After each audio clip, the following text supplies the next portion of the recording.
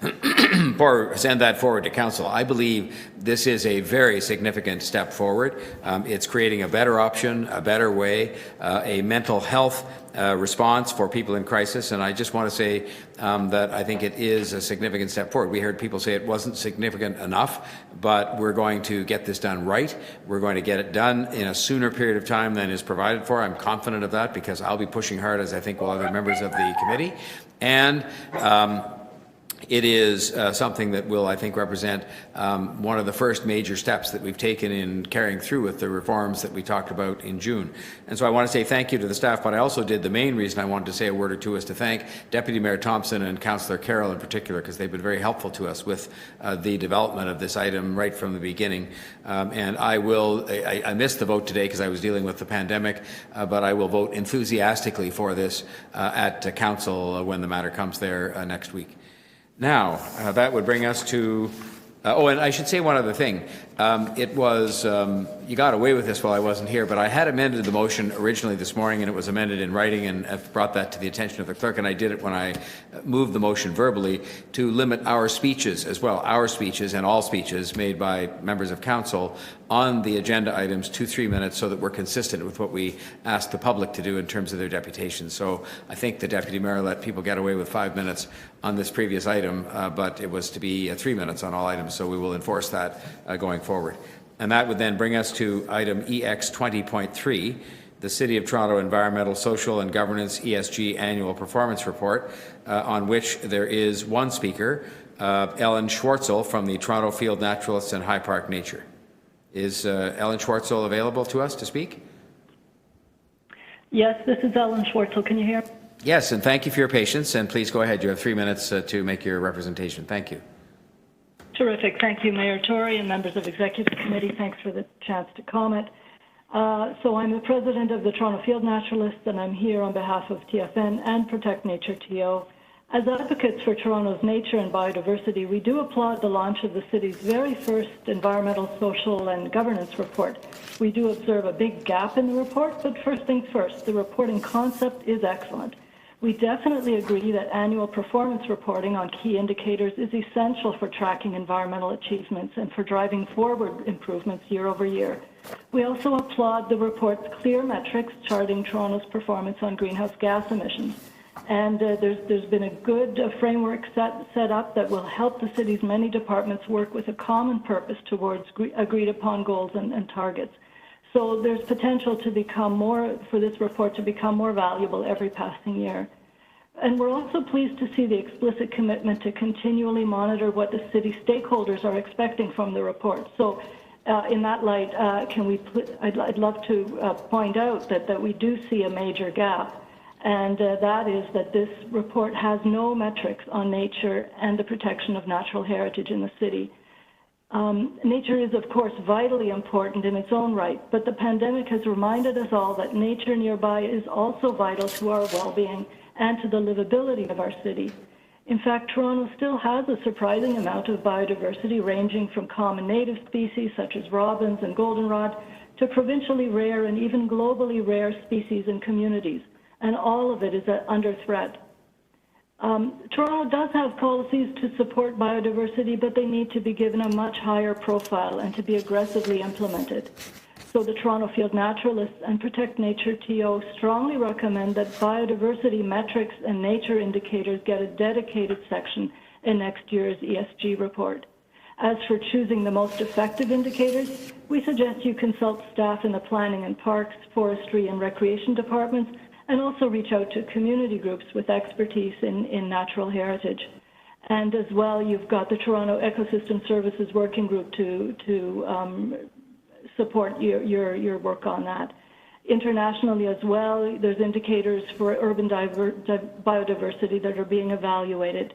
So for today, we merely offer a few illustrative examples of metrics derived from policy documents that the City Council has already approved, including the biodiversity strategy, the ravine implementation strategy, and the pollinator protection strategy.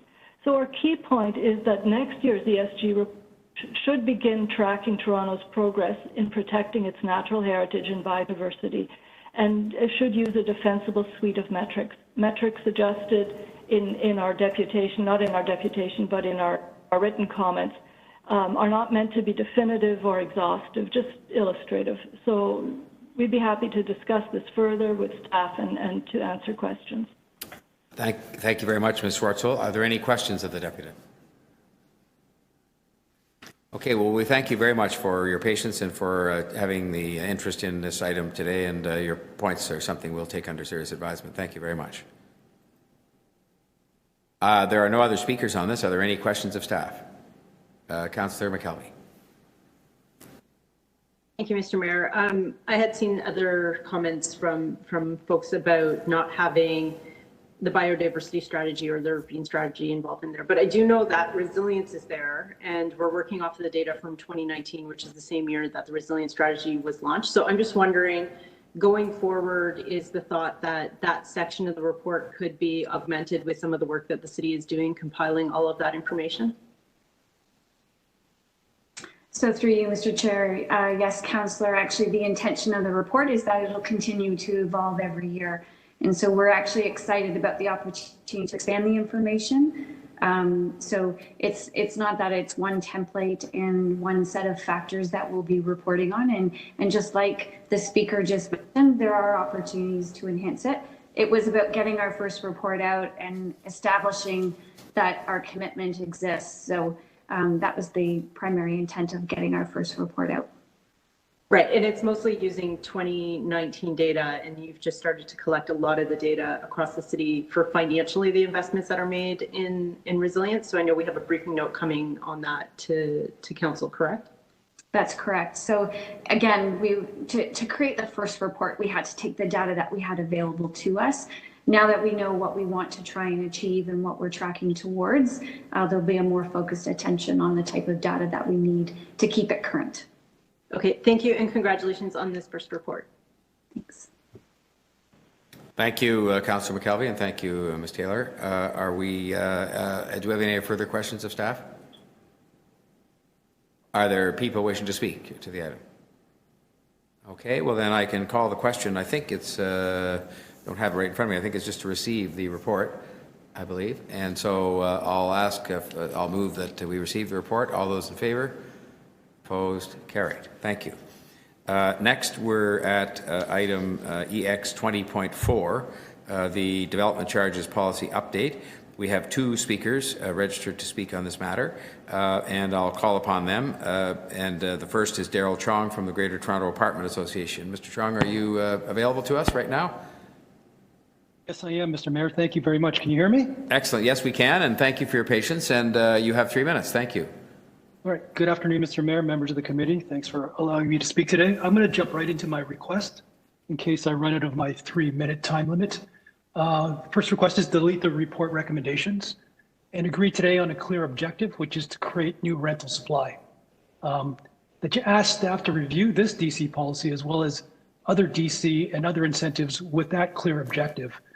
That they could eliminate the perceived financial exposure to the city by creating a time-limited program to bridge to the next DC policy, and ask staff to consult and report back at the next executive committee so we don't spend a lot of time on this and it doesn't go into an abyss. So I provided a few slides to the clerk. Hopefully, if you have a second, you can flip through them. First one just shows the 10-year period in the mid-60s to 70s where we opened 144,000 units. And then the most recent 10-year period was less than 11,000 units, so 7 or 8% more recently. The next slide is from a 2017 Canadian Urban Institute report that was partially funded by the city. Just shows that people are not moving upward in the housing ladder, clogging the system due to insufficient new options. So all the data is consistent. I think everyone agrees we need new rental supply. We need lots of it, and we need it as quickly as possible. So the province's intention was pretty straightforward. It was an incentive to get more purpose-built rental built. They created the DC deferral to assist projects that were sitting on the edge, leaning towards stop, to change them to proceed. But then council directed staff to apply interest to the deferral program without a wholesome analysis of any negative financial effects. And financial security, such as a letter of credit, was also required. We crunched the numbers, we demonstrated this to staff, and we showed them that how this interest in a letter of credit added hundreds of thousands of dollars to a typical project. So what kind of incentive costs more money? And how bad is this? I'll tell you how bad this is. It's so bad that rental builders are paying early. They're knocking on the doors of councillors and saying, we rather pay early at the status quo rate, which is not an incentive either, instead of the higher deferred rate. So we've had 3 projects obtain this via members' motions. That's not the preferred route. That's a workaround. We have rental projects that are few and far between to begin with. This clearly pushes any sitting on the fence to cancel their plans. Everyone knows the mantra that growth pays for growth, but it's a bit linear and siloed in an approach because when it's applied to rental housing, there's so many costs of inaction. These societal costs of not providing plentiful housing are things like social services, healthcare, emergency services, gridlock, pollution, on and on. The housing continuum is clogged by many who should have moved up and created space at the entry tiers of the rental ladder, but they have nowhere to go at the expense of young people, new families, and immigrants. The report recommendations are described as a bridge until a comprehensive review starts in 2022. Respectfully, as we build the road to recovery and rebuild out of this pandemic, a more useful bridge should be included, one that helps us get to our destination, which is new purpose-built rental supply. The report's recommendations, which were directed by council, turn an intended incentive into a giant disincentive. The workaround is tedious, and even when applied, is essentially a status quo, I'll have to ask which you to hasn't wrap worked up for on that decades. note. All right. Don't build a bridge to nowhere by doing nothing until by waiting for the update of the DC. To offset the current unsettled conditions, I just ask that you refer back to my original recommendations, another staff report with a clear direction to investigate. Okay, I had asked you to wrap up, Mr. Trong. Thank you. We'll Thank you, sir. See if there's a question. Thank you. Are there any questions for Mr. Trong? Okay, seeing none, we'll thank you again for your submission and for your patience. The next is the second and last speaker on this from outside is Carmina Toop from Build Toronto. Carmina Toop, are you available to us by online there?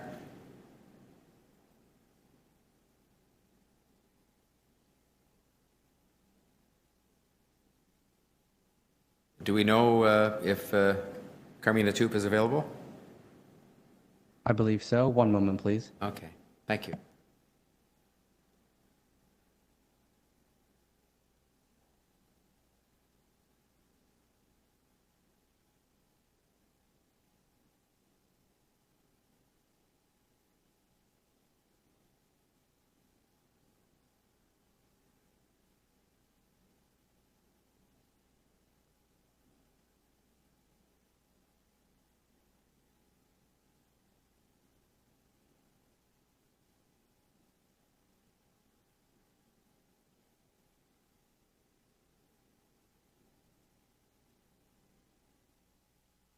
What have we determined about Carmina Toop?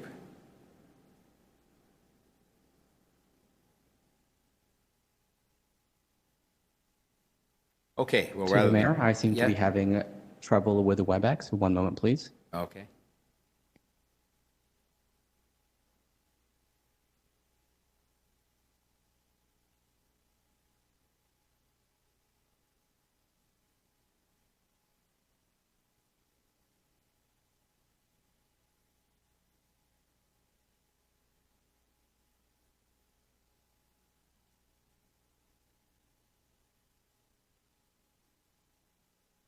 We'll give it 30 more seconds and then we'll move on to questions of staff. We can always come back and have the speaker speak after.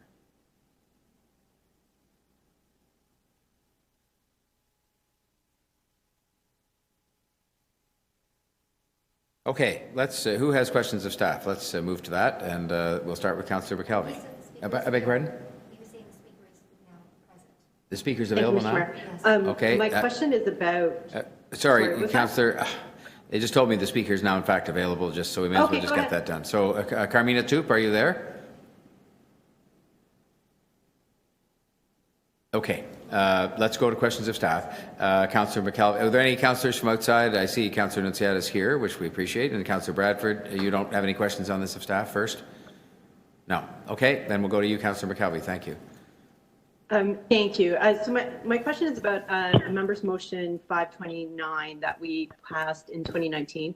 And it was asking that you reported back to the executive committee on measures needed to ensure that all clergy residences located at places of worship were exempt from development charges. We still haven't seen that report back. Is it being included in this review of development charges? So would we expect to hear back about that next year as well? Through you, Mr. Mayor, to Councillor McKelvey. It's part of the comprehensive review. At this point in time, we're deferring the charges related to that particular clergy residence, but it will be part of the comprehensive review. And when will the report back on that be? So the report back, so we are bringing the plan forward in either March or April of this year. And that will include the reference that you're talking about. Okay, thank you. Thank you, Councillor McKelvey. Are there other questions of staff anybody wants to ask on this matter? Councillor Deputy Mayor Bilo, yes, go ahead. Thank you, Mayor, through you.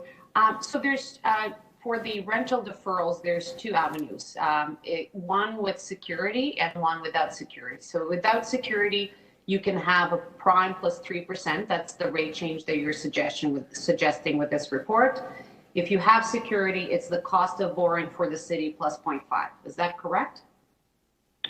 Through you, Mr. Mayor, to the Deputy Mayor, that's absolutely correct. Okay. And what mechanisms are you using to get that security? What can be offered as security? So through you, Mr. Mayor, to the Deputy Mayor, the most straightforward financial security is a letter of credit. That's the least costly from an administrative perspective. The bylaw allows staff to consider other forms of financial security, but obviously those would potentially come with greater cost and or effort to maintain. Cost to whom? To Well, cost to the city or potentially to the developer as well. Okay. At this point in time, the letter of credit is the most straightforward. So the intent of this policy was to incentivize rental. And one of your principles was obviously not to come at the cost of the city, which I think we've agreed when we gave you that direction.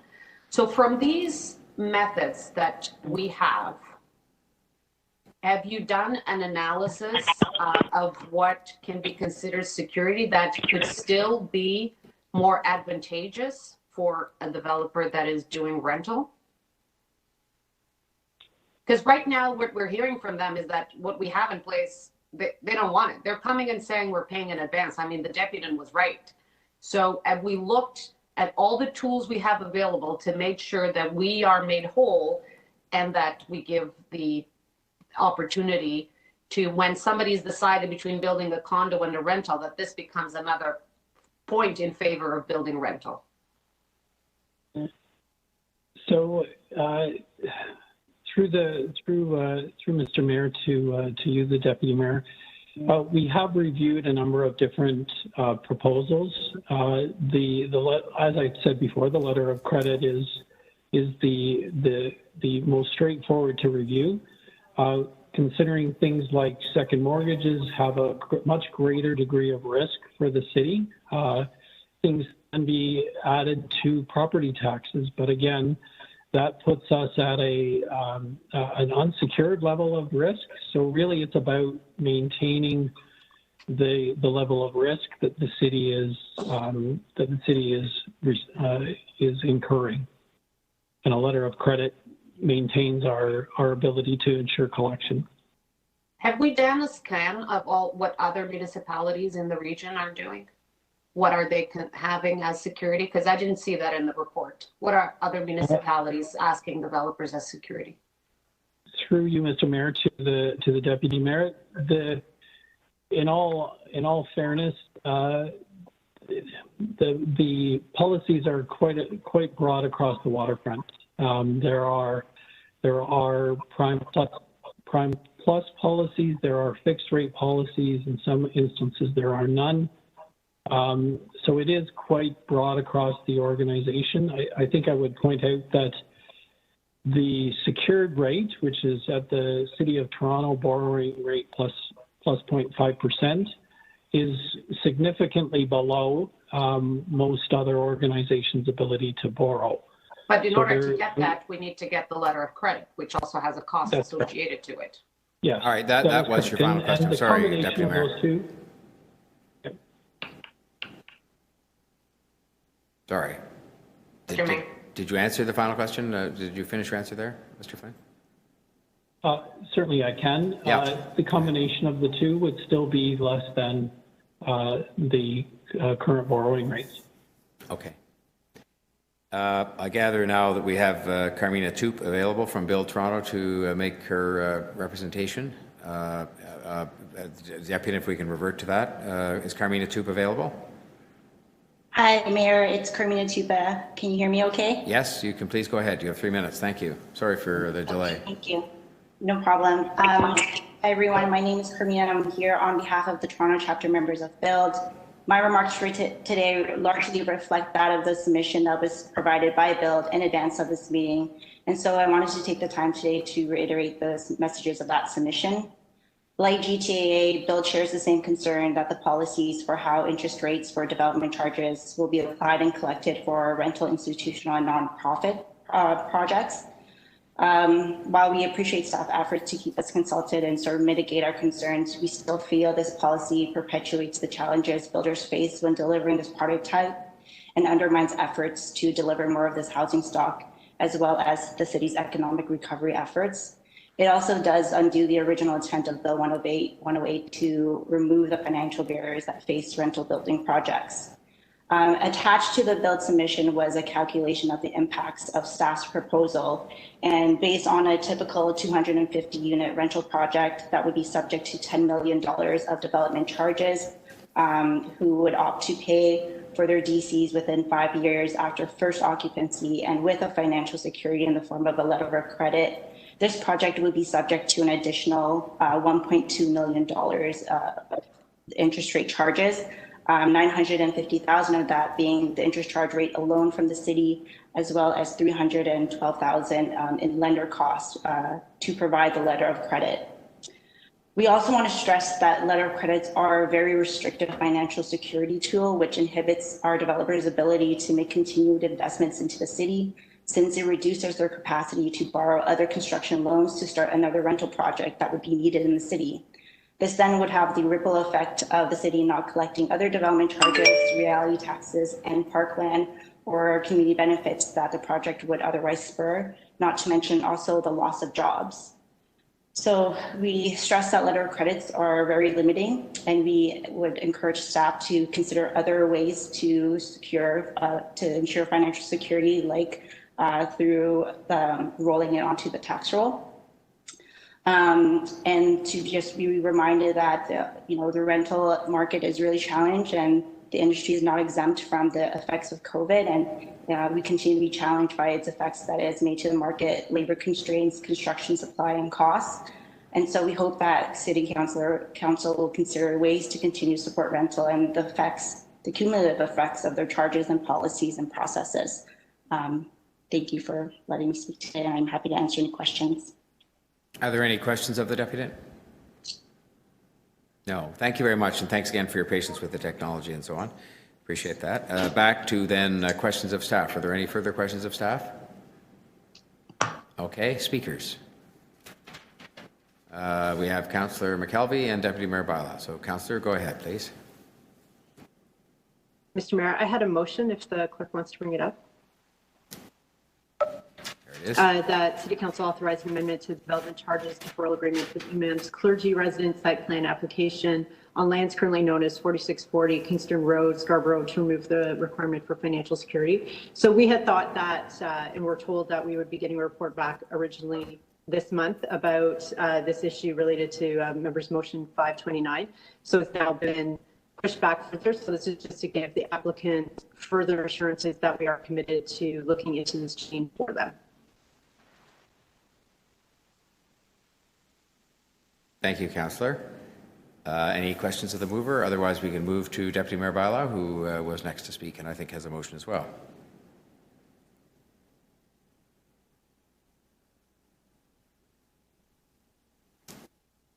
Deputy Mayor, are you there? Yes, I am. Yes. Yeah, you're sorry, I was just wanted to make sure nobody else had questions. Sorry. Yes, Mayor, I do have a motion. It's a two-part motion. One is to ask staff to do a scan of what other municipalities are doing in terms of getting that security. And I don't think anybody wants to increase risk for the city, but I think that needs to be balanced out, I think, with the intent of this policy. For many, many years, we've been hearing from people that want to develop rental on, the disadvantages and why so many people choose to go with the condo versus the rental. And so there's been many, many actions that have been taken to make that environment more appealing. So when somebody is deciding if a project is going to be a rental or is going to be a condo, they can go to a rental. Now, this is not going to be the deciding factor, change everything. There's different ones that, there's been different actions as well. But we've heard for many, many times that this is an issue because, as you know, when you have a condo, you go in, you do pre-sales, you take your money out, you pay your DCs, out you go. Rental, there's a cash flow issues. And so the payment of the DCs have always been an issue. And that's why the provincial government put this plan in place to have the deferral of DCs. Now, I agree with the principle and the guidance that we gave to staff to say, this cannot come at our cost, right? The province is very good at creating policy and then the costs are borne by the municipalities. And I don't think that's what we intended here. But I think we need to explore every opportunity to keep the intent of the policy. And that's why I'm asking city staff to do a scan of what have other municipalities done to have that security realized, to feel secured, because I would like to see if there's anything else other than a letter of credit, which adds costs to this process to the point that people are not really even considering this and they're asking us to pay in advance. So the policy did not really work. The second part of my motion is a part of this report is around long-term care homes, nonprofit long-term care homes. And, we could have a long conversation about, what is going on in the long-term care homes and sector. And I think that we will have that conversation. The province will have that conversation. We'll be forced to have into that. But there's something that is very real right now, Mr. Mayor, is that we know that municipal and nonprofit long-term care homes have been doing far better during the pandemic. We also know that right now, just in Toronto, there's over 5,000 people on a waiting list for long-term care homes. We also know that just in the downtown Toronto, by 2025, we're going to be losing over 2,000 beds. So I think the step that we're taking here, until we have a proper bylaw review done in June, to assist the nonprofit long-term care homes that are building, that are about to build, many of them about to start construction, to bring beds in Toronto is really important. I want to thank staff to put that forward. I want to thank your office for ensuring that this was going to move forward. I know that there's many colleagues of mine, Councillor Thompson, Councillor Desmond Wong, we've been all been advocating and talking about this. And I think this intermediate measure that we see here to assist the nonprofit long-term care homes that we know are about to take their permits and get shovels on the ground, I think is really important. And I think very welcome to have those beds in Toronto to serve our seniors in our city. Thank you, Deputy Mayor. Are there others wishing to speak? I don't see anyone. And I will just say that I second the Deputy Mayor's speech, and so we can move forward from there and not spend the time, and Councillor McKelvey's as well. So if there are no further speakers, then I can move to call the question on the two motions we have in front of us first. The first one is Councillor McKelvey's motion. And I'll just ask for all those in favor. Opposed, carried. I just need to see the people just before I move on. I see some people. There we go. Okay, all in favor again? Okay, carried. Thank you. And then Deputy Mayor Bylaws motion. I'll call the question on that. All those in favor? Opposed? Carried. And the item as amended. All those in favor? Opposed? Carried. Thank you. The next item is the item to do with the taxes, and I don't know whether people have questions on that. I have a motion because no one asked to hold it, but I held it to move a motion which just asks for one other report to be brought to council next week. Let me just ask, there are no deputations on it. Are there any questions of staff on the item that is, I don't have the title of it right in front of me. There it is. Property tax policies for 2021 EX 20.5. Any questions of staff? Okay. Are there any other people wishing to speak? Well, if not, then I will speak and simply put my motion, if I can have that shown on the screen.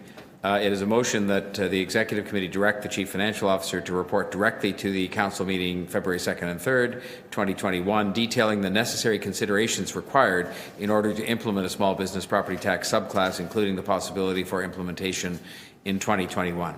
I've had a chance to have a briefing on this, and there's a consultation process that is provided for, because I think you have to go out and talk to business before you just bring something in.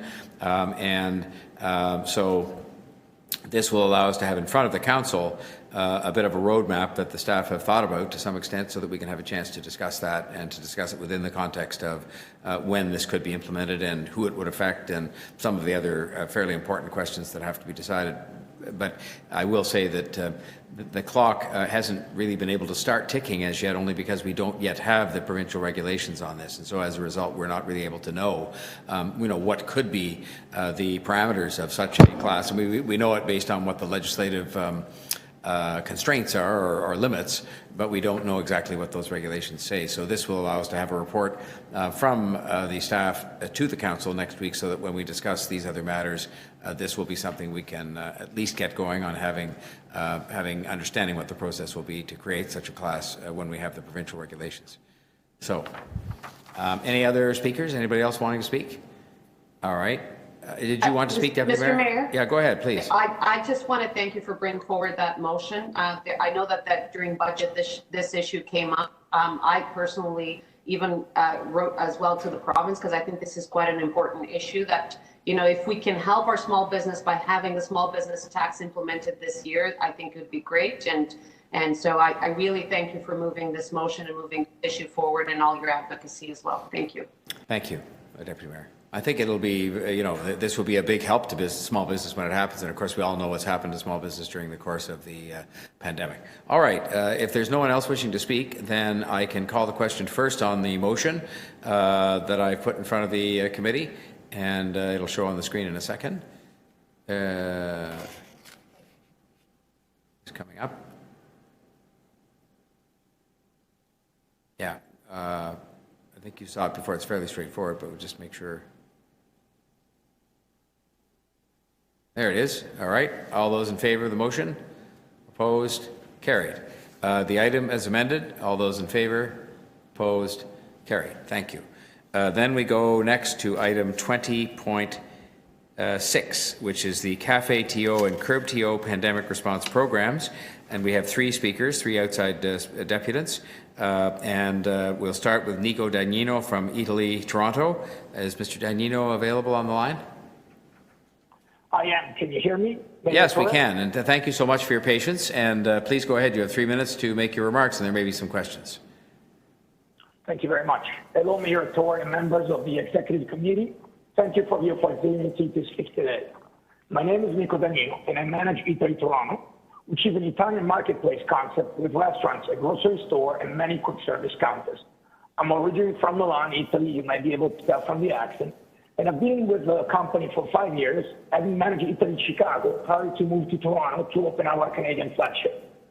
I knew moving here I was coming into a city that was known globally for its diversity, art and culture, world-class dining, progressive thinking, and the list goes on. But when we saw this summer was a whole other Toronto took all its best attributes and put them on a show through the Cafe TO program and Curb TO program. Italy was one of the fortunate restaurants that benefited from this approach to city planning. We thank you, Mayor Tory, and all of you, City Council, for making this possible. It made our city shine, but I couldn't help but think, what if this was our city for the years to come? The city had an open-air, dynamic atmosphere that reminded me of the many great cities where I've worked or traveled. It was electric. We're thrilled to hear that the city is considering expanding Cafeteria into 2021, and I'm speaking today to ask the city to consider going beyond this year and creating a multi-year patio program that would allow businesses like ours to invest and build a better program, providing certainty in a very uncertain world. For us, there are many outcomes and learning from Cafeteria that point to a citywide patio initiative being a success beyond a pandemic-driven world. The first was the customer we served. The response we received last summer was fantastic. They were so grateful not only to us, but to the city for opening up the city in ways that they hadn't seen before. And then, of course, our employees. We were able to create 50 additional jobs specific for the patio. It was a rewarding and engaging opportunity for our staff, and they were proud to be there. Lastly, we saw what it can do from the neighborhood perspective. Toronto is a city defined by distinctive neighborhoods, but the common thread this past summer was how equally vibrant they each were, also thanks to the patios. This summer, we hope we can do it all over again. However, we believe there is a strong case for going beyond a short-term temporary approach. We operated what was essentially a pop-up patio, using temporary barriers, tents, and infrastructure based on the short-term nature of the program. Going forward, we would love to be able to take this to the next level. Designating this program as a multi-year initiative would allow businesses like Italy to make the proper investment to create a better outdoor program. Not better on our own standards, but in its contribution to Torontonians, to the neighborhoods, and to the city position as a global cultural capital. It would give us concrete timelines in which we can plan and create these experiences, spend accordingly, and guarantee the much-needed job in our industry. Taking a long-term approach would create more jobs, stimulate the economy, enable desirable spaces to be built, and reinforce Toronto as a leading global city. I'm happy to answer any question you may have. Thank you so much for your time and for listening to me. Thank you. And I should just say to you, because I haven't had the chance in a formal setting like this, thank you for investing in our city. And timing is everything. And in this case, the timing didn't work out as well as it might because we had a pandemic shortly after you opened, something that created a lot of jobs and a lot of interest. But better days lie ahead. And thank you for your suggestions on the program. Are there questions of the deputy? Okay, well, do notice taken of your comments about the longer term planning and how we can do even better, and we appreciate that very much. Thank you so much. John Carew, who I should say again by way of a small editorial comment, has been a great partner for us in this program when it was put out in its emergency form, if I can call it that, back last spring when it was conceived of, and is continuing to be our partner, and I'm sure he has some comments to make about this report. John Carew, are you on the line? I am. Can you hear me? Yes, please go ahead. Thank you. Thank you. Thank you, Your Worship, and good afternoon to all. My name is John Carew. I'm the Executive Director of TABIA. Just a reminder, 84 BIAs, some 70,000 businesses and property owners. And it's always a pleasure to appear before this committee, and never more so than today. We are delighted with this report and the fact that Cafe Tia will be back this coming year, and hopefully, as per the previous speaker, for many more to come. But that is a topic for another day. First, I would be remiss if I didn't touch a little on last year's program and the tireless work of city staff, as well as BIA staff in making the program the success that it was. After all, in most parts, it was being made up as we went, and the ability to pivot and respond to the many challenges we faced was remarkable. I would like to note one person in particular, Jody Callan from Transportation Services. For the most part, she was our face of the program, and she excelled with every challenge and question put before her. There were others, including you councillors and your staff, who helped navigate last year's program. Now to this year and this report. It includes several improvements that are most welcome that will make implementation specifically easier, and the start date has made planning significantly easier. One simple ask on that front is that installs could be completed just 1 week earlier say by May 15, thus providing the restaurants the ability to animate and prepare for the ever-popular May 2-4 weekend. As it stands, there could be districts and restaurants and BIAs that could see the installation on the Friday of the May 2-4 weekend. And with allowing decks and platforms, that wouldn't leave much time to animate. So a bit of an amendment, if we can push 1 week earlier, that would be helpful. Another helpful hit is it has become clear over the past year that there is a need for a who does what document. Some people may call it a MOU. I simply refer to it as a who does what, with a designated contact and the responsibilities of each division, because we know there are several divisions involved in this program, and the expectations of the city of what a BIA or the restaurant itself is responsible for. And staff, I understand, have indicated a willingness to collaborate in developing such a document. So with Cafe 2.0 well on its way, we must continue to find creative solutions for those restaurants in our cities that don't meet the parameters of the program due to any number of reasons, be it build form, low reliance, and proximity to intersection. So we look to continue to work with staff to make sure that all restaurants are accommodated. And another program that we suggest that we need to look at is the retailers themselves and how they can participate in an outdoor selling environment to help them make it through this pandemic. And I will leave it at that. Thank you. Thank you very much, John, for your comments and for those suggestions. I have a question of the deputy from Councillor Ainsley. Thank you, Mayor Tory. Mr. Carew, thank you for your presentation. I wanted to ask you, you mentioned that there's 84 BIAs across the city. In Scarborough, there's only 2 full BIAs, and the Danforth has a partial, Councillor Bradford's ward into Scarborough. Do you think that's reflective of why there was no restaurants or retail establishments that took place in Curb TO, and there's only 2 in Cafe TO in the Scarborough area? No, I don't think so. I think there were other options. I believe that a number of the parking lots in some of the plazas, and it's the built form that that sort of dictated that, Councillor. I truly believe that there is an opportunity in some of the parking lots in the linear plazas that are found in Scarborough that people could animate and take a couple of those parking spaces and take advantage of it.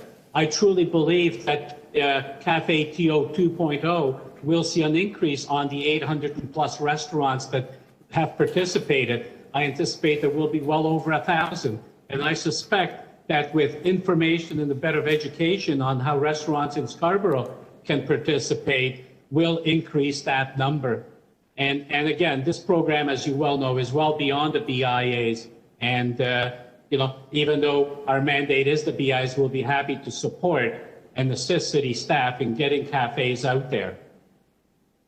Okay. Do you think there's a role for Tabia to play in creating more BIAs in Scarborough? Absolutely. Absolutely. You cut out there, but I'm suspecting that the role of Tabia. City BIA office has always done a great job in facilitating new BIAs. We just brought a new one up in Willowdale. We work very cooperatively with the BIA office, as you well know, and as the other councillors know. So we will assist you in any way in supporting your efforts to build out BIAs out in Scarborough. Okay, thanks, you Mr. as well. And Mr. Carew is my father. Okay. I think Councillor Ainsley is still talking there, but That's I think better. Are there others wishing to ask questions of the deputy? Councillor Deputy Mayor Thompson. Thank you very much, Mr. Mayor, through you to John Carew. John, can you tell me, we are a beautiful winter country, winter city.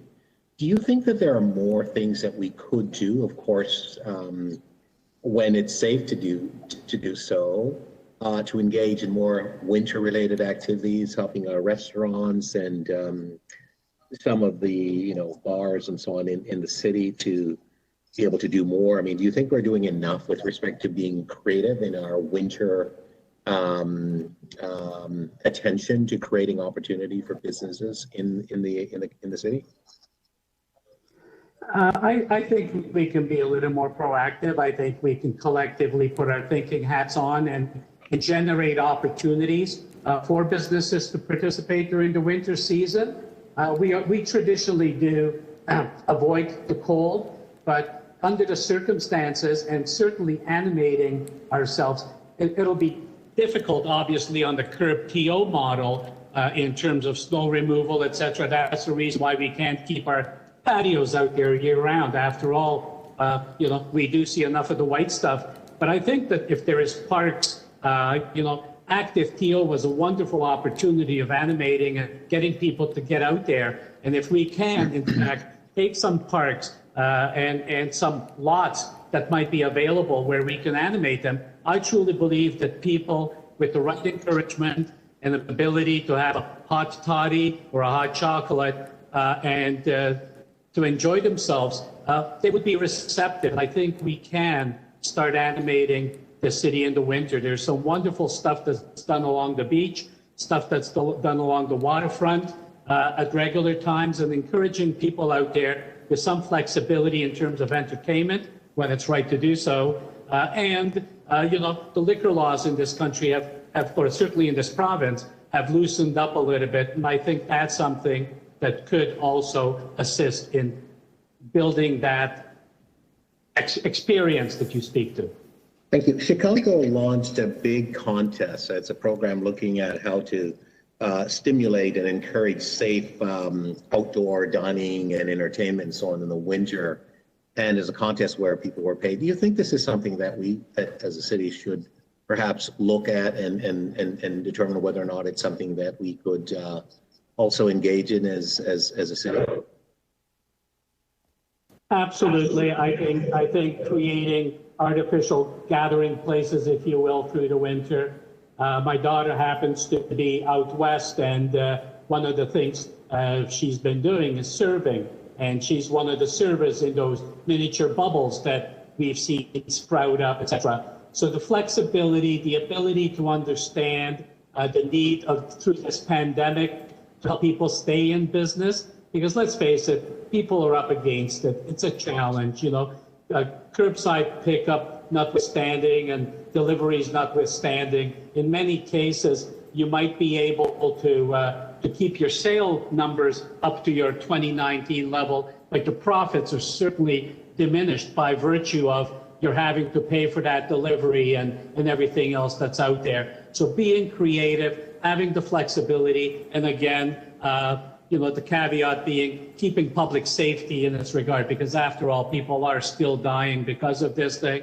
But I think there is opportunities that are out there. Just like I preach to the province that, small business is not the culprit. Why shut us down when we know we can keep our stores safe and clean and allow one or two people in there? So I think we can get creative and do the same thing in the hospitality and animating our spaces.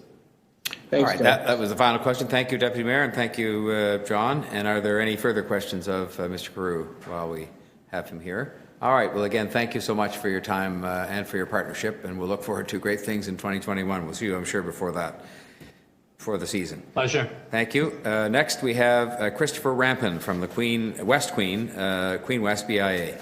And is Christopher Rampin with us? To the chair, this is Nahom with the city clerk's office. That speaker is connected, and they've now connected their audio. I think I heard, I just was very faint, but I think we had, Mr. Rampin needs to work on his audio. Can you hear me? Oh, yes, there you are. Okay. Okay. Thanks. Hello, You're welcome, and you have 3 minutes to speak, and we welcome you here. Okay, well, I'll speak quickly. Hi, I'm Chris Rampin. My wife, Nunu, and I own two businesses, Nunu Ethiopian Fusion and Buna the Soul of Coffee in West Queen West. Nunu's been in business now for 13 years and Buna 4. We participated last spring in the Cafe TO program, and I'd like to give the council what I hope are valuable insights and some suggestions based on our experience for the next rollout. I don't really need to elaborate about how dire the current situation is. Cafe TO is a lifeline. It has helped, and it can help this spring. And I think it can be much, much more, as some of the previous talkers have mentioned. It can be one of the necessary components in creating the vision Jane Jacobs gave us of a vibrant, livable city. The future is clearly moving away from cities structured around the car, and Cafe TO, I think, can be part of a vital part of that transition. Thinking about Cafe TO, we have to ask a very simple question. How do we create outdoor dining spaces on the side of busy main streets that are not only safe, but also feel safe and are attractive and comfortable? This is a challenge.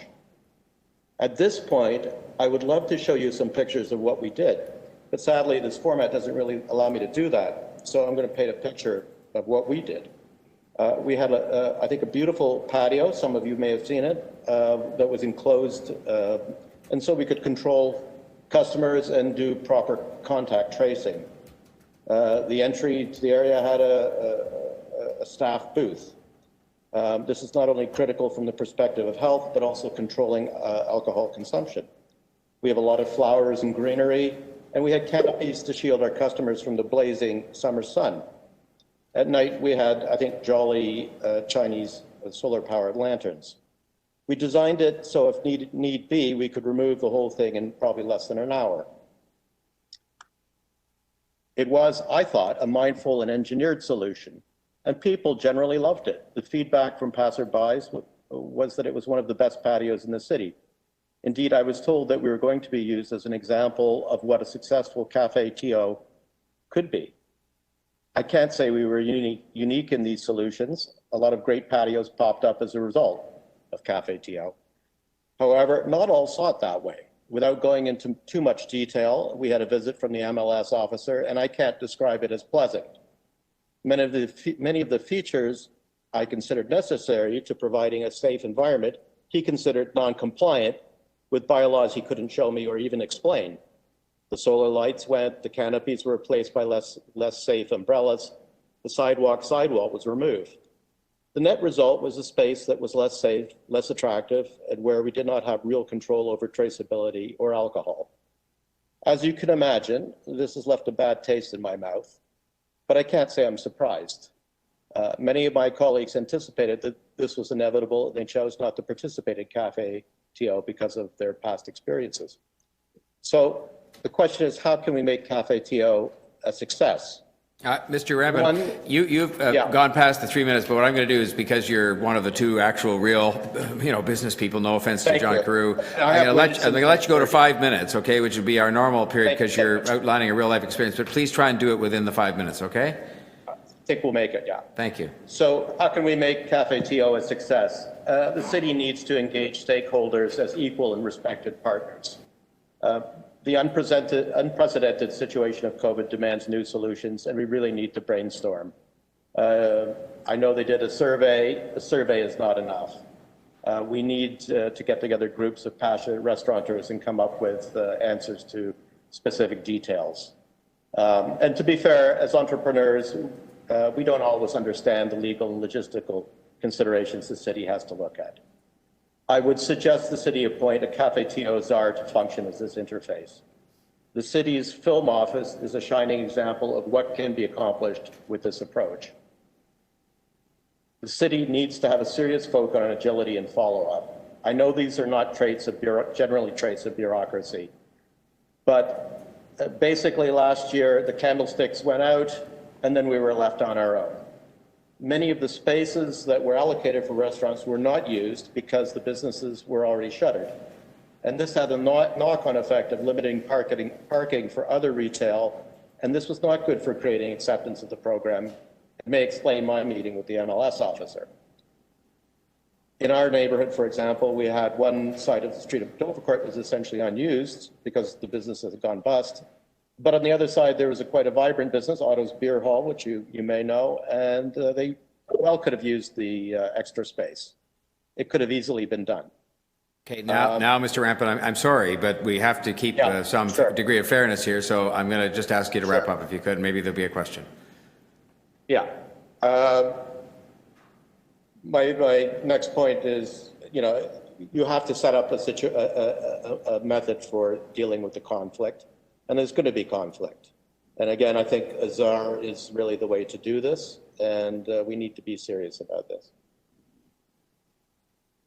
Okay, well, thank you for those remarks. I should say to you that, when we did the survey, there was, I think, more than half, but certainly when you say more than half, there was also a significant number of people who didn't describe the experience as being one that was totally to their liking, even though the program was wildly popular with restaurants for financial and other reasons and with the public, and we're setting about to fix that. So your comments are certainly noted, more than noted in that regard, and that's why I gave you the extra time. Are there members of the committee who would, or members of council who would like to ask questions of Mr. Rampin? Councillor Brad Bradford, go ahead. Sure. Thanks very much, Mr. Mayor, and thank you for the deputation, Chris. Were there any final points that you wanted to leave us with? Well, yeah, now I can make up my extra, my few minutes that I have. If you want, it's 3 more minutes. Yeah, I mean, I think the city it has a habit of structuring things around bylaws and using that to solve their problems. We need flexibility. There's not one rule that's going to be applicable across the whole city. If you have a narrow sidewalk and you still have to accommodate wheelchairs and whatnot, there's a solution for that. And really that's the point of the Azar, to sort out these little details, zone by zone. We have to get that balance between retail and restaurants right. And the way the Cafe TO 1.0 worked, we really didn't get that. I think the challenge was kind of building out the program, in real time, as folks have discussed and described today. That balance and dynamic is between retail and restaurants, obviously primarily a restaurant-based program. In your BIA in the West End, have you had conversations with retailers who had expressed interest in participating as well? Well, I think there's overlap there. That there's an organic thing that we could grow. That it could be a marketplace during the day and a restaurant at night, and we should be exploring those kind of synergies. That's all the questions for me. If you have anything else to add, appreciate your deputation and sticking around today. Thank you so much. Yes, thank you for your just to patience, say that we are the canaries in the coal mine, and it doesn't mean that the rest of the fabric of Toronto is not going to suffer. When the canary dies, you die soon afterwards. So we really have to be concerned about destroying the tax base, and creating a vibrant restaurant industry, I think, is a critical part of that. Any other questions of Mr. Rampin? Councillor Ainsley. Councillor Ainsley? Yep. Thank you, sir, for your deputation. You mentioned when you set up your outdoor patio and the licensing officer. Sorry, I can't hear you. Arrived and. Yep. Yeah. Sorry, when you set up your patio, did you consult somebody with the city before you set it up, or? Well, I read what the piece of paper they gave me very clearly, and I also I actually had a role with the BIA in terms of determining what went where, because our administrator Rob Sisek happened to be having medical issues at the time, so I had very much a role in a discussion with the city. But I can tell you, when the MLS officer arrives with his little book, there's not a lot of discussion happening. Okay. Did you have the paperwork or the sheet you said when you registered with the city to show the licensing up? I did, yeah. And it wasn't a matter of licensing. It was a matter of his interpretation of bylaws. And, I think what we did was very reasonable and very much an engineered solution. And I don't really understand, for example, how you would do contact tracing if people can meander in and out of, a particular area. Right. And that was his main objection, that, we shouldn't have put up this one very short wall by the edge of the road, which, when they were laying the thing out, they indicated to me that that was permissible. At the same time, I don't know how you would, how do you stop people and how do you control alcohol? I'm not the only, by the way, I'm not the only one who had that issue. I know, was it 816 down, had exactly the same issue. Sorry, when you're talking about controlling alcohol, you mean the city told you to set up a fence to a certain height and you met that and the licensing officer said it was too short, not tall enough? No, he didn't like the fence that we put on the sidewalk side of our little enclosure. And so, in fact, he asked me to take it down, which seems crazy, I think. And that was to keep people in the area, or it was decorative and it exceeded the height the city had asked for? Or? It was short. It was to keep people in the area and to stop people interacting with people sitting down, who weren't welcomed or weren't part of, weren't part of the, weren't diners, basically. But from your perspective as a professional food operator and your license to sell alcohol, that you thought it was the necessary step that had to be taken to ensure the success of your operation. Final and question. Meet your legal requirements that you didn't have people drinking and coming and going. Yeah, I mean, you can't have people wandering around the street with beers in their hand. So yeah, absolutely. I don't know how you do it otherwise. And I was a little bit astonished that he decided to make me do this. So. Okay. That was your final. Sorry, Councillor Ainsley, that was your final question. Yeah, okay. Thank you, Mayor Tory. Thank you very much. Are there other questions of this deputy? Okay. Thank you, Mr. Rampton, very much. We appreciate your time. Thank you, Mayor Tory. Thank you. Okay. Are there now questions of staff? Councillor Bradford. Thank you, Mayor Tory. I'll try and keep it brief. Looking to speak with Ms. Barbara Gray, if you're on the line. I am. Hi, how are you? Hi there. Good, thank you. Wonderful. One of the things that we've heard from some of the deputies today, as well as kind of ongoing consultation with BIAs and small business, is the desire to have more opportunities for retail space.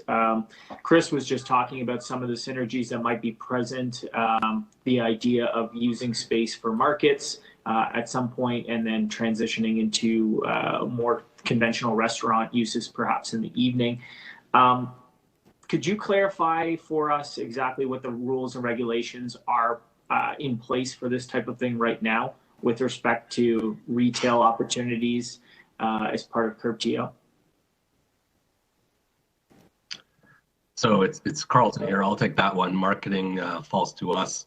I think what's really important to note is there are retail opportunities already. Within the first 0.8 meters, so almost a meter from your storefront, you can put out marketing displays without any fees, any approvals.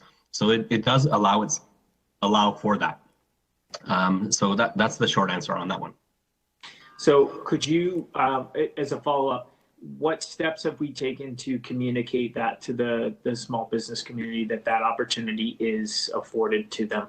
Because my conversations would suggest that many folks are not aware of that, or it's not particularly clear.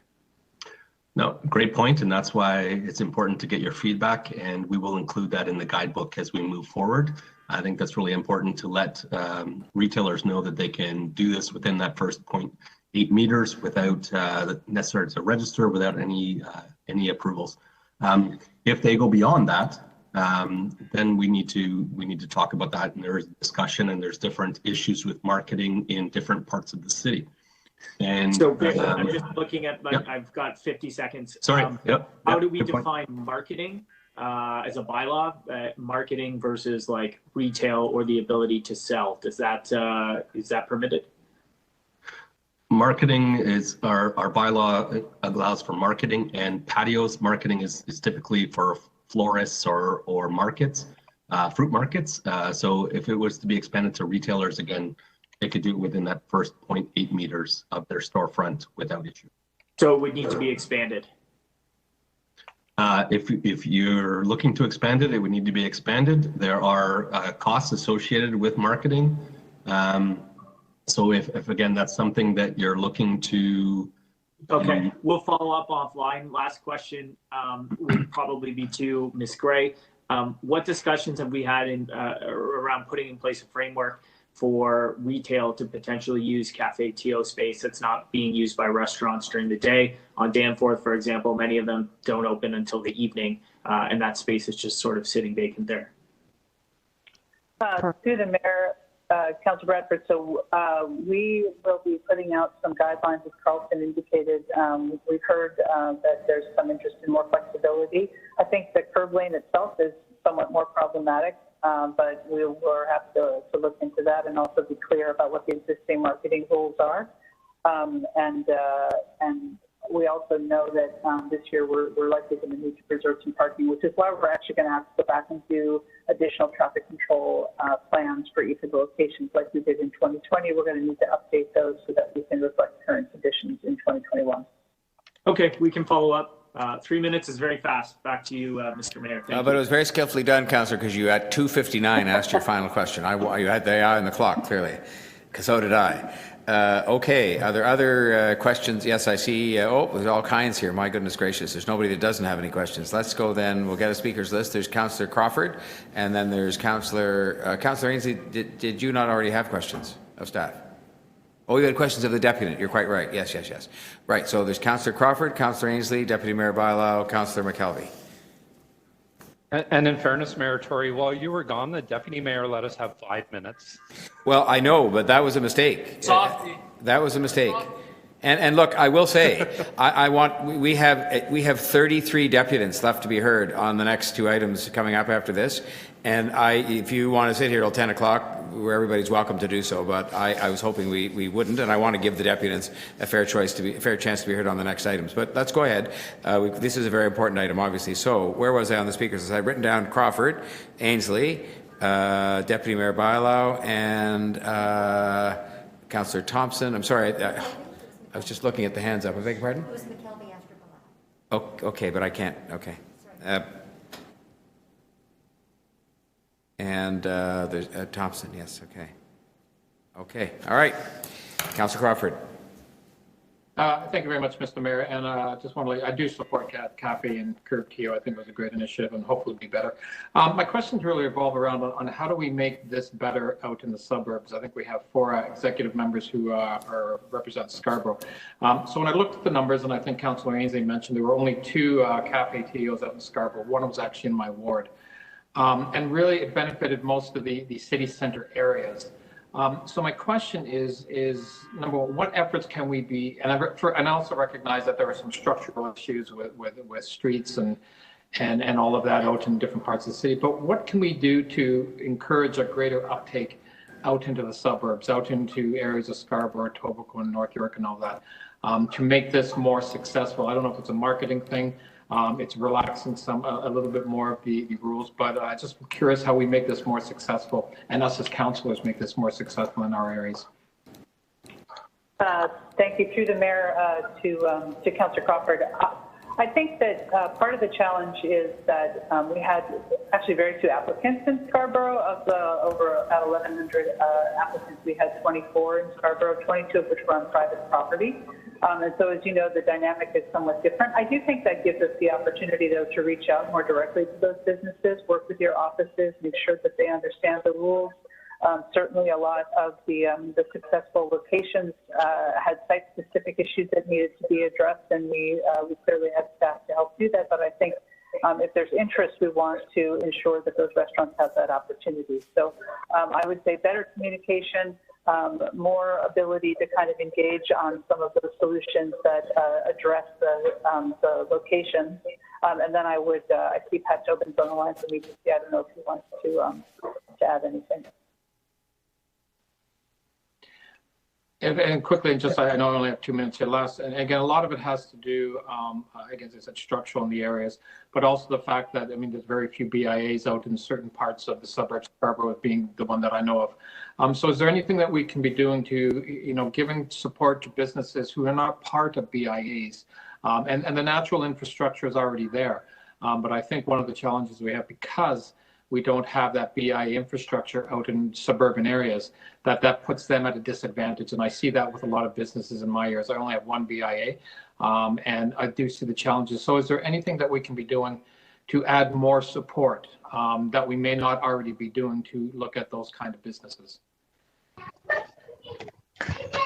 So I can take that one. We have strong relationships with ORMA, the Ontario Restaurant Hotel Motel Association. I think you're right. It's a piece of marketing and it's a piece of advertising and getting it out there that there are opportunities out there. We will endeavor to work with that group to reach out to suburban parts of Toronto to ensure they're engaged and ensure they are aware of the opportunities that present themselves to be involved in this program. Okay, thank you, Mr. Mayor. Thank you, Councillor Crawford. Next, I have Councillor Ainsley. Thank you, Mayor Tory. I just wanted to ask, so Barbara, you said, I guess you said there was 24 businesses that came in and applied, and I know there was only 2 in all of Scarborough for Cafe TO. Were the businesses that decided not to follow through, were they sent a survey and said, why didn't you? Was there any follow-up or time for follow-up or? Through the mayor to Councillor Ainsley, I mean, I think we did do a fair amount of outreach to businesses, both in BIAs and often those that were had event interest. I think that with the program being as widespread as it was this year, we certainly have more opportunity to engage with those businesses. I also think there's some structural issues with the Cafe TO on some of the higher speed, higher volume streets in some of the suburban neighborhoods. And so we may need to look at some different solutions like Jersey walls and other separators that would be able to do a cafe turbine installation safely and comfortably in those locations. And I think that's part of the reason why many of those ended up on private property, is because the configuration was such and the streets have higher volumes and higher speeds that it just felt more comfortable for people to do that way. So when we changed, Barbara, we added on the stipulations and we got some permission from the provincial government for businesses to put a cafe extension out into the parking lot. So if it was on private property, is that not considered part of Cafe TO? It was considered part of the program, but that piece of the program was actually governed by city planning, and I see Greg Lintern's on the line. Yeah, that was through the mayor. That was a zoning bylaw change that we made first through a minister's zoning order, and then we followed it up with our own zoning bylaw. And we're coming back to Planning and Housing Committee on March the 2nd to extend it for another year. But that, Greg, didn't increase the number. So there's 2 in Scarborough according to the numbers, but you're saying that part of it was governed by planning. So were there restaurants and private parking lots there in addition to these 2? Yes, and what would that number be? I believe the count in the report does not include establishments that may have taken advantage of the zoning, because they didn't need an approval through Cafe TO, if I'm correct. Carlton, that's correct. Anybody know what that number is? Because right now I'm looking at this and just saying, hey, in Scarborough, it was pretty much a colossal failure. We only had 2 businesses, but then if you had businesses that extended out into their parking lot, which most strip plazas in Scarborough are, that would highlight that number. So I'm trying to understand what that number would be. Final question. I don't know if we know that number. Do we, Carlton? I'm not sure. Maybe ACTEV may know. They may have worked with some of the areas that weren't part of the BIAs, but there were definitely other groups that got involved in Scarborough. So Patrick, sorry if you can add to that. Can we get the number for City Council? We can return you to a little later this afternoon with that number, Councillor Ainsley. Okay. Okay. Councillor Ainsley, I just wanted to add that we also didn't track existing permitted patios that opened up as part of the summer. And so there were likely a number of businesses in Scarborough that had existing patios that utilized that space. Okay, because I can think of a number of establishments that, you know, either went out into their parking lot or roadway and they either did it illegally or, you know, they're not being counted somehow. But I just find 2 in the entire Scarborough area like incredibly low. And that was just that was just the Cafe TO piece, right? That wasn't the private patio piece. Yeah, and to clarify, the private patios were not recorded as they were not part of the program. So there may have been a number of establishments that took advantage of this, but we don't have records of those. Yeah, so I'd like that number. Okay. I know, but they didn't register with us, so I don't know who did what. Councillor Enzi, through the chair to Councillor Enzi, briefly tying your question back to Councillor Crawford. 12% of the formal Cafe TO participants were outside BIA areas. We know that number has to come up. It begins with the outreach people have been referring to and getting more registrations.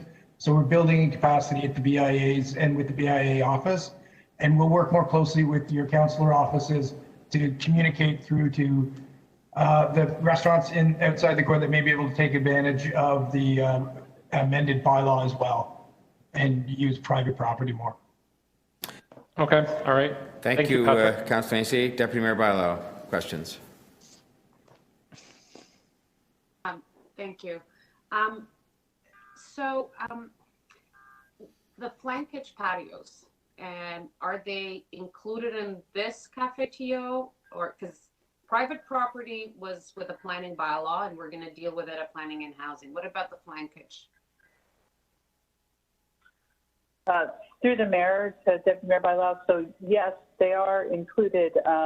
We have the authority to review them on a site-by-site basis, and as you know, the site considerations there are quite significant. So last year and again this year, we would do approvals on flankages with support from the local councillor. Okay.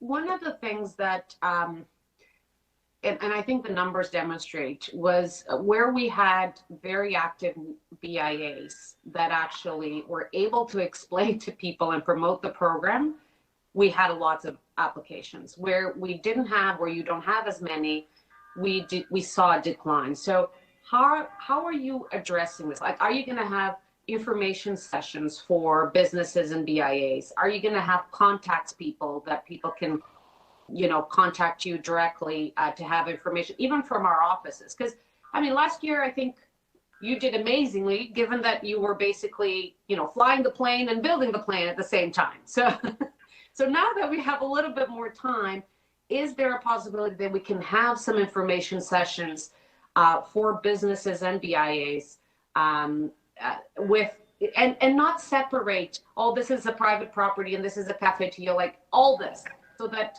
we can help the businesses? Through the mayor, I think that's an excellent idea, and I think with to your point about building the airplane while flying it, that was absolutely our motto from last year. We did do a fair amount of outreach, as you know, with the BIAs and through Tabia. We met with them almost every week last summer. We certainly are eager to get out to restaurants that are not included in BIAs and are, I think, have opportunities to work more closely with councillors' offices and do some information sessions.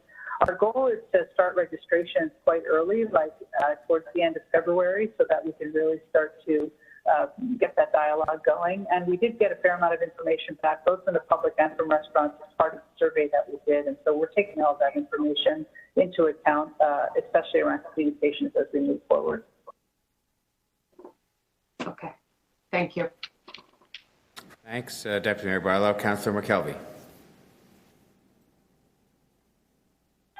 My question is about the private property for the Chief Lantern. Why are we waiting until April 22nd to make a decision about the private property extension? Through the mayor, we're not. Our report is coming to Planning and Housing Committee on March the 2nd. So it'll be approved it'll be considered, I should say, by council in March. Okay, and once that decision is made, how quickly is it to get the approvals? Do we need another MZO from the minister? No, this is a City of Toronto temporary zoning bylaw extension that is afforded by provincial legislation. So there's no further approval required from the province, and any owner can avail themselves then of the zoning permission. It doesn't typically involve another planning approval. They just have to check in with the building permit. If they require a building permit for anything they're doing, that's the part of the process they have to ensure that they undertake. Otherwise, they just go ahead and set up their patio. Okay, at this point, we've decided we're going to go forward on the city property. So, have we basically made the decision we're also going forward on the private property? It's just a matter of you crossing the T's and the I's to make that happen? Well, it's a separate decision of council because we have to present that bylaw to council, and PHC will consider it on March the 2nd, and council at its next meeting after that. Okay, but then in terms of promoting the program, and then we're going to be behind on promoting it to the private restaurants, to the restaurants that would be using private property. So are we developing all of that and rolling it all out, but understanding there has to be this separate process? I just feel like there could be some confusion for the restaurant owners that have private property. I think that's something that we can take back, and certainly working with transportation, MLS, and economic development to make sure that people understand that the existing permission is proposed to be extended. The permission that expires, we're proposing to extend it. I can't imagine council's not going to want to support something like that and undertake the program again this year. Okay, because if we're going to actively promote the program, it should be for everybody, and that's the way to make sure that the Scarborough restaurants that you didn't see as big pickup through last year are also involved. Okay, thanks. If you could, kind of let us know even offline how you think you can kind of streamline that, coordinate that a little bit better, that'd be great. Thank you. We'll take that back, yes. Deputy Mayor Thompson, questions of staff.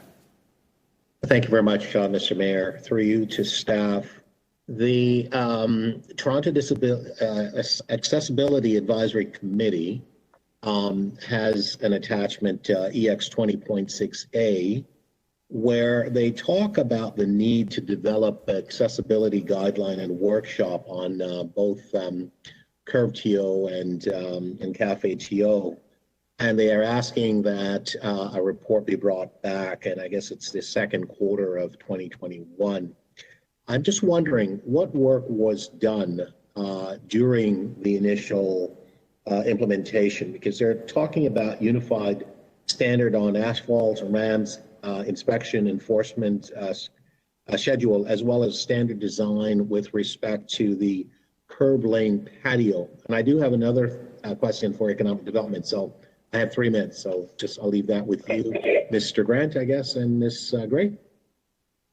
I'm happy to start with that. So, Deputy Mayor Thompson, you're exactly right. Through the Mayor, we talked with the Accessibility Advisory Committee. We're going back to them on February 10th. I think it's important to remember that it seems like such a long time ago, but we just updated the cafe patio bylaw back in 2018, and we did a very significant amount of work with the accessibility community, and we tried to stay true to that, those setbacks, the clear ways that were identified by them. We did, I think, pretty quickly put some asphalt ramps in this year. I think we did over about 150 of them. We're working to get some better solutions out there and work with them and make sure that the guidelines are pretty clear and directive related to accessibility. It's a very critical piece, and we believe that those can exist. We just need to make sure that across the board we not only have good design standards, but we also have enforcement to ensure that, that we can keep our clear ways passable. Thank you. Question to Mr. Tobin. Mr. Tobin, in Chicago, they have launched contests in terms of looking at ways and ideas around safe winter dining and entertainment, so on, as it relates to addressing the pandemic.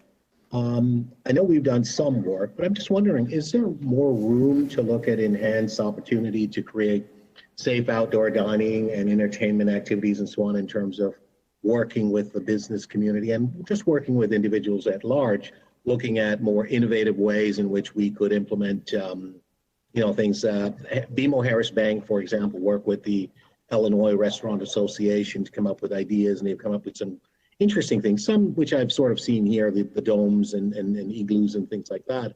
Just wondering what your thoughts are with respect to being more creative. Final question. Thank you. Sure. Through the mayor to you, Deputy Mayor Thompson, thank you for the question. Yeah, the Chicago's Winter Dining Challenge did generate a lot of innovation in partnership between the municipal government and, as you say, industry associations with some support from BMO. We've seen similar initiatives have success here, such as with the King Street pilot. So I think that Toronto could replicate these efforts. There would be consideration needed for your first question with respect to accessibility and the ability to comply with all of the provincial regulations and our own local bylaw framework. But all of that is achievable with a well-constructed call to action to the community.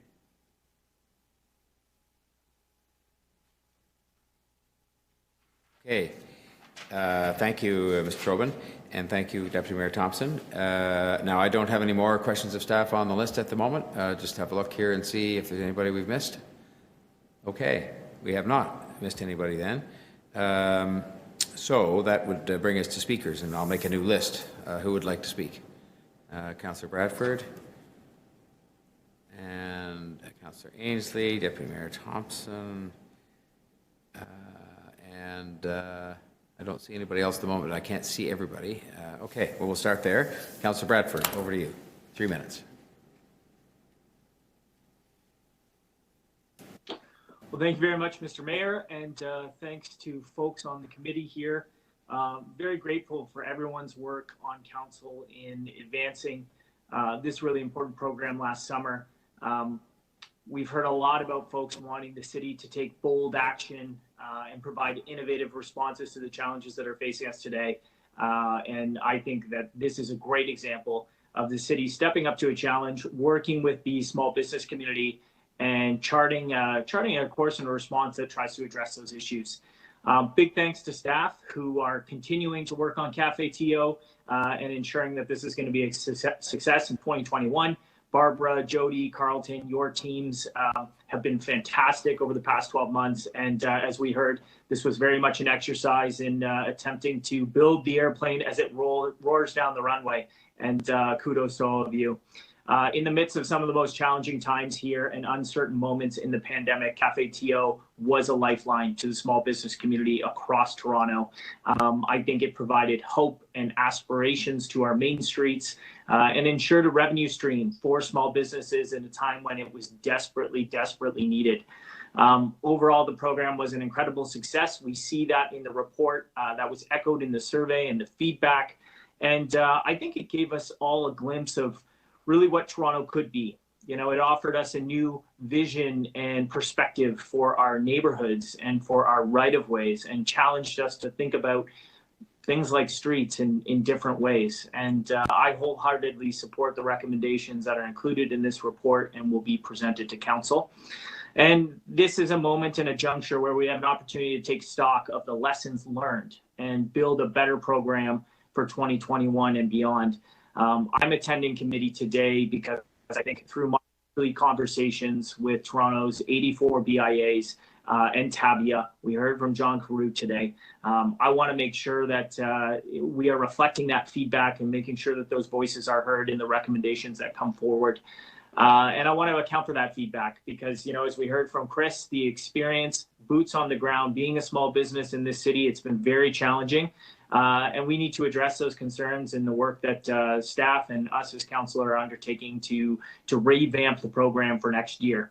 So I want to particularly focus on two things.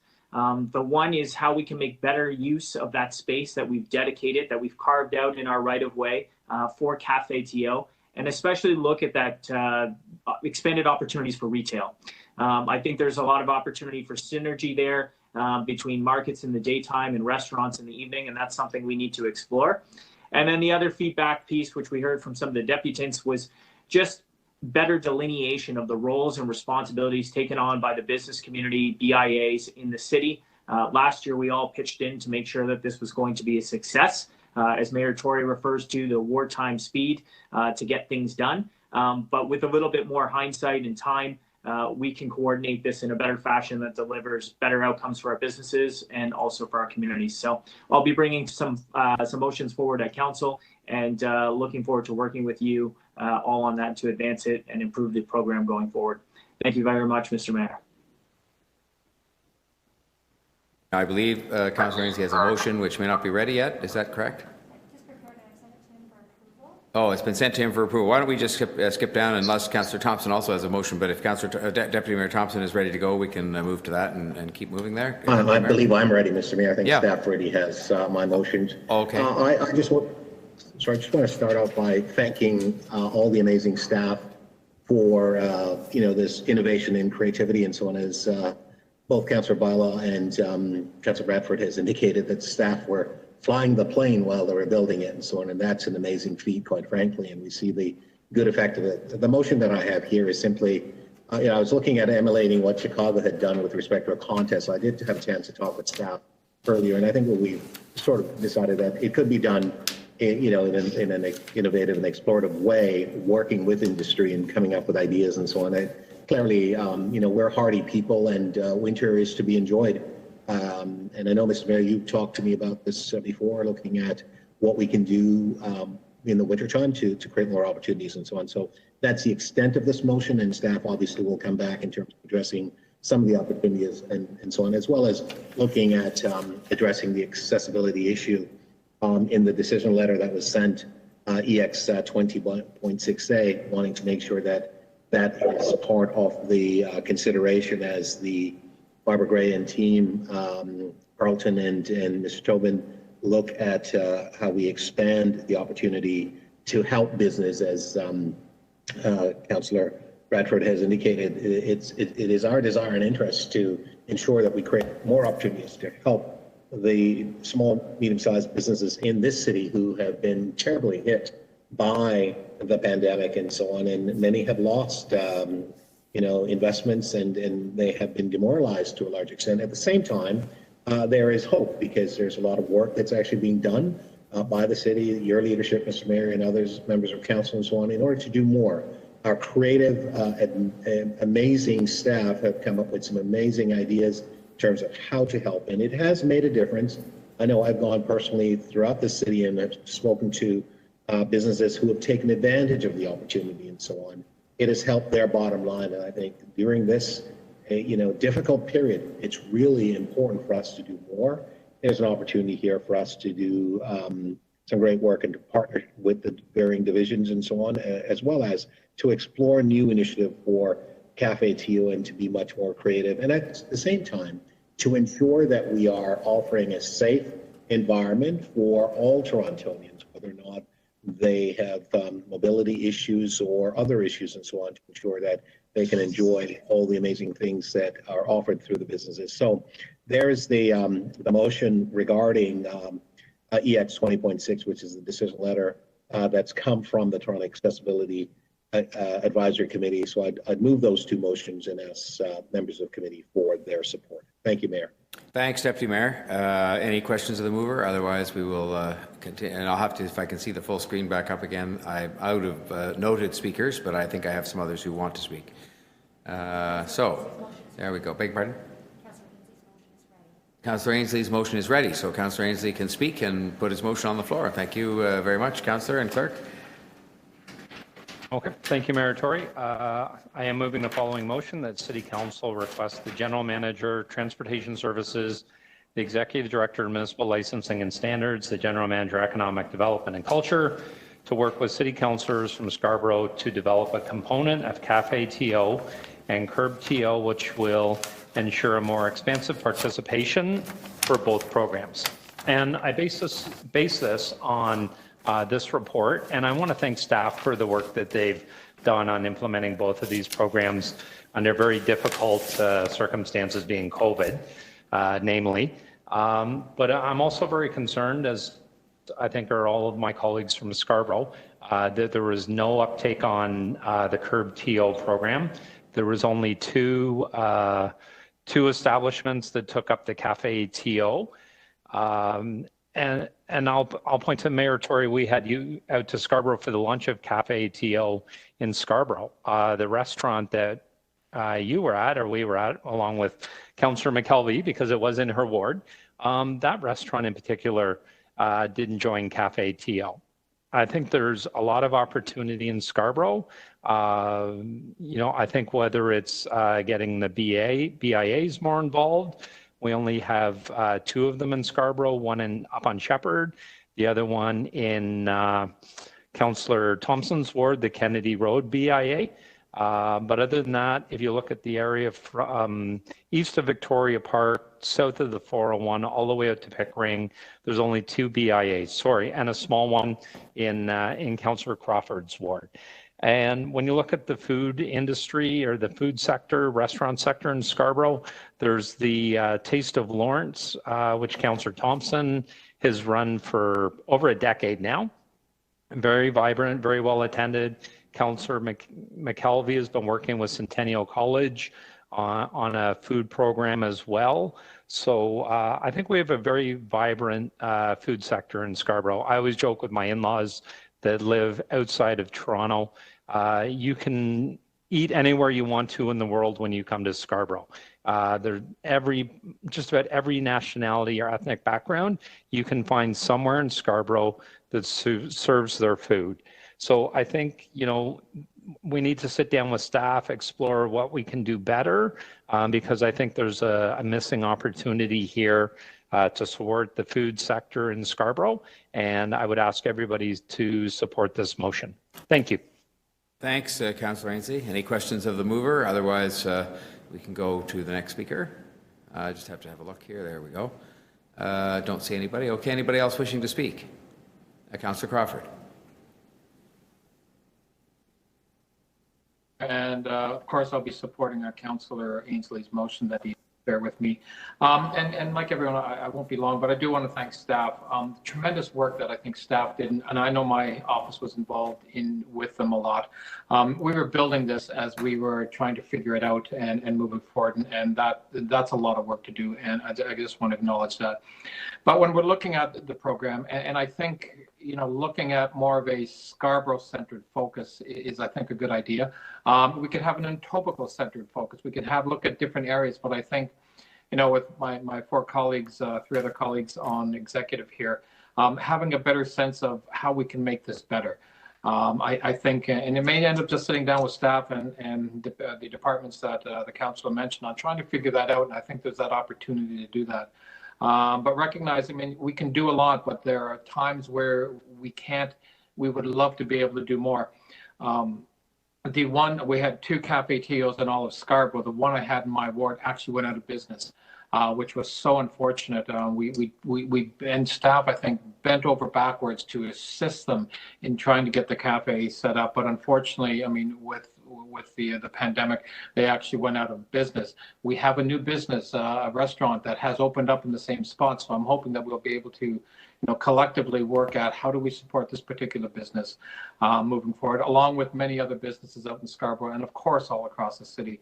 I'm not suggesting that anything would be different out in Scarborough than out in Etobicoke or otherwise, but I think having a real Scarborough-centric sort of drive to figure this out, I'd love to be able to see 10, 20, 30, 40 or more businesses being involved, hopefully well over 100. And hopefully we'll be able to have that opportunity. So again, I want to thank staff for the work they've done on this and thank everybody for what will be, I hope, a very successful cafe and curb TO season this year. Thank you.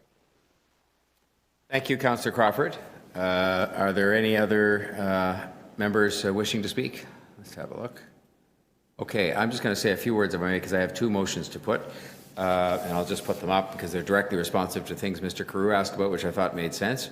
The first is that we ask staff to prepare a who does what guide and contact document, as I call it here, which is meant to be making sure this thing is as user-friendly as possible, given that it is the 2nd year, and I think it's probably something they can put together as to sort of who does what and who you call and who you email and so forth. And the second part of it is to ask the staff, and I should say, they've done an incredible job. There were a few, shall we say, constructively critical comments registered earlier on today, but I think those really do represent the minority of the reactions that people have to this in the industry and also the public and ourselves.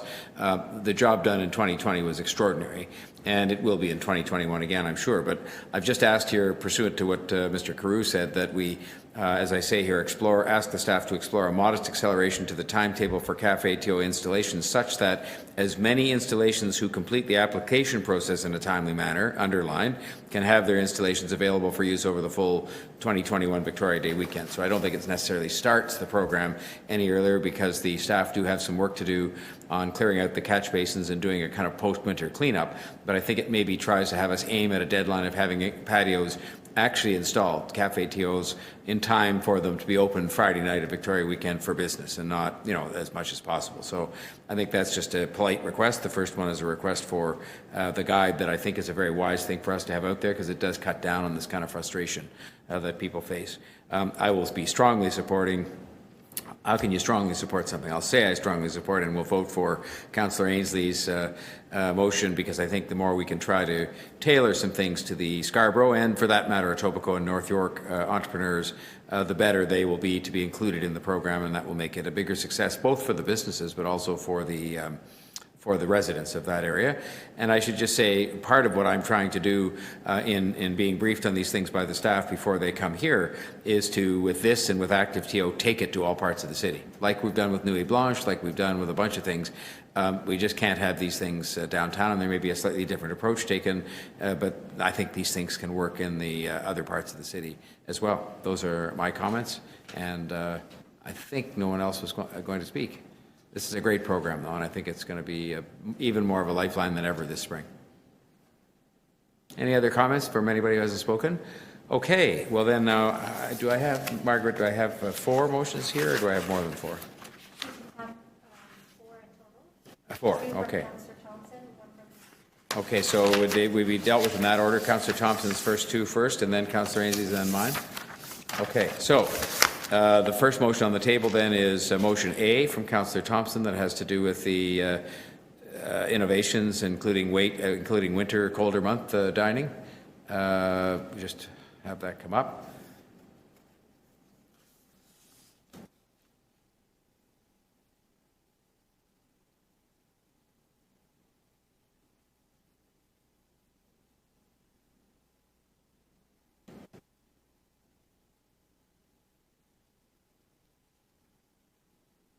Has everybody had a chance to look at this one that was previously up? I just don't want to...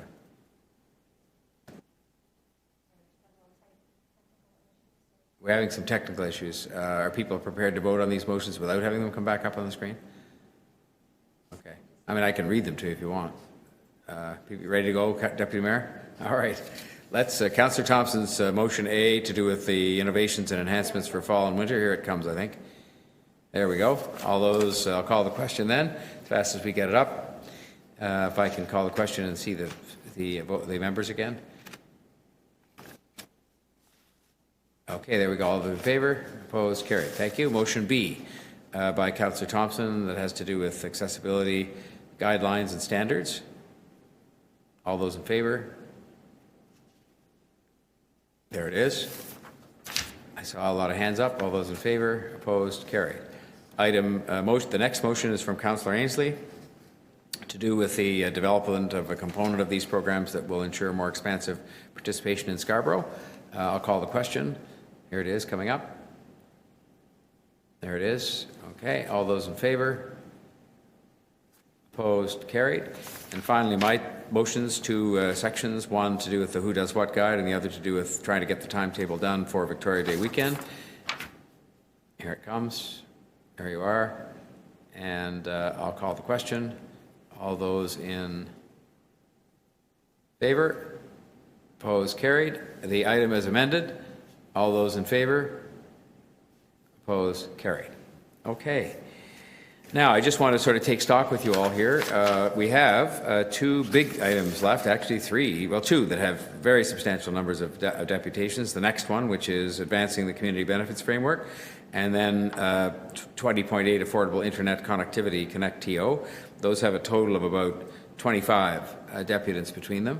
So we'll just proceed ahead, and I assume we'll be here till probably 7:30 or 8 o'clock by the time we get through everything. But let's go if you're ready. And I'll bring the appropriate motion at 6 o'clock to have us continue with our business. Item 20.7. We're ready to move straight to the speakers with the help of our staff. And the first 3 are Gillian Mason, Anna Teresa Portillo, and Deanne Chen. So Jillian Mason is first. Is Jillian Mason available to us? Yes, are you able to hear me? Yes, we can. Thank you. Go ahead. You have 3 minutes, and thank you for being here and for your patience. Thank you very much, Mayor Tory and members of the Executive Committee, for this opportunity to speak to you today regarding the Advancing the Community Benefits Framework Report and your aspirations to achieve an equitable and inclusive recovery. I commend the Community Benefits Report to you, as in my view, it demonstrates how best to leverage the billions the city spends annually on infrastructure.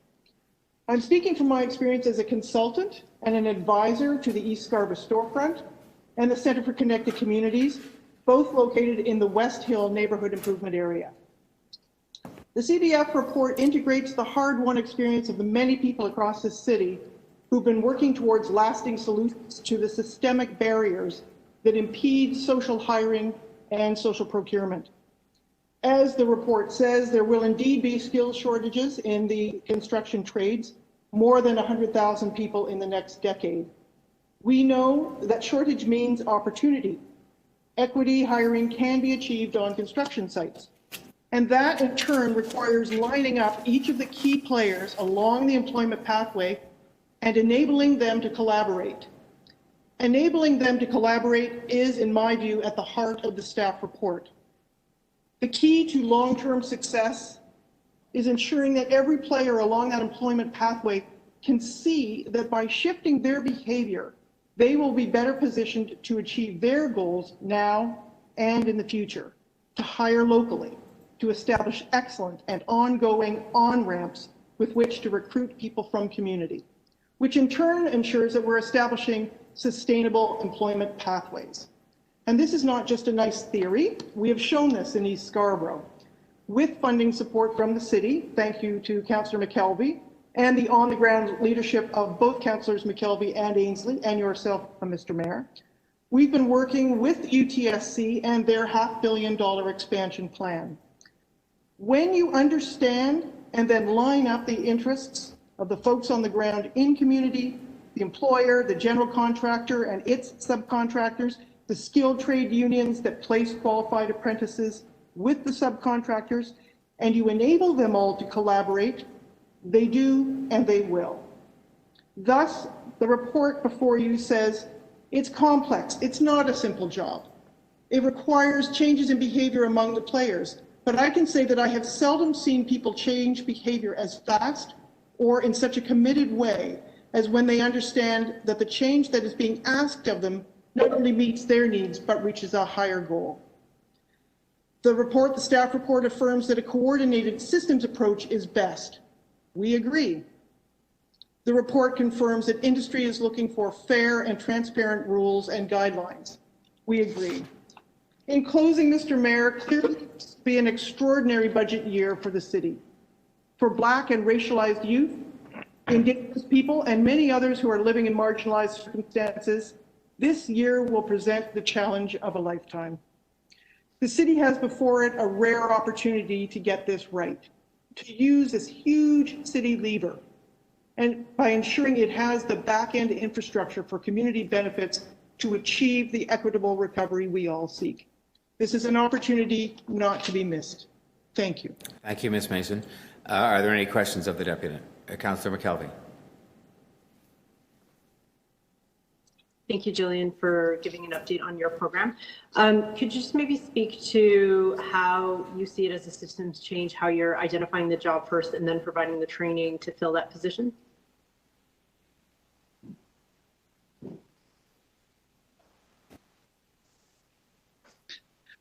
Yes, we began with an understanding of precisely what it is the University of Toronto and Scarborough, in this case, we're looking for, sort of a demand-led approach, and translated that back through what training would be necessary in order for people who are seeking jobs, their skills and upgrading, and then lined up all the employment organizations, the EU organizations, the essential skills training folk, the employability training folk, the social services who actually stabilize the lives who are going for training and then ultimately getting these jobs. And also that information, Councillor McKelvey, for a very informed outreach to community.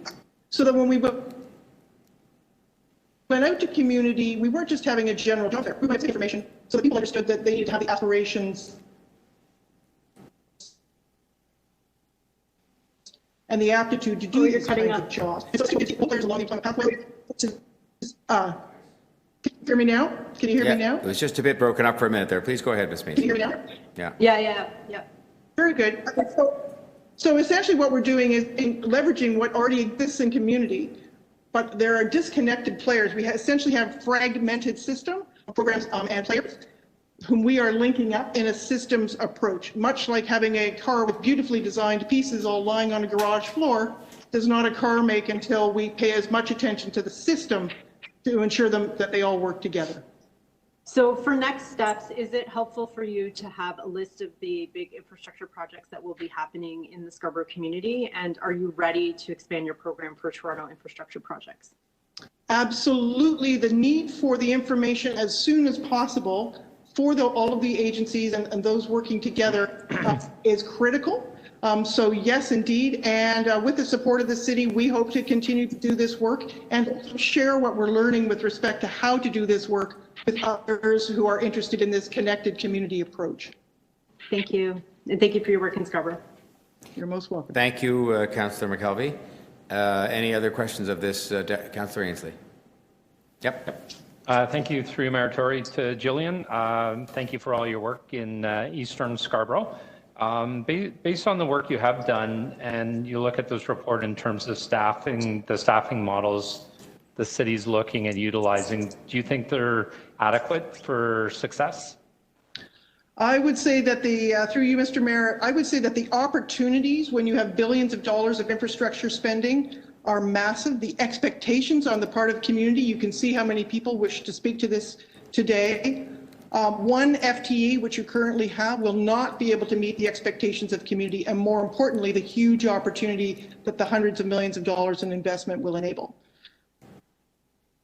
Okay, and one of the challenges that we've had in Eastern Scarborough, and I think of the TPAS Center, the Toronto Pan Am Aquatic Center, we were supposed to have community benefits they were supposed to hire locally, and after it was built, nobody could quantify or qualify how many people were hired. Do you think that's adequately addressed in this report? Absolutely. There is a ton, and you will hear from others today, there's a ton of learning that we are all doing in community about how to measure our collective progress on this. And we are there, your own staff, and we are all working towards figuring out the processes by which someone actually applies for training, et cetera, and to be able to track them all the way through without in any way, shape, or form creating a stigma around them. And so all of these groups are collaborating in such a way to anonymously be able to track the folk who are actually succeeding in these jobs. We haven't had that capacity in the past. Clearly, it's critically important for us to know the impact that we're having. Yeah. And within the hiring process, can you explain a bit about what you mean about creating a stigma? Yes, indeed. So if we're talking about using recruiting methods in communities with marginalized folk, it is very easy for folk who are marginalized and for folk who are doing the outreach to think that marginalized folks somehow are different than the rest of us. In fact, they are our workforce. And so we want them, and all of us in the process want everyone who applies for these jobs and is trained and has their skills upgraded and supported to be treated as anyone else would be on a work site. And actually, there are many activities, I'm part of those as well, in this community where the private sector is working to destigmatize work in the trades themselves and to ensure that racism and marginalization that takes place on work sites is also overcome. The industry is very serious about this. Okay, excellent. All right, thank you, Gillian. Keep up the great work. Those are my questions, Mayor Tory. Thank you, Councillor Ainsley. Let's go back to the full screen then, and we see Councillor Thompson with questions of the deputy. So, Councillor, please go ahead. Deputy Mayor. Thank you very much, Mr. Mayor. Through you to Ms. Mason. Gillian, if you were to expand training for young people affected, obviously, the BIPOC community, what are some of the things that you would ask the city to do more in terms of an engagement? Because I would imagine that we would need to engage the city in order to expand the training opportunities. Certainly we could have the projects, but we also need to have the young people who are trained, because we hear from some in the industry that they don't have enough talent, and they seem to want the city to do more. What would you offer as suggestions to the city? Thank you for the question, Mr. Mayor. Two things. One is I think it's tremendously important that the opportunity that the trades present is conveyed more intimately, shall we say, to young folk who may have an interest. We need to go to where the young folk are so that they can actually get more of a sense of what the trades are all about. It's not something that many of us in the 21st century are as connected to as our parents' generation, perhaps. So there's part of it, Deputy Mayor Thompson, is to be going to where young folk are with your messages, as opposed to expecting people to find things on websites, etc. The second thing is with respect to the training. What we are learning about and what we have seen is that you have actually got many resources at your disposal in the social service agencies and other community agencies, where essential skills training and employability skills training are undertaken on a daily basis. If you can do a better job, help those organizations connect to the actual jobs, as Councillor McKelvey was saying, that are going to be created, they can tailor their social service work, their essential skills training, etc., to better meet the needs both of the skilled trades who are looking for capable people who have been upskilled to do this work, and ultimately the subcontractors and contractors who are looking to hire. Thank you. Thank you, Mayor. Thank you, Deputy Mayor Thompson. Let's go back to the full screen so I can just see everybody's.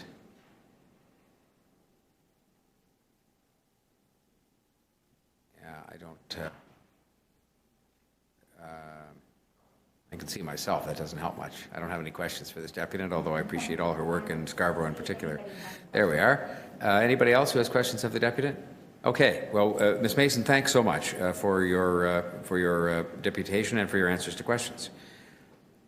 Thank you. Next, give the next three again. We have Ana Teresa Portillo, Parkdale Community Economic Development, Yan Chen from Chinese and Southeast Asian Legal Clinic, and Dexter King from York University. So, Ana Teresa Portillo, are you there? Hello, yes, can you hear me? Yes, it's your turn, and thank you for your patience, and you have 3 minutes. Thank you very much. Thank you. Thank you, Mayor Tory and the Executive Committee for this opportunity to speak today. My name is Ana Teresa Portillo. I work as the Community Benefits Organizer for the Parkdale People's Economy, which is a network of 30 community-based organizations and hundreds of community members working together to build shared wealth, decent work, and equitable development. The Parkdale community conducted an 18-month participatory planning process that culminated in the Parkdale Community Benefits Framework published in 2018. Our framework is a set of minimum neighborhood-wide equitable development targets, which act as a tool for the Parkdale community to intervene within a context of unequitable development that has led to mass economic displacement and increasing social spatial segregation. Targets are a way of making sure that the existing community at large is benefiting from developing projects. Targets are also used as a tool to dismantle systemic forms of exploitation and discrimination. Anti-racist experts know that when decisions are left to people's discretionary powers, this opens the door widely to all forms of discrimination, as well as to non-transparent negotiation and quid pro quos. In a recent webinar hosted by the Toronto Community Benefits Network, Professor Mari Sitebsky, the interim director of the School of Cities and professor of Geography and Planning at the University of Toronto, spoke at length about the historical and persistent forms of discrimination in the construction sector, in particular sexism, heteropatriarchy, and racism against Black, Indigenous, and people of color that has resulted in a devastating labor shortage. What the city may not fully appreciate is that to set no targets and to leave these decisions to a site-by-site basis positions the construction sector to hold itself accountable and to confront entrenched forms of discrimination that have become sector norms. Offering no targets may in fact enable these norms to be redeployed and strengthened, and may in fact have the opposite effect, to allow discriminatory norms to be further articulated within unstandardized, site-by-site, aspirational target setting processes. By not setting minimum targets, the city is providing the political context for discriminatory norms to persist. It should also be emphasized that 10 major cities across North America have already set minimum local and equitable hiring targets for public infrastructure, development, and construction projects. New York, this past year, set 30% local hiring targets. Vancouver, in 2018, set 10% equity-seeking hire targets for entry-level positions. Torontonians don't want to see our city fall behind. We are asking a 10% minimum hard target for equity hiring on all large-scale capital projects. I implore the city to reconsider the implementation of minimum hard targets. The 5 nooses that have been found on construction sites across the city in the recent past speaks to the urgency of a meaningful implementation of the city's framework. Thank you very much for this time to speak today, and thank you all for your public service. Thank you very much, Ms. Portillo. Are there questions of the deputy? Okay, seeing none, we'll move on. Well, thank you so much for your patience. Yan Chen, then Dexter King, then L.V. Morrow. Yan Chen, Chinese and Southeast Asian Legal Clinic, are you with us? Can you hear me? Yes, we can. Thank you. Awesome. Thank you. Good day, Mayor, City Councilors, and staff members. Thank you for the opportunity to speak today. My name is Yan Chen, and before I start, I'd like to acknowledge the lands that we're on. It's unceded and unsurrendered territory. I'm a co-chair of the Scarborough Community Benefits Network, a network that's based in Scarborough, aiming to mobilize the diverse community to learn about CPA and the opportunities in developing CPA in the many ongoing and upcoming infrastructure projects in Scarborough. I want to acknowledge my co-chair, Dashika, for preparing this deputation with me. I'm also a community legal worker at the Chinese and Southeast Asian Legal Clinics. Among other areas of law, we do employment, providing legal advice on the Employment Standards Act and representing workers to file ESA claim at the Ministry of Labor. Over the years, we have assisted countless workers with their ESA claims, and we know that the violation of ESA is prevalent in many sectors that Scarborough residents engage in. A comprehensive community benefits network framework will ensure that equal access for racialized immigrant workers who face a number of barriers in accessing opportunities in the mainstream labor market with decent apprenticeships and career opportunities.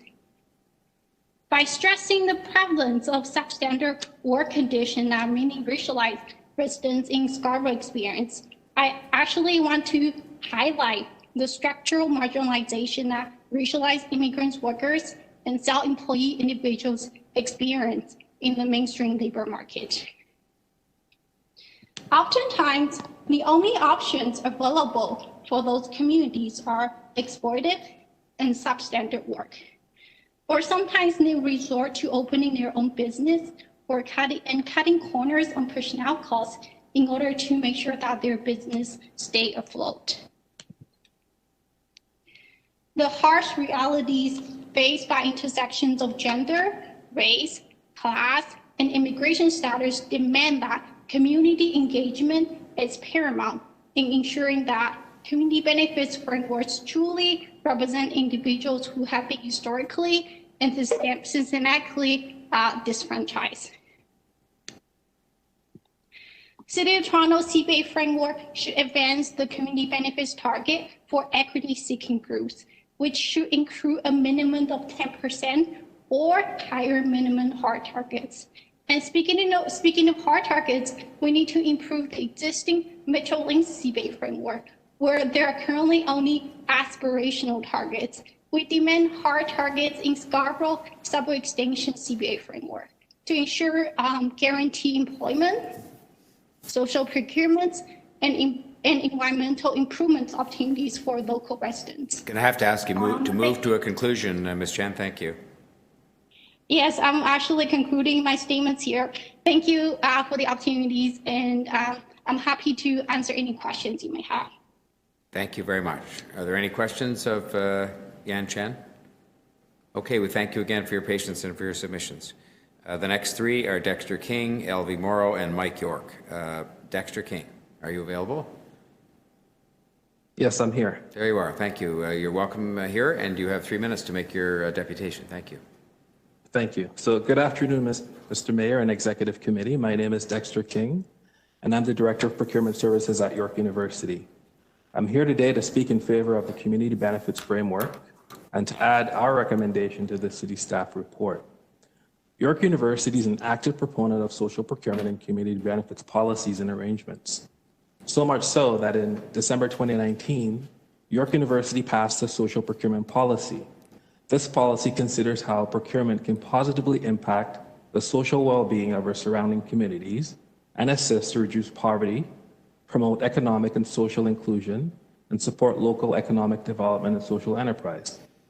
Since its adoption by the President and the university's Board of Governors, York has 7 projects identified to include specific community benefits requirements.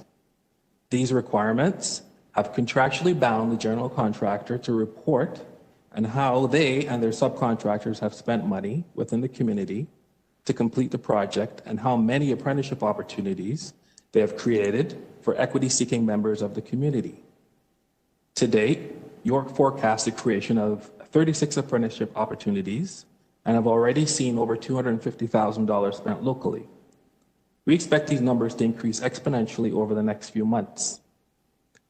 As York has begun the process of implementing a social procurement program, I can speak to the following recommendations as key to a successful rollout of the program that focuses on fiscal responsibility and community impact. 1, York supports the implementation of hard targets on all suitable city contracts. In addition to the opportunities that this will create for equity-seeking communities, a hard target provides necessary clarity for prospective bidders to develop a fiscally sound social procurement plan in the early stages of the bid. It also affords general contractors the opportunity to have those crucial conversations with their subcontracting network and supply chain to ensure necessary compliance for the greatest social and economic impact. 2, York also supports the need for standard disaggregated reporting on all relevant contracts. York currently tracks disaggregated data to ensure our social procurement program achieves the local and social objectives outlined in our social procurement policy. Such information is an invaluable tool to measure impact and refine policies and programs for optimal output and outcomes. 3, York also supports the need to have strategic community partnerships to implement the community benefits framework. These partners, such as the TCBN, are vital to ensuring that both local and diverse-owned businesses and prospective apprentices are aware and actively engage in the opportunities created by a community benefits framework. Thank you very much for the opportunity to speak to you today about these key recommendations for what we all hope will be an effective and impactful program for our local businesses and equity-seeking members of the community, especially too, as we rebuild from the impact of COVID-19 towards a more equitable and prosperous Toronto for all of us. Thank you very much. Thank you very much, Mr. King. There's a question of the deputant from Deputy Mayor Bylaw. Yes, thank you. Just a quick question. So does York University have a hard target? Yes, we actually, from contract to contract, we have hard targets depending on the scope and the size of the project. So for example, we're building a new School of Continuing Studies building. And in the award contract, well, in the tender phase, we actually had a deliverable where the awarded contractor had to select or hire 10 local apprentices. Do you set those targets at project by project or before as a standard? So does project by project, depending on the size and scope of the project, where it makes sense to do so. Oh, okay. And that has been in place since you started this, having social procurement and the community. Yes, early 2020, after the passage of our policy in 2019, December. Okay, thank you. Thank you, Deputy Mayor. Any other questions of the deputant? I just can't see yet. Hang on one sec here. Councillor Pasternak. There we go. Councillor Pasternak, please go ahead. And Councillor Great. Thanks Minnan very Wong, much. Deputy Mayor Minnan Wong will take the chair for just a couple of moments while I have to step out. So he will take the chair and you can pick it up there if you could, Denzel. Mr. King, you're still on the line? I'm here, yes. Oh, there you are. So I know York has a couple of models of construction, correct me if I'm wrong.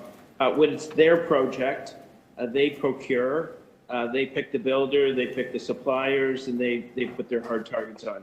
But they have another set of partnerships where they may have a third party come in and build their own little campus. I think you're working on a museum now. And you've got a couple of community colleges up there where they do design build. If that is in fact the case, how do you impose those hard targets on organizations that are doing design build? It's their own project, it's their own procurement. Can you impose on that, or that's out of reach? So, Councillor, to be clear, yes, those projects we haven't included any social procurement deliverables in those projects. The projects that we've included hard targets within are projects that are run through our facilities division.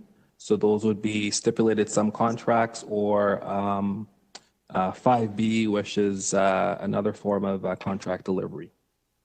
Right. So those sort of out of reach projects, those are done by third parties, and you can't impose a policy like this on them.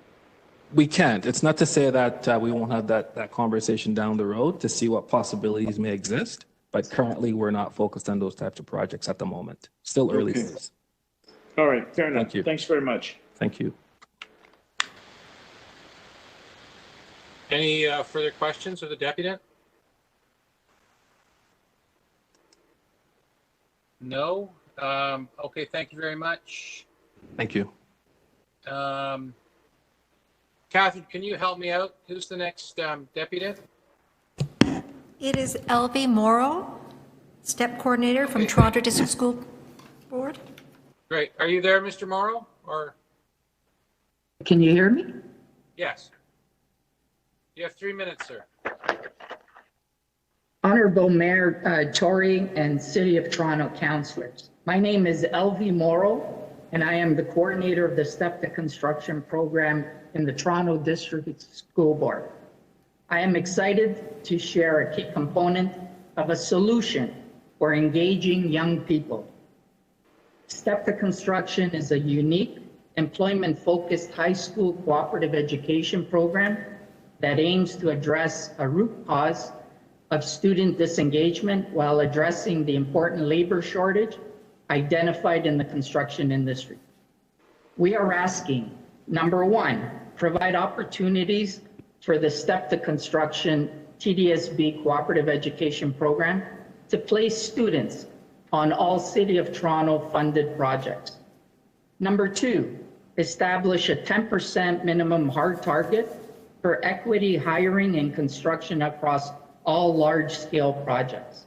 It is extremely difficult for youth to enter a well-established career in the trades after high school, and by City Council ensuring hiring targets on city projects, more opportunities will be created for the youth who are graduating from high school.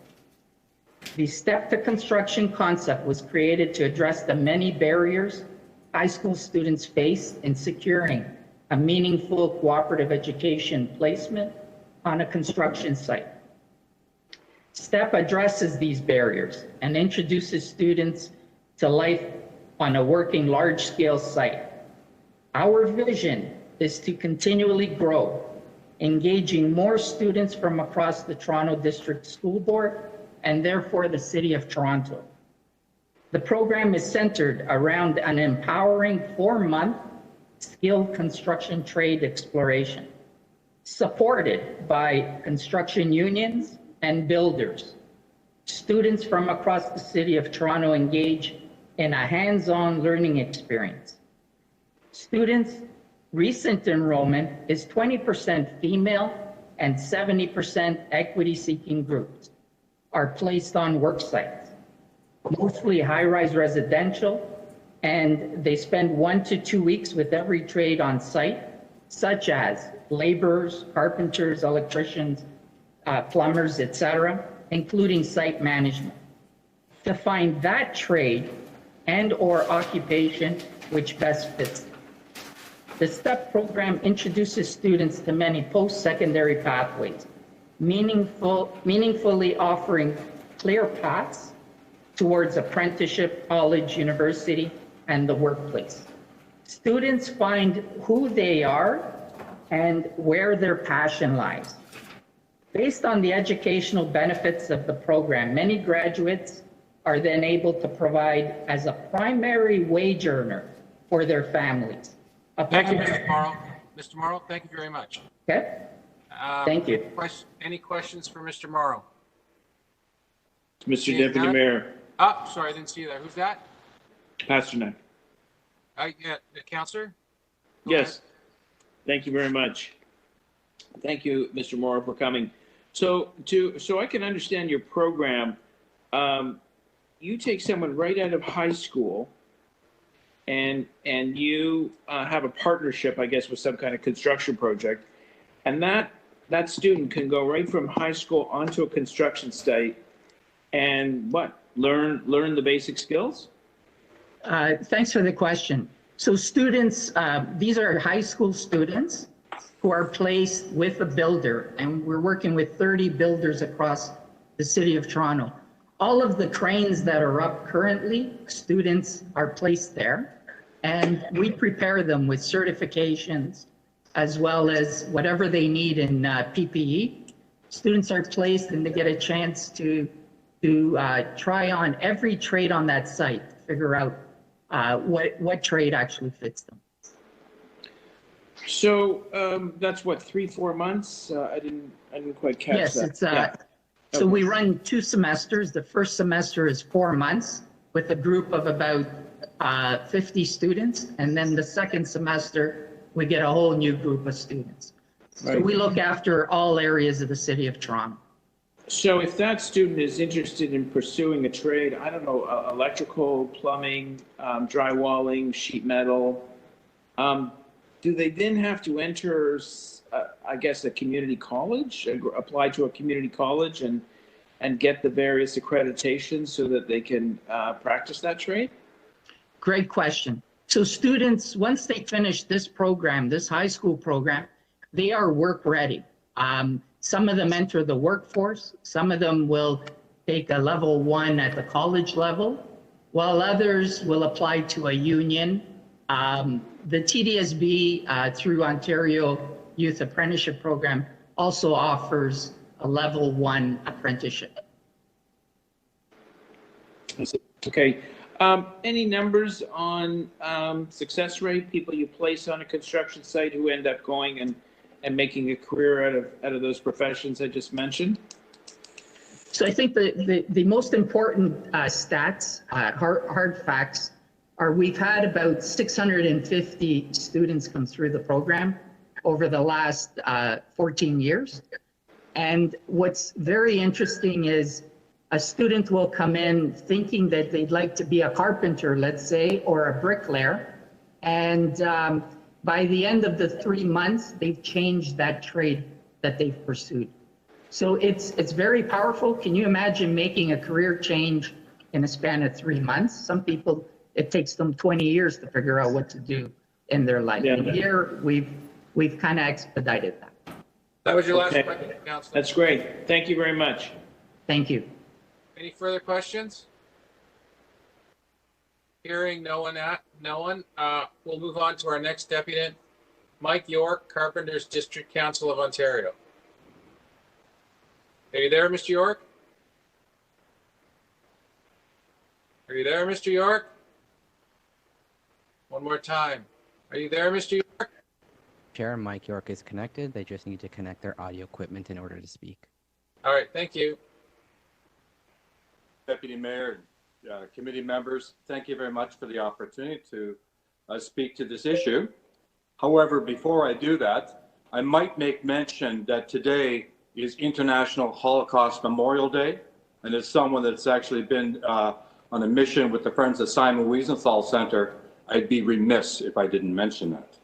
Now, to the issue at hand, that of the community benefits program, I wanted to mention straight up front that the carpenters are in solid support of this report.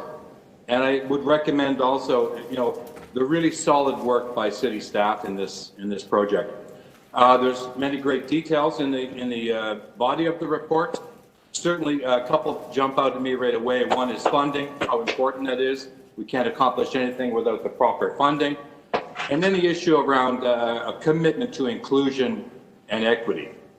And as an organization that's been in Toronto for the last 139 years, the Carpenters, we have a great track record of inclusion. However, at the same time, we're an industry that needs new workers.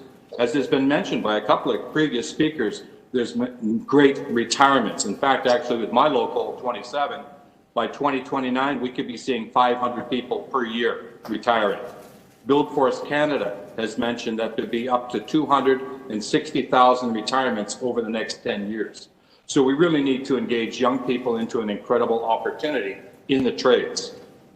Now, with the Carpenters, we also have a great track record on partnership. We believe partnership works, whether it's the Choice program or the Craft programs at Regent Park with Toronto Community Housing and the Daniels Corporation and others. It has a great track record. For instance, in partnership with the TCBN at Eglinton Crosstown or Woodbine Casino or West Park Hospital, we believe partnership delivers. There's many positive examples of community benefits around North America, for instance, Los Angeles, New York City at JFK Airport, and others. I think that it creates a real opportunity for young people to, and also to drive diversity and equity in our own organizations within the building trades. I'm certainly open to questions, and I just wanted to mention in conclusion, we do believe that it's important to set some hard targets. Coming from the construction industry, those types of goals are part and parcel of how our contractors, general and subcontractors, operate every day. So we believe it's important to set a 10% hard target goal for the larger projects, 50 million and up, as is in the document. And also would recommend that the city designate TCBN, the Toronto Community Benefits Network, as a key strategic partner. As I said earlier, partnership works for us, and it's a great track record there. So at this point, I'm happy to take any questions. What questions would you have for me? Right. Mayor, it's Councillor Nunziata. I have a question. All right, Francis, go ahead. Thank you, Mike. You mentioned West Park Hospital, which was a huge project, which we did the groundbreaking a couple of years ago. So in that particular project, it's how many local youth were hired in that project? I know that we worked with Hammerheads as well on that project. Yeah, it would be, Hammerheads is many of the other trades. Within the Carpenters, what we do is we run every 2 months, we run a concrete forming training program. So we take youth from the community, put them through the concrete forming training, then send them out to the field. So a number have ended up on Eglinton Crosstown, a number have ended up on West Park and at Woodbine. Over the last year, through our partnership, we've put about 100 youth even under the COVID conditions. We put about 100 youth to work on multiple projects in partnership with TCBN. Yeah, okay. Well, thank you very much. Thank you, Councillor. Any other questions? No? We're going to move on then to... Councillor Bilal has a question. Sorry? I have a question. Yeah, go ahead. Thank you. Mark, we've been asked to have the hard target, but we know that there's also the opportunity to do on a project-by-project basis. In your opinion, can you tell us the difference in having it just going on, negotiating at every project that target, or having a hard target of 10%? How does it impact this program? Okay, so Council, I think what we try to do is we try to make things as smoothly and as efficient as possible. I'm just speaking from my own experience with our own contractors. They would much rather know the rules of the game and the lay of the land, so to speak. What's the criteria? If it's going to be 10%, it's 12, it's 15. they'll live with that. What they don't want to do is get into a scenario where they're renegotiating on every single project, and then, on one project it's 7, then it's something it's 10, then it's 5. We wanted to eliminate the potential for confusion and just, additional inefficiencies within the context of the industry. And as a matter of fact, a lot of the contractors, like I say, they work with an umbrella organization. So whether it's the Toronto Construction Association or it's the General Contractors Association, they'll kind of work with that umbrella organization rather than drilling down themselves on each and every project. So I think what we're looking for is something that's just clear, concise, and efficient for all parties. Thank you. Okay. Anyone else? Seeing none and hearing none. Chris Campbell, Carpenters District Council.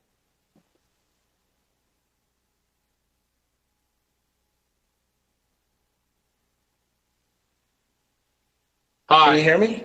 Yeah, Mr. Campbell. Okay, let's go for it. So I am Chris Campbell. I'm the Equity Diversity Representative of the Carpenters District Council of Ontario. Mayor Tory, Executive Committee, thank you for having me. I'm also a member of the TCBN Board of Toronto.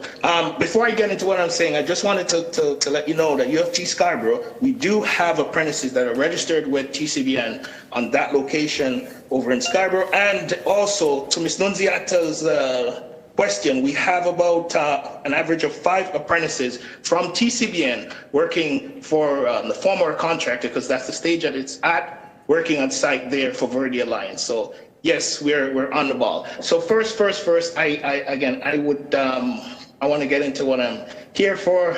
I reviewed the city's the Community Benefit Framework Report.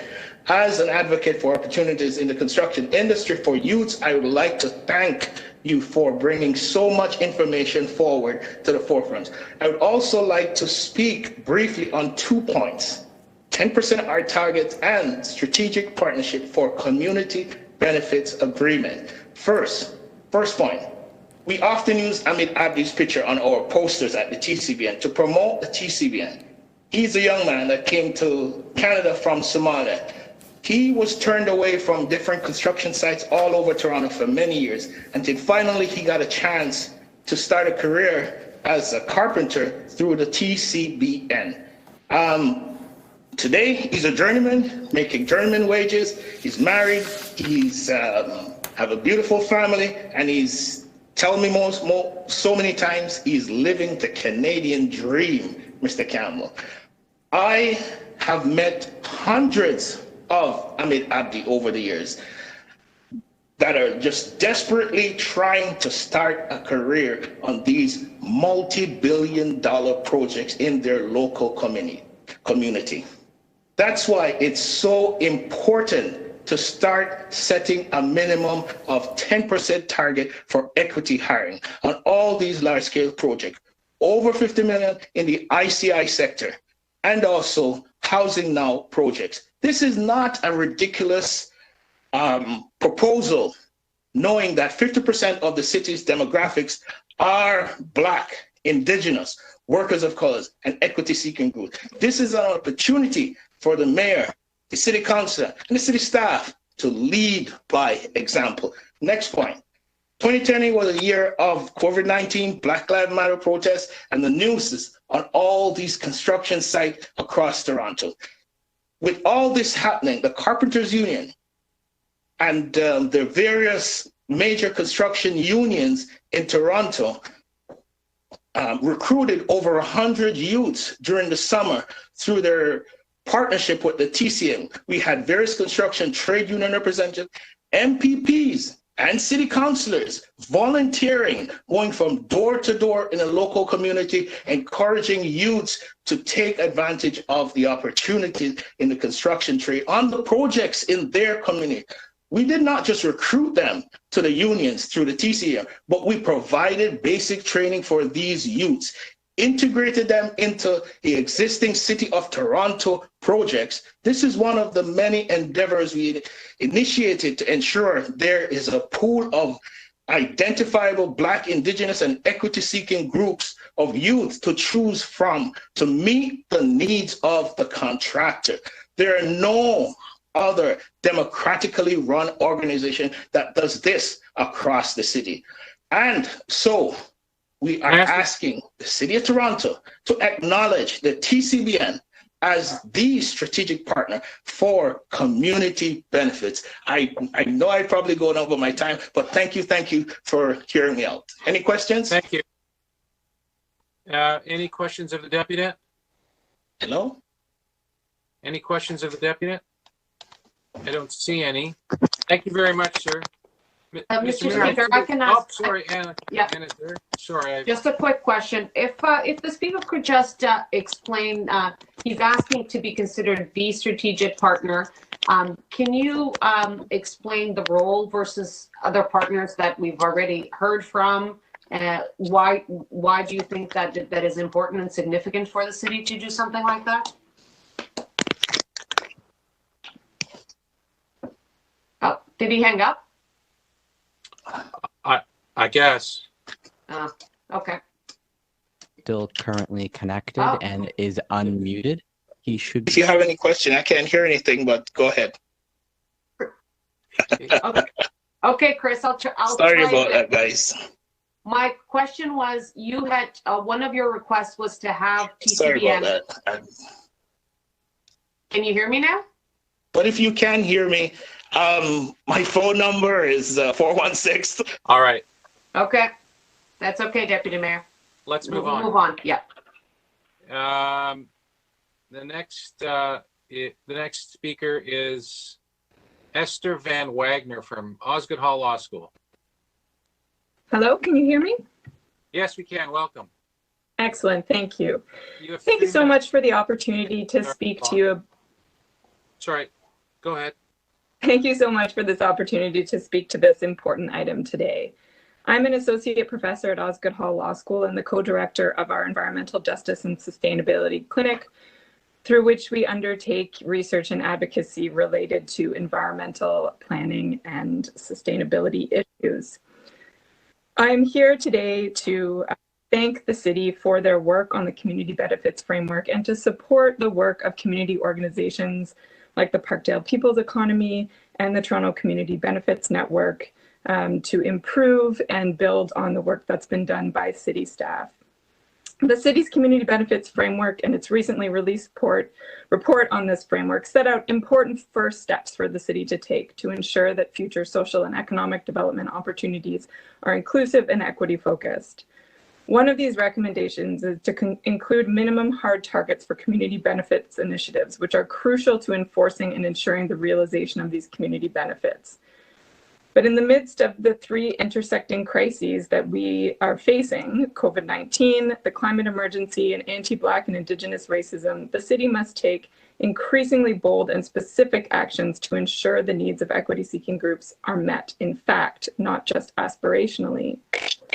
As you may know and have heard from another speaker today, the Parkdale People's Economy developed a community benefits framework prior to the city's own work on this to ensure that those who lived in Parkdale, particularly those who have been historically marginalized in development processes, benefit from new proposed developments in the area. I urge the city to follow the lead of the Parkdale People's Economy to ensure that community benefits are responsive to community articulated demands. COVID-19 has laid bare the inequities in our city, and the fallout from the pandemic shows, research about the fallout of the pandemic shows that Black, Indigenous, and people of color have been disproportionately impacted by the current public health crisis.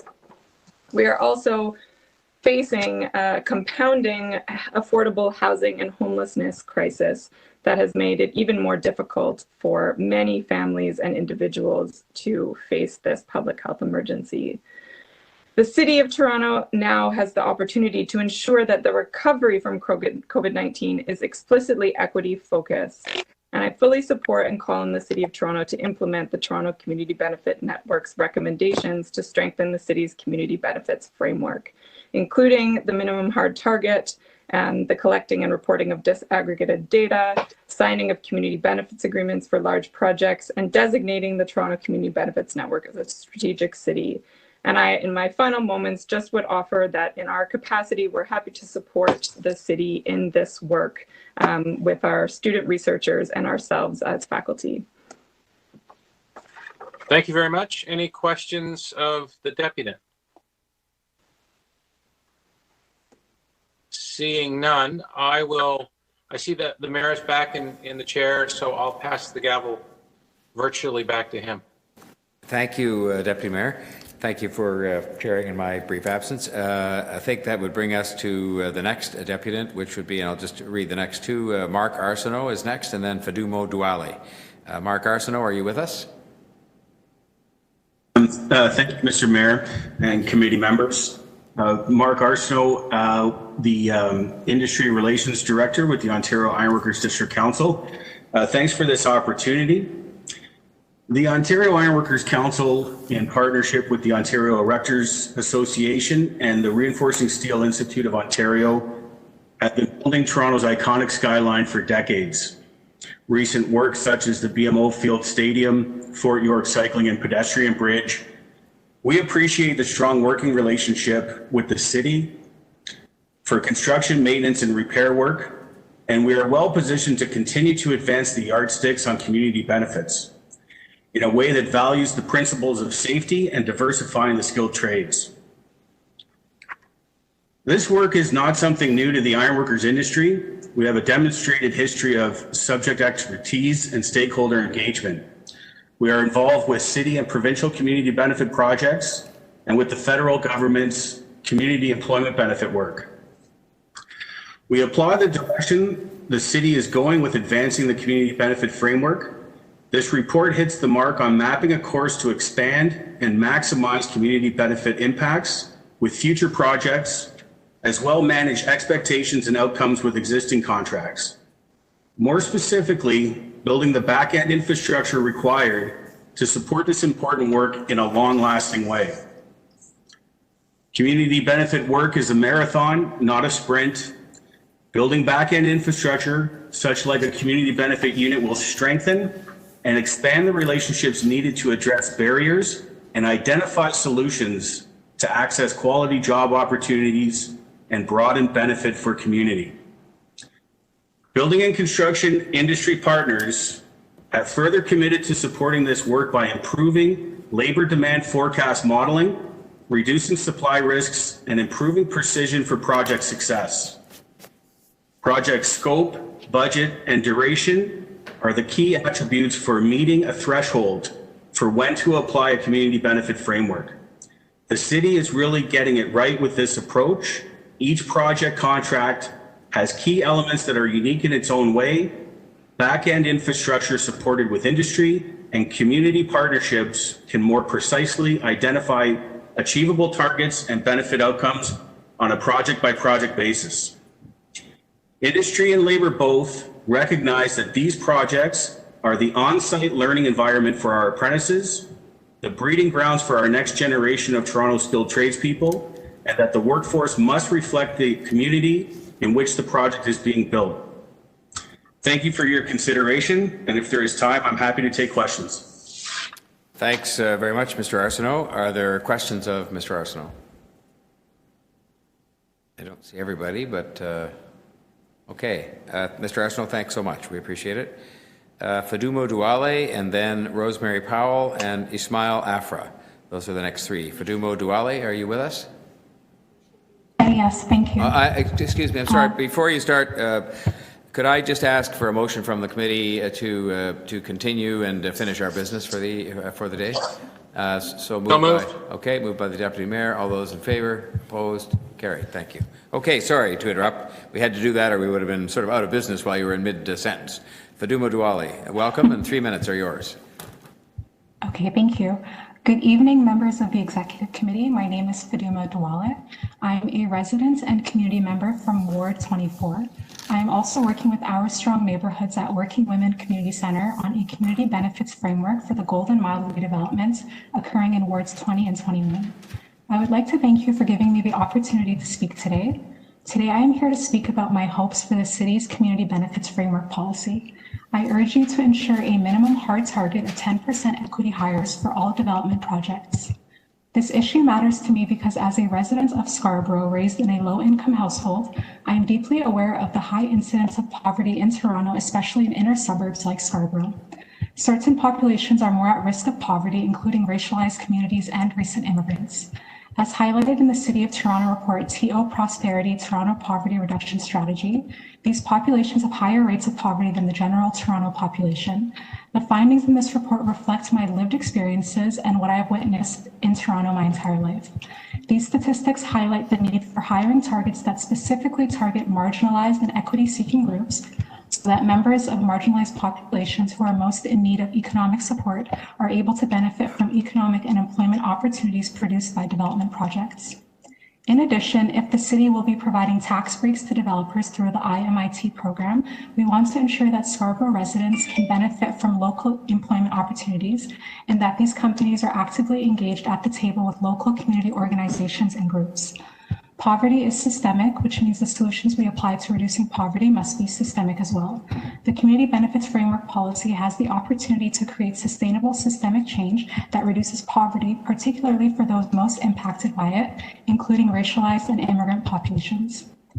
Adopting this target will impact my community by allowing development projects to provide employment opportunities to all members of my community, including those who are often excluded from traditional employment opportunities due to systemic barriers. It will directly address and provide solutions to the high unemployment rates impacting my community. By hiring locally and providing jobs to the most marginalized, it will enable marginalized populations to benefit from investments and wealth generated from development projects. Through employment, community members will have the resources to address their basic needs. Adopting this target will also enable the golden mile of redevelopment to create economic opportunities for a broad and diverse number of community members living in Scarborough. It will help reduce poverty and create economic prosperity for vulnerable households and populations. In conclusion, I recommend that you ensure a minimum hard target of 10% equity hires for all development projects through the Community Benefits Framework policy. This will help improve the lives of marginalized populations in Toronto who are most at risk of experiencing poverty and most in need. Controls this, but if I could see a different view, like I can't see. And most in need of and likely to benefit from the economic opportunities produced by development projects. Thank you. I apologize. I was just trying to make sure I could see everybody on my screen. Are there any questions of the deputy? Thank you very much for your deputation, Ms. Duale. Questions of the deputy? Okay. Thank you very much then for your attendance today and for your submissions. And we would move next to the next two are Rosemary Powell and Ismail Afra. Rosemary Powell, are you with us? I am. Okay. Mr. Mayor, nice to talk to you. Your turn, 3 minutes. Thank you. And we may have some questions. Thank you, Mr. Mayor and Executive Committee. Thank you very much for the opportunity to speak on this very important issue that is at the core of our mandate as a community labor coalition that was founded by our partners to advance community benefits on major infrastructure and urban development projects. I am the Executive Director of the Toronto Community Benefits Network. Walk around in any neighborhood in Toronto and every second person is not white. Not so on our construction sites. You would have to pass at least 9, and depending on the trade, up to 19 people before you see a hint of color.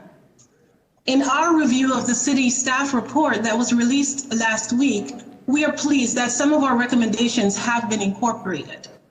Among other measures, the report demonstrates a commitment to leveraging community benefits as part of an inclusive economic recovery that prioritizes groups disproportionately impacted by COVID-19.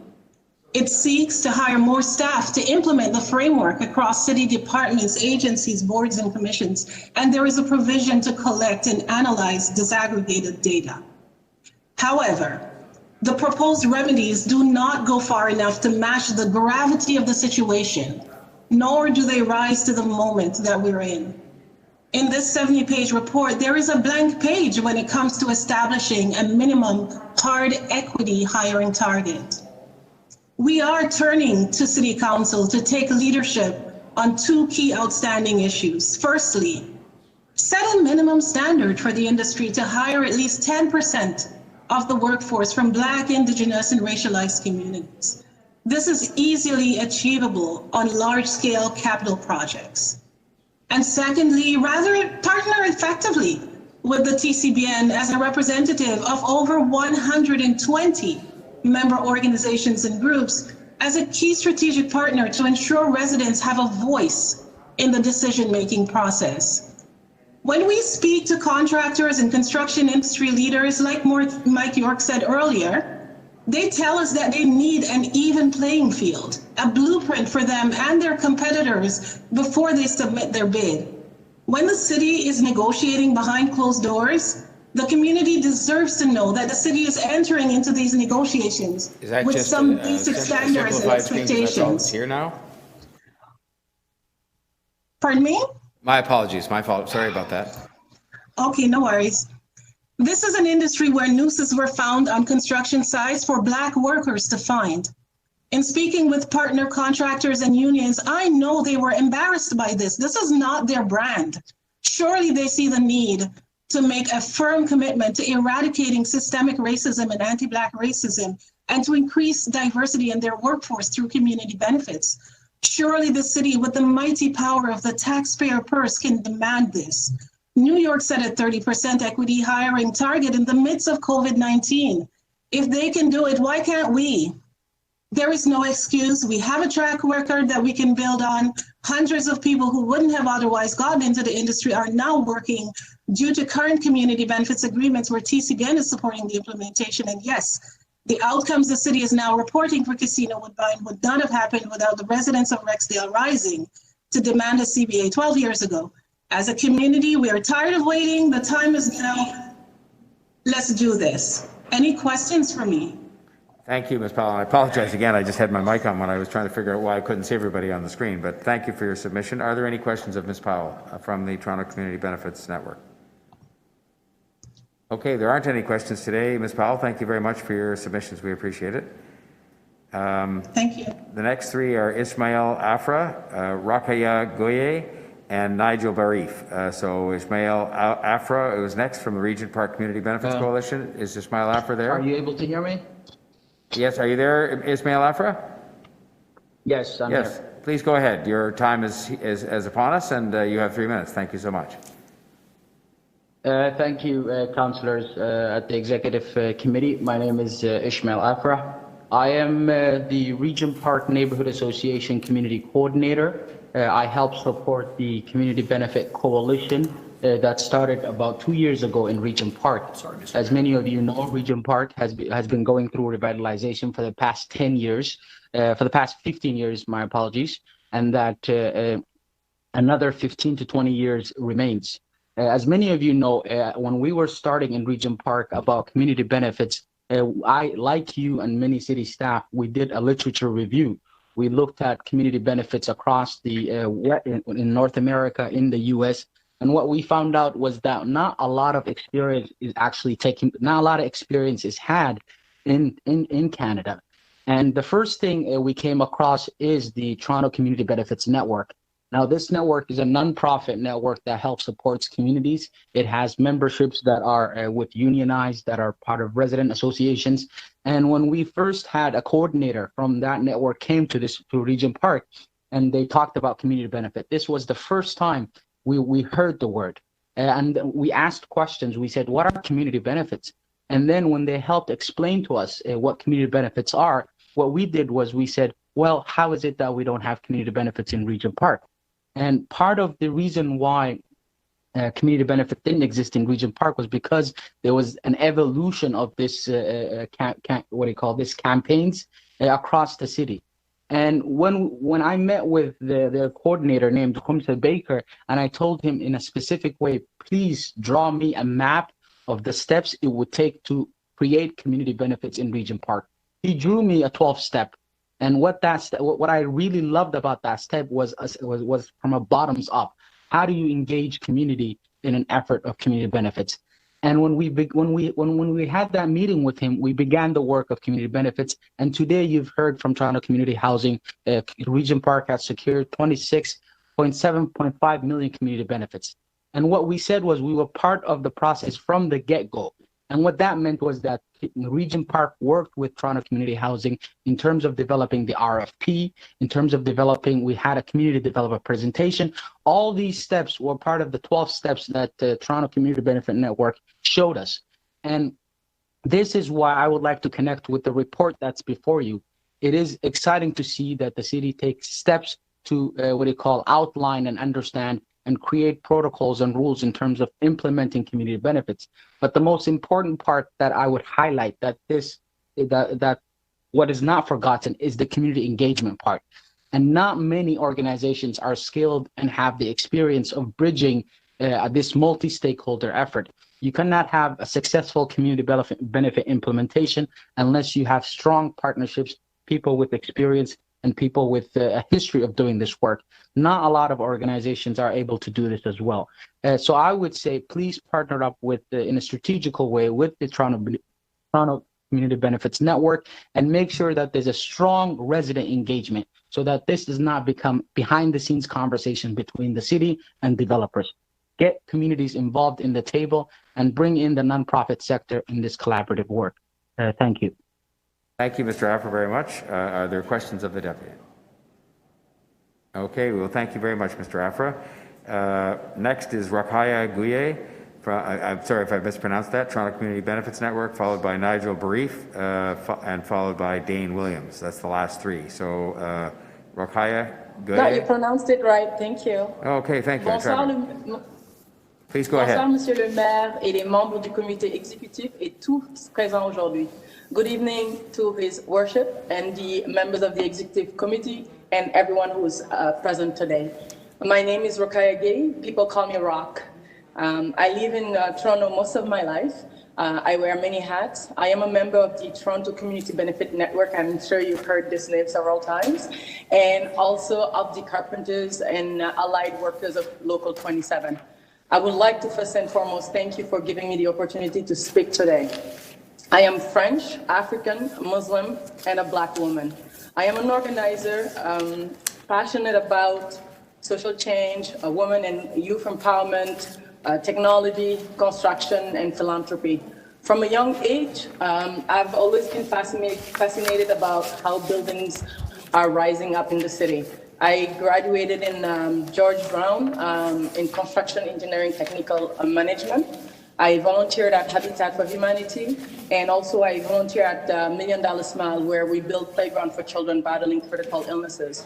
Fast forwarding to 2020, I joined the Carpenters Union, and thanks to the outstanding work of TCBN, which is an organization that is helping support people like me into finding meaningful career into the construction sector. So as everyone knows, the construction industry is booming, and it's really an essential service during this major pandemic. And we are very thankful that the government has invested billions of dollars in this industry. So last year, I worked at the Woodbine Casino as a carpenter. I was the only Black woman out of 300 workers. Can you imagine? During my orientation, while completing the self-disclosure form, I was advised that I did not really need to provide those details. Being Black, a woman, I was really shocked. I was flabbergasted. So it was an eye-opener for me. Perhaps employers need to find diverse ways to be more inclusive in hiring people from all backgrounds. So I asked these questions. What is the impact of someone who looks like me to not filling out these forms?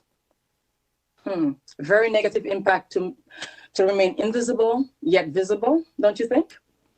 How is it possible? We're in the 21st century, and this should not feel this way. And the other question I ask also is where is the accountability of the employer? Perhaps the government needs to put in place stricter rules on employers to get these self-disclosure forms completed. So today I'm here to request for the city to set a minimum 10% minimum hard target for equity hiring on all large-scale capital projects.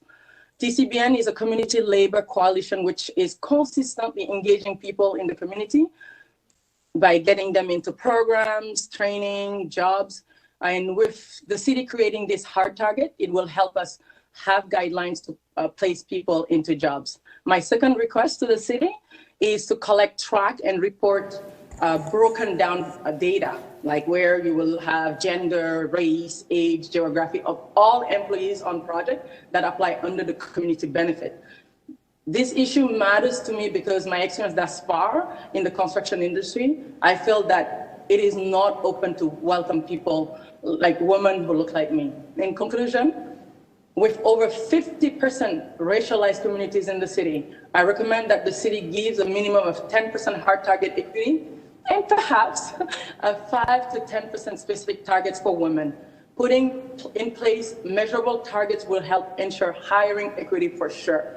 Encore une fois, merci beaucoup pour cette opportunité et j'ai hâte de voir ces changements incorporés d'ici peu. Once again, thank you so much for this opportunity, and I'm looking forward to hopefully seeing these changes incorporated shortly. Thank you. Merci à vous aussi. Thank you very much as well. And so I'll see if there are any questions for you from the members of the committee. There aren't any, but we thank you so much. That was a very, very interesting deputation. We appreciate it. Merci. Nigel Barif, Urban Alliance on Race Relations. Is Nigel Barif with us?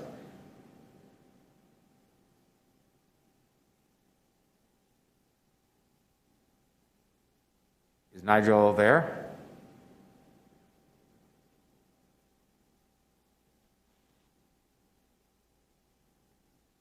How about Dane Williams from the Black Earth? Oh, I'm here. Oh, Nigel. Hello. Who's that? This Nigel Barif. Oh, Nigel. Okay, sorry about that. We were calling and we weren't hearing, but there you are. That's very good. Please go ahead and make your deputation. You have 3 minutes and you're most welcome. Thank you for your patience. Thank you, Mr. Mayor, for this opportunity, and thank you, Executive, for this opportunity to speak to you today. My name is Nigel Barif. I'm president of the Urban Alliance on Race Relations. We partner with the city on issues around racial justice for almost coming up on 50 years. So we know how important this opportunity is and this decision is, and we are grateful and for the recommendations for the report that's been put out so far, but there are some glaring gaps that we do need to bring to your attention. First and foremost is target setting.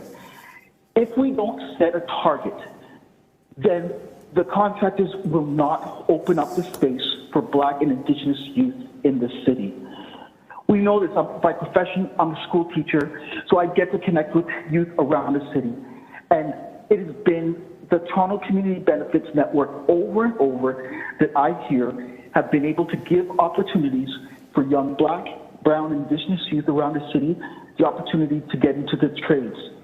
You've heard this already from a number of the previous deputants, but I'm telling you right now that it is the Toronto Community Benefits Network that's been doing this work that has gotten us to the position that we're here right now. I do want to also encourage, I think the previous speaker just said, that we have to have disaggregated data that's collected based on race, gender, where they're living in the city, so that way we can make sure that we're tracking this and making sure that it's working. This is a moral imperative that we have in front of us right now. We have gone through this, one of the most difficult years that all of us have ever remembered, regardless of your age, right? Where we've got this environmental crisis, we've got the health crisis, and we've got this racial crisis. We've got to build back better. And if that is the truth, if the pandemic ends without us putting in a community benefits agreement that has hard targets, that partners with an organization like the Toronto Community Benefits Network that already has the established network and connections to the community, then we're just going back to what we had pre-pandemic. And that wasn't good for most of the folks within our city. That's certainly the ones that look like me in our city. So I'm very grateful for this opportunity to speak to you. I am overall supportive of this, but I do want to again bring to you the gaps that we've got to make sure that you set hard targets. You really do, and I do believe that the Toronto Community Benefits Network is an organization, a Black-led organization with people of color throughout it that have the network right now to help the city take this policy and go and run with it. So thank you very much, and I'm open to any questions you may have. Thank you very much, Mr. Barif, for your submission. Are there any questions of Mr. Barif? I did send a written deputation in also. I sent a written copy of this. We do thank you very much for your deputation. And that would bring us to our final deputant on this item, Dane Williams from Black Urbanism TO. Is Dane Williams with us?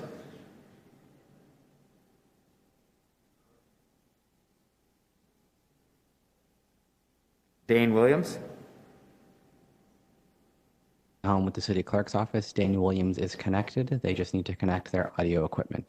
Okay, so Dane Williams, you just need to connect your audio and you'll be all set because I gather you're logged in. Can you hear me? Yes, we can now. Thanks so much. Dane Williams, you're up 3 minutes for your deputation and then there may be a question. Thank you, Mr. Mayor and Executive Committee for allowing me to speak today. My name is Dane Williams. I currently work at the Rotman School of Management at University of Toronto as a human resource consultant. I've spent some time in the construction industry as a laborer, working towards an electrician apprenticeship earlier in my career. I'm also the co-founder and vice chair of Black Urbanism Toronto, which is a non-for-profit organization that works to develop programs and framework centered in African Caribbean approaches to implement the community-informed vision and advocate for the needs of the community by providing recommendations to relevant decision makers such as yourself and ensuring the impactful dialogue ensues between African, Caribbean, and Black communities and public and private actors. Black Urbanism Toronto operates from a community asset approach that centers around the traditional rights and lived experiences being recognized and given a more decisive voice in formulating policies about resource development in the places we live.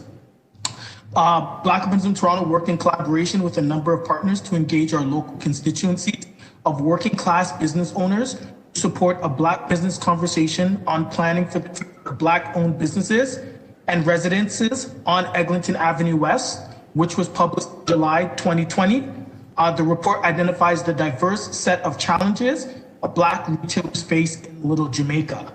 From the report, Black Urbanism Toronto is working currently with the University of Toronto Economies Lab to explore the feasibility of establishing a commercial community land trust, and we are currently working. Working towards providing affordable commercial spaces to Black-owned businesses as a part of a concerted effort to preserve and promote the resurgence of Toronto Eglinton West neighborhood, Little Jamaica as a cultural hub. One of the recommendations that are coming from Black Urbanism Toronto is that there should be a review on how we can embed community benefit agreements in public and private infrastructure projects. Unless the city can look to embed community benefits in these projects that are occurring rapidly throughout many low-income racialized communities, in particular Little Jamaica, the Black in these neighborhoods will miss out on the opportunity to secure jobs, benefits of economic development through social procurement, physical spaces for Black-owned businesses, and social programs from these private and public-led investments. The city should work on developing a framework that would identify clear measurable targets for development projects and breaking systemic barriers in a historical racist industry such as construction. One way is to set clear targets such as a minimum 10% hard targets for Black, Indigenous, and racialized people, and requirement for these companies to provide labor market information on the workforce to ensure these targets are being met. And lastly, closing up, in addition, looking at developing a robust social procurement framework with provisions that would allow business owners in a neighborhood such as Little Jamaica to be given a procurement contracts, which would be a key tool for building community capital and economic sustainability during a time where construction has caused physical and economic disruptions to businesses in these Black, Indigenous, and racialized communities. Thank you so much for your time. Thank you very much, Mr. Williams. Any questions of the deputy? Okay, well, thank you very much for your deputation. We appreciate the patience of all the people that have made submissions on this issue. Much appreciated. We would now then move to questions of staff. Do I have members of the committee wanting to ask questions of staff or visiting councillors? Okay, Deputy Mayor Bylaw will be first. And Deputy Mayor Minimum, give your hand up as well? Yes. Okay, so Deputy Mayor Bylaw, then Deputy Mayor Minimum, and we'll go from there. Thank you. Through you, Mr. Mayor. So we have some community benefit agreements that we have signed and established and have been working already. They have targets, correct? These projects? Yes, sorry, continue, Deputy. What kind of targets have we been able to get on these projects?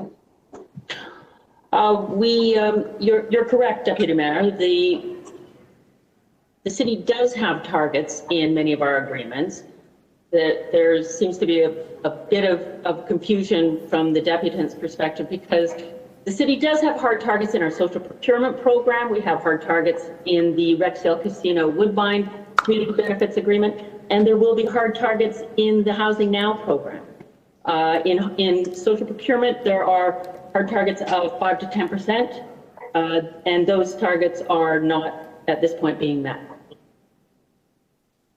And do you, what about the Woodbine Casino? Before the COVID shutdown, Woodbine Casino was achieving its targets, but since the shutdown, that has turned 2020 into, as you can appreciate, not the best.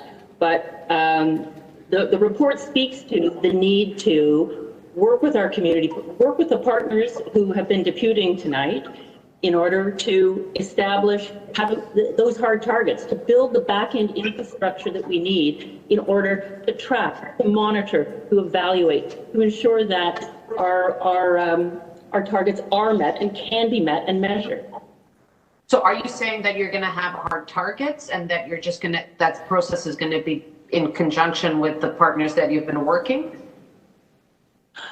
I believe that we will eventually get to hard targets, yes, but I think there needs to be a lot of work done on how we determine what those are, and doing that in a perhaps in a project by project basis to begin, and then establishing what we can move forward with. Okay. Another thing that we heard about was, and I know this is a fact, I mean, TCBN has been doing this work for a long time. So how are you ensuring that you're not duplicating their efforts? And what kind of work are you doing with them to, feed off their experience? But, what have you been working with TCBN, and how are you ensuring not the duplication of work, but actually a supportive role? We have been working with TCBN at least, with my knowledge, since before the Woodbine Community Benefits Agreement was created. They have been sitting at the Woodbine Community Benefit table, as well as at the labor table at Woodbine. We meet with them frequently and have met with them as we have evolved through this, as this report has evolved.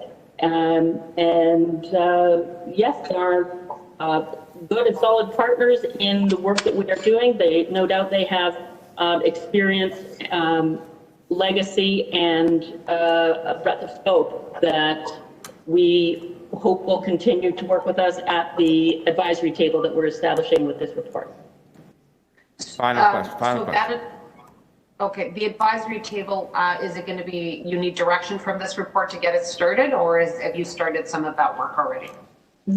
This report speaks, our last report that council approved directed us to create an advisory table, which we have done. Its first meeting is in early February, and we have put out invitations to many agencies, groups, organizations, TCBN being one of them, to come to that advisory table to help us figure out all the back-end infrastructure. And I'm sorry to keep going back to that, but that's what we need to do. That's the work we need to do in order to make community benefits successful.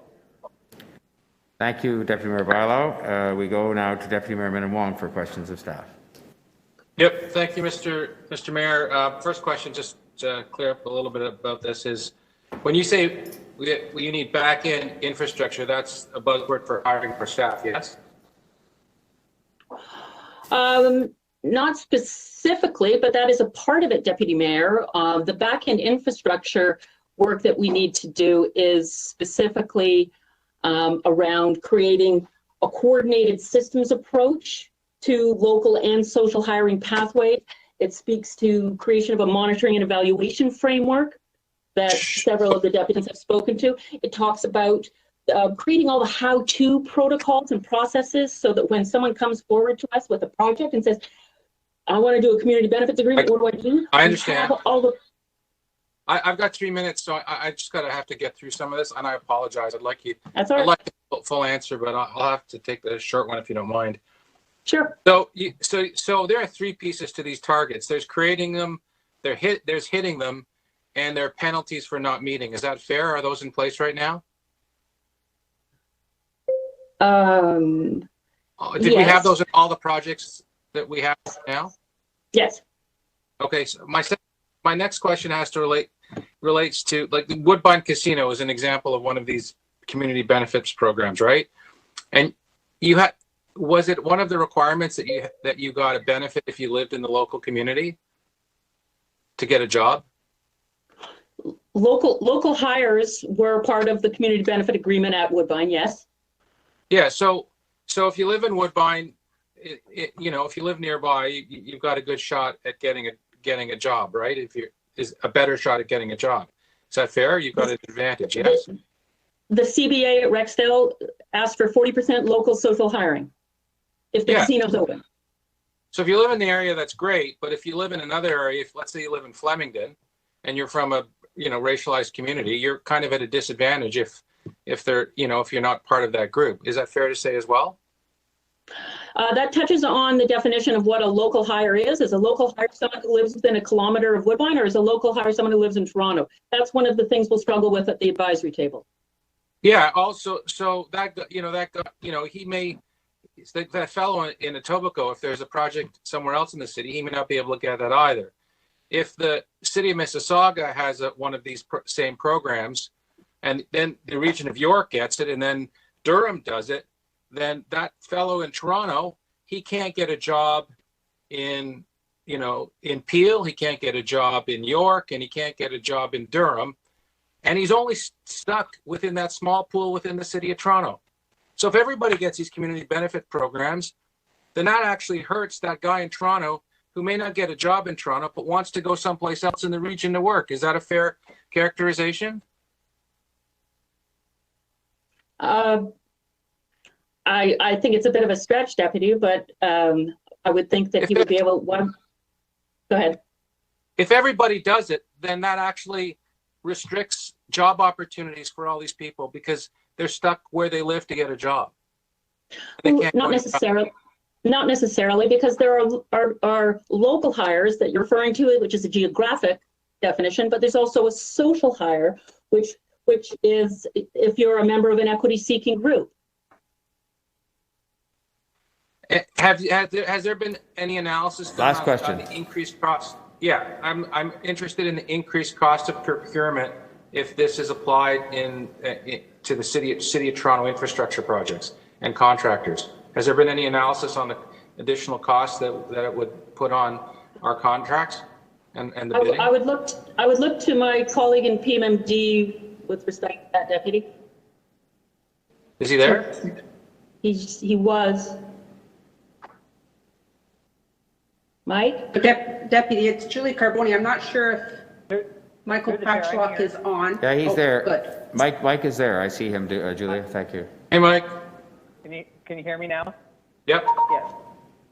Through the chair, there hasn't been an analysis done, and that is something we actually want to discuss at the advisory table, because that's been an issue raised by the construction associations about whether we should be adding price line with respect to community benefit agreement into our tenders.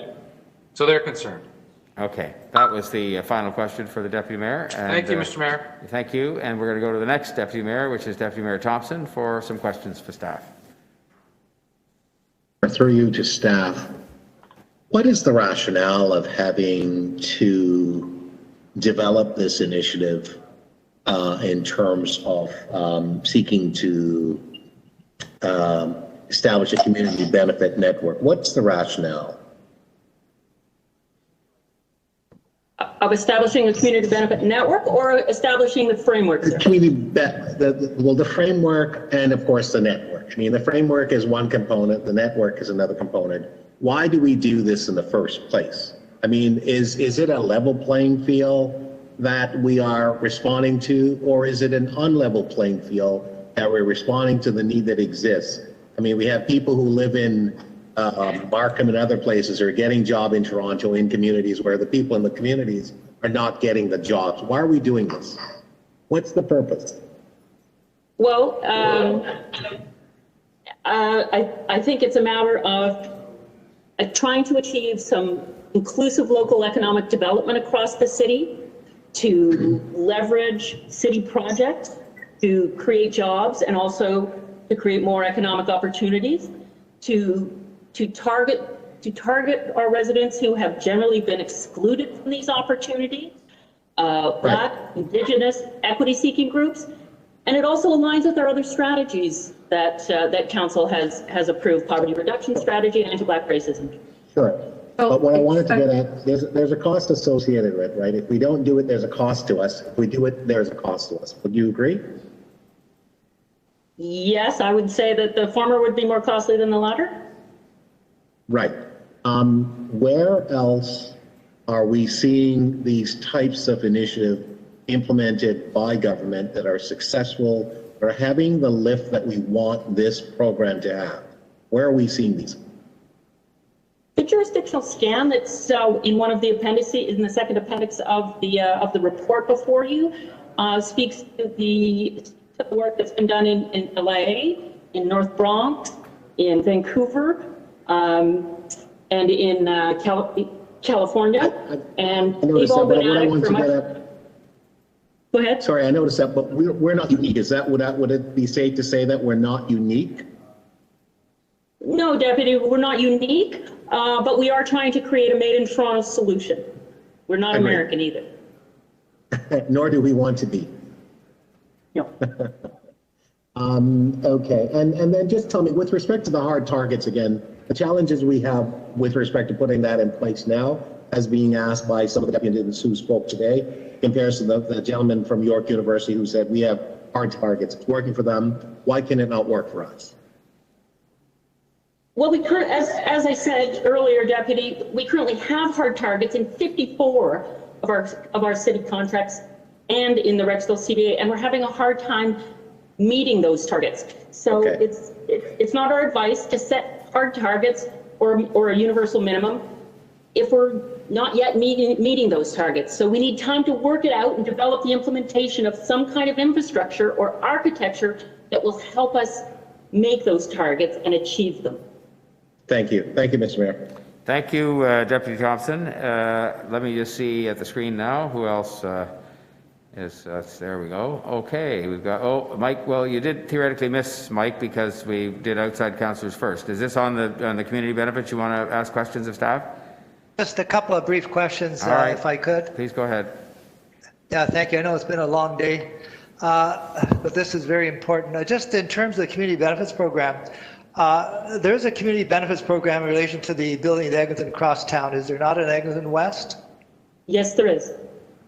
Yeah, can we get figures in terms of how many hires there's been of people of color or targeted groups? Yes, I'm sure we could secure that for you, Councillor. Yeah, because I get asked that quite a bit. I mean, anecdotally, I've been feeling very positive about the fact when I do spend time at Eglinton, I see a lot of different faces, which is a nice change, women and people of color working on the crosstown, so that's great to see. Okay. Now, the question I have is, what role does the provincial government play in meeting these targets or in implementing a community benefits program, especially in light of the fact is you've got a provincially funded construction project on Eglinton? Well, that is a provincial project on Eglinton. So it's Metrolinx that is doing that work through Mosaic. So the province has a different authority than we do at initiating and creating hard targets or community benefits. But I don't know much more than that. Yeah, maybe if I could get an explanation, I'll ask you offline about how that complex relationship works between the city's role and the provincial role. Metrolinx's role is quite complicated to see what the actual relationship is. The other question that gets asked to my office quite often is they know about the community benefits program, but they say the community isn't benefiting, in that we've lost 150 retail stores between Keele Street and Avenue Road since the construction of this project. 150 small businesses have been shut down. Why hasn't the community benefits program helped any of these businesses stay alive? Well, we're just creating the community benefits program now, Councillor, and the project that they're talking about, as you know, is a provincial project done by Metrolinx. This framework we're talking about is to focus on creating the city authority to create community benefits through procurements, through lease agreements, through anything we buy, build, sell, or incentivize. So, pardon? Can we incorporate into this city program some mechanisms where there can be some help, financial help, to some of these small businesses who are, you might say, the fallout from all this construction? So because I'm always told, well, the construction is great and the people working on the project are well paid and it's great to see, but meanwhile, it's killing all the small businesses on the street. So they say, can we somehow find a way of helping these small businesses through a wider scope in this community benefits program we're trying to create here? Final question. I appreciate the issue, Councillor. I think it's a bit out of scope for the community benefits work that we're working on right now. I might turn to my friends in economic development or seek advice from them with respect to how we could help with that. But I think that is out of scope for the community benefits initiative itself. Okay, thank you very much. Thank you, Councillor Cole. Okay, thank you, Mr. Mayor. Have a look at the screen again here to see who else wants to get in on the action here.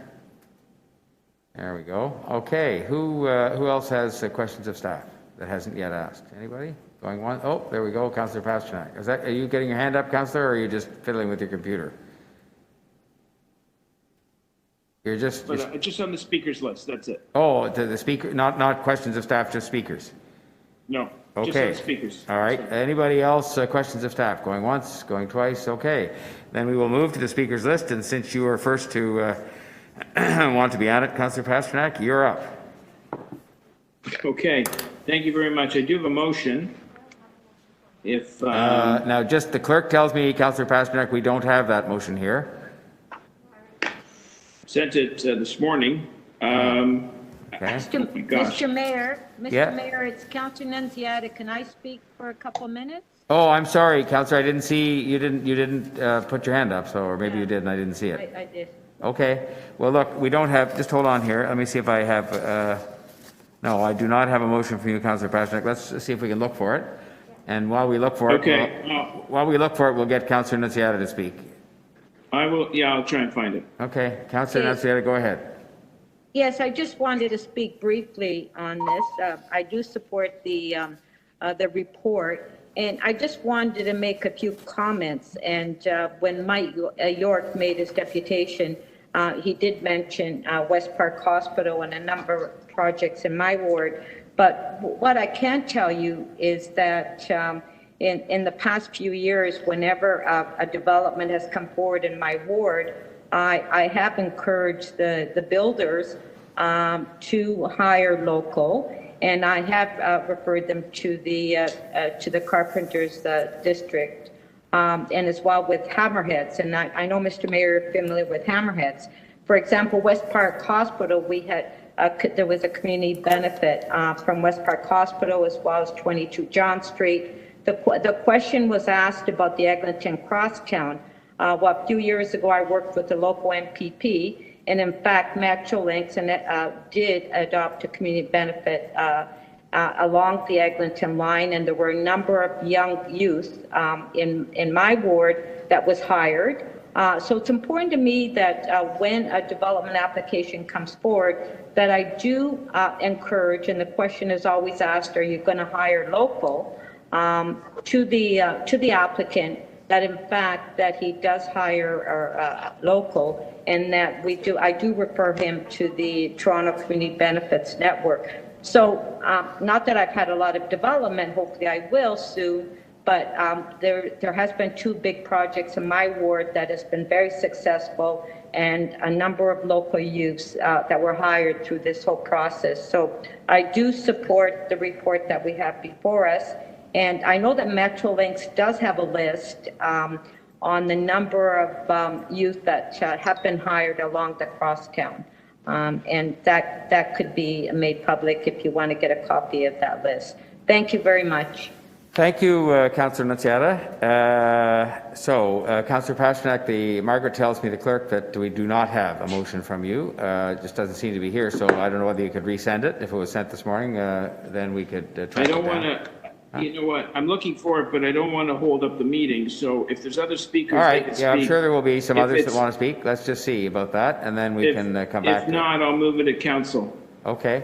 Are there other members of the committee wishing to speak? Okay. Well, you were it, Councillor. Oh, I'm sorry. There's Councillor Ainsley. Councillor Ainsley, go. Oh, and Deputy Mayor Barlow. Okay. Go ahead, Councillor Ainsley. Can try and give Councillor Pasternak some breathing room while he figures out his motion. I'm fully supportive of this program and the process. I want to thank staff for all the work that they've done. When you speak of community benefits, it's not an easy process. It takes a lot of work to make sure it's done right. We want it done right. The first deputy, Jillian Mason, I think Chris knows Jillian. She's done a lot of work in Eastern Scarborough with the Scarborough Storefront, the Centre for Connected Communities, the University of Toronto Scarborough. We have, and it's all in the middle of the Kings Road, Galloway, Orton Park neighborhood improvement areas. So when we talk about community benefits, that's one of the things that we always strive for in the community, because you want to lift people up. You want to help the people that need it the most. And that's what community benefits go a long way to achieving. And I think the City of Toronto is well placed to put that process in place. A lot of the work that people would be involved in the community benefits process, the City of Toronto is leading on. And some of our educational institutions like Centennial College and the University of Toronto Scarborough are leading on. And we've had a number of deputants speak today about the work they're doing in their communities. And I think the City of Toronto plays a large part in that and will play a large part in it. So I'm fully supportive of this report. I know that people have talked about hiring staff and benchmarking. Well, I can say from experience, if you don't have the staff in place to do the work, you can't set the targets in a very meaningful way. And so we need the staff. We need the staff to make sure we have those targets put in place, so this is all done successfully. So I want to thank staff for the work that they've done on this, and I ask everybody to support this report. Thank you. Thank you, Councillor Ainsley. Now, let's just take stock. We found your motion, Councillor Pasternak, so you can. We did. I thought you said we did. Oh, I'm sorry. Okay, did you find it, Councillor Pasternak? Okay, I can't hear him. All right, who else? I had Deputy Mayor Barlow, I saw her hand up, I think. And who else would like to speak on this, just so I can get a list here? Deputy Mayor Barlow, did you want to speak? Yes, I do. Okay, well, you're next then. Okay. Yeah. Thank you. Thank you, Mayor. Thanks to staff and thank you to all the deputants that participated today. A lot of them from partners that our staff have been working closely with. Some from the labor, some from community organizations. And I think there's one thing that it was mentioned that is true, is that in order to have strong community benefit agreements and the ones that are going to deliver, you need partnerships. And I think the report clearly outlines that that is key for this to succeed, that these partnerships are going to have to be well established. I think when Chris was answering to Councillor Thompson's questions, I think she went back to the essence of this program, which is actually taking advantage of all these as investments that we're doing in transit, in housing, the money that we spend, and actually leveraging from these investments to create opportunity. And I think that the key word here is to create opportunity in communities and that need it the most. We're doing some of these projects in areas highly racialized with huge levels of poverty. So why not involve that local community, that youth that might be going into the wrong place, that community that is not well represented in some of these construction units, as was said here, you know, some of these well-paying jobs that we have, that it seems like some communities are not having access to them. So why not ensuring that the money that we're spending not only create the transit and the housing, but actually give the jobs to the people in our city and create opportunity and open doors to some of the communities that need it the most. And I think that's what the framework, the community benefits can do, is ensuring that opportunity is given to all, not just to some in our city.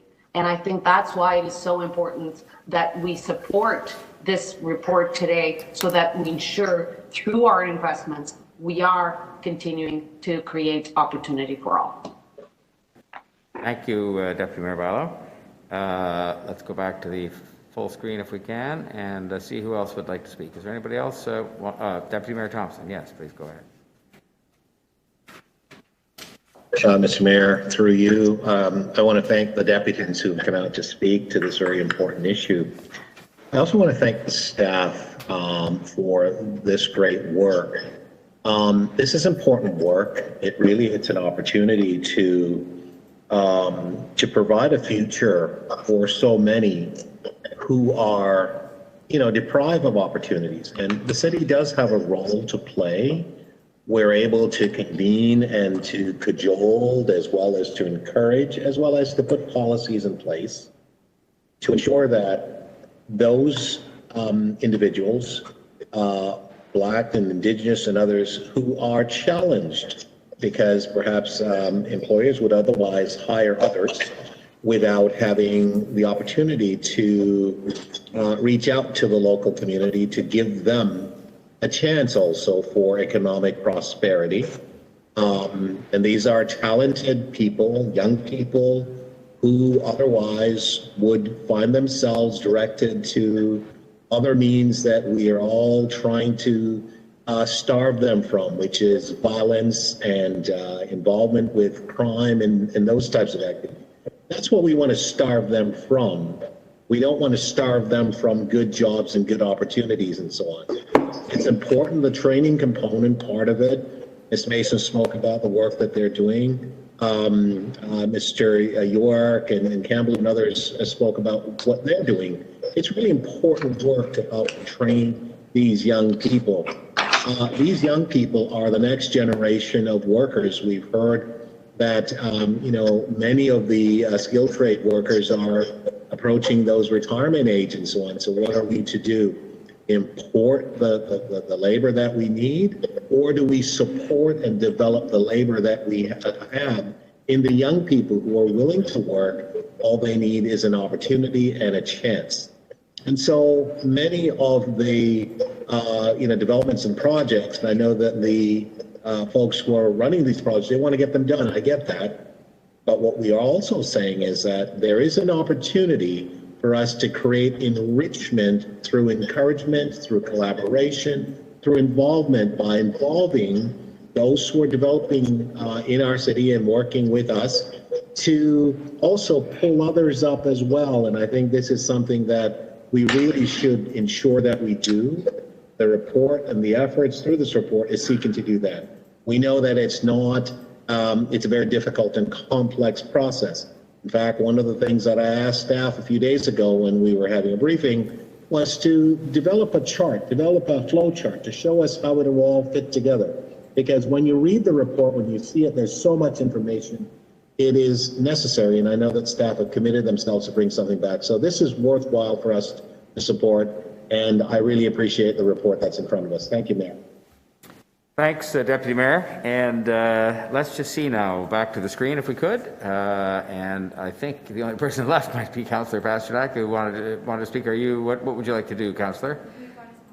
You do have it? So I have, we do. sent Praise, the motion. Praise the Lord. We have your motion, Councillor. Okay. So it's fairly straightforward. I was given a presentation by the Toronto District School Board, the STEP program. And they had one of their success stories explain his situation to me. And I was extremely impressed. And I thought it was a remarkable program they have going there. It's connected with the school system. They've had over 600 students go through the program. And it seems like they're determined to make kids who are leaving high school go on to a career that may not be university, but certainly in demand industries, and the trades are demand industries. And I think it's important through this program, and I thank staff for their work on it. It's a weighty report. I think it stretches 70 pages. And we seem to be sending a message out there that if you want to do business with the City of Toronto, you're going to have to make an extra effort to hire our young people. And you're going to have to mentor them, groom them, teach them skills. And if that is of no interest to you, then maybe you shouldn't be doing business with the City of Toronto. So I think when it comes to young people who may not be university bound, although with the trades, sometimes you get a mentorship and then you go into a college, that what they want is a chance. They want an opportunity to show their skills, to demonstrate that they're capable, and to really work with professionals on sites. And the story this student told me, actually, he was working on a construction site in my ward in the Tippett regeneration area where they're building all these condos. So it was a great story. And I'm asking staff to, they wanted to tell their story directly to staff, and they wanted to sort of set down make some recommendations. So I'll leave that with you. And once again, thank you to staff, and I hope we make it clear to these employers out there that we want them to play a key role in the future of our young people. Thank you, Councillor. Is there anybody else wishing to speak? I just want to say a very few words and move a motion to do with social procurement. Anybody else that hasn't spoken that would like to? Okay. Let me just change the clock here now. There we go.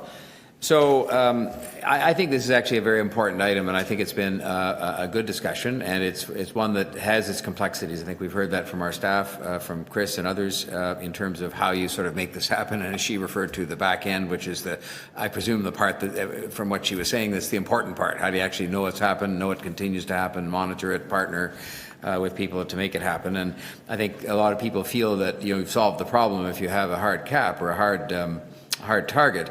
That's certainly a step forward, and I'm about to propose that in regard to social procurement to do better there. But I think we're going to work on through this report on making sure the resources are in place, both to find the right way to go about this. I was interested to hear a lot of the commentary today, and I'm just trying to think of where it was they told us they did it on a contract by contract basis, and that they assess these things each one at a time, taken individually. I don't have a hard view other than we have to do better. And I have a certainly hard view that this is a principal part of economic development in the neighborhoods in which we both have big challenges in front of us in terms of engaging people into the workforce and in terms of getting these projects done that are in or around those neighborhoods. The motion I'm about to move here, which I think we put up, I hope we have, just so you can have a peek, is one that just says in regard to social procurement that we have to do better. And that came out of a question I asked in this very room at a previous meeting of this committee. I don't even remember in what context I was asking it, and where I said, well, how many companies have we done business with since the advent of the social procurement policy that I stood and proudly, I would say proudly announced. It was in front of a printing shop in the Royal Bank Plaza that had diverse ownership. And the person here, it wasn't their fault, but they could not answer the question as to how many companies that we had or what percentage of our purchasing or what dollar number. There weren't any answers. That, to me, is the mark of an unsuccessful policy, because if it's successful, you are proudly able to answer the question and be able to say you have this many firms, this many dollars, this many purchases, and so on. And so my motion simply says that, and I know you have to have a number to start with, and we'll have to get that in hand, but that we aspire to, and it uses the word aspire, to a 10% annual increase starting in 2021 in the number of vendors on the city's diverse supplier list, with a focus on increasing representation of Black and Indigenous-owned businesses to be in line with the confronting anti-Black racism goal of 7.5% Black business enrollments, for example. And then the second part of this is to ask for a review to be conducted so that we will see what the numbers have been, because the social procurement policy has been in place for certainly 4 years since we announced it in 2017, and I think we have to have a proper review so that we can actually see what the numbers are. And if there are no numbers, well then that will be more of an impetus for us to get to work. So those are the motions. I believe strongly this is a step forward. I understand those who are impatient with us and say we should be doing things that are more hard and fast. I trust in the staff to understand what motivates us, which is to get economic development going on a community basis and include people who are presently not included from dramatically underrepresented groups. My patience will be less a year from today than it is today, because I don't have much patience, but I have a willingness to have them, in partnership with the Benefits Network and others, carry out their jobs. Anybody else wishing to speak who hasn't? Right then. We have, I think, am I right, Margaret, Madam Clerk, only two do I have Councillor Pasternak's and my motion? Those are the only two. Okay, so then we'll call the question on Councillor Pasternak's motion first, and we can put that up as you wish. There it is, coming up, to do with cooperating with the Toronto School Board to take some benefit from their experience, and I'll call the question. All those in favour? Opposed? Carried. And then the motion that I just put, which has the two parts to it, and I'll put that up. All those in favor? Just hang on, I can't quite see you for 1 second. There we go. You have a look at the motion. Okay, call the question. All those in favor? Only three of us voting. That won't be quite enough. Councillor Ainsley, you're not voting. Councillor Crawford, there she voted. Deputy Mayor Bylaw, in favor? Carried. Okay. And then we have the item as amended. All those in favor? Opposed? Carried. Thank you very much. Okay, let us take stock. It is 4 minutes past 7. We have 3 items left with a total of 16 deputations. I think about 12 of them are on the next item, which is the affordable internet connectivity for all. And then we have what I think should be a fairly brief item on the Seniors Housing Corporation, and then the item that came back from the Police Board on Lawrence Heights emergency safety and security response. So I think we should move right into the affordable internet connectivity if we can, and we will go straight to the registered speakers, deputants, and I'll just read the names of the first 3, Bob Murphy, Peter DeGama, and Alejandra Ruiz Vargas. and they have 3 minutes each, and we'll call first on Bob Murphy. Is Bob with us?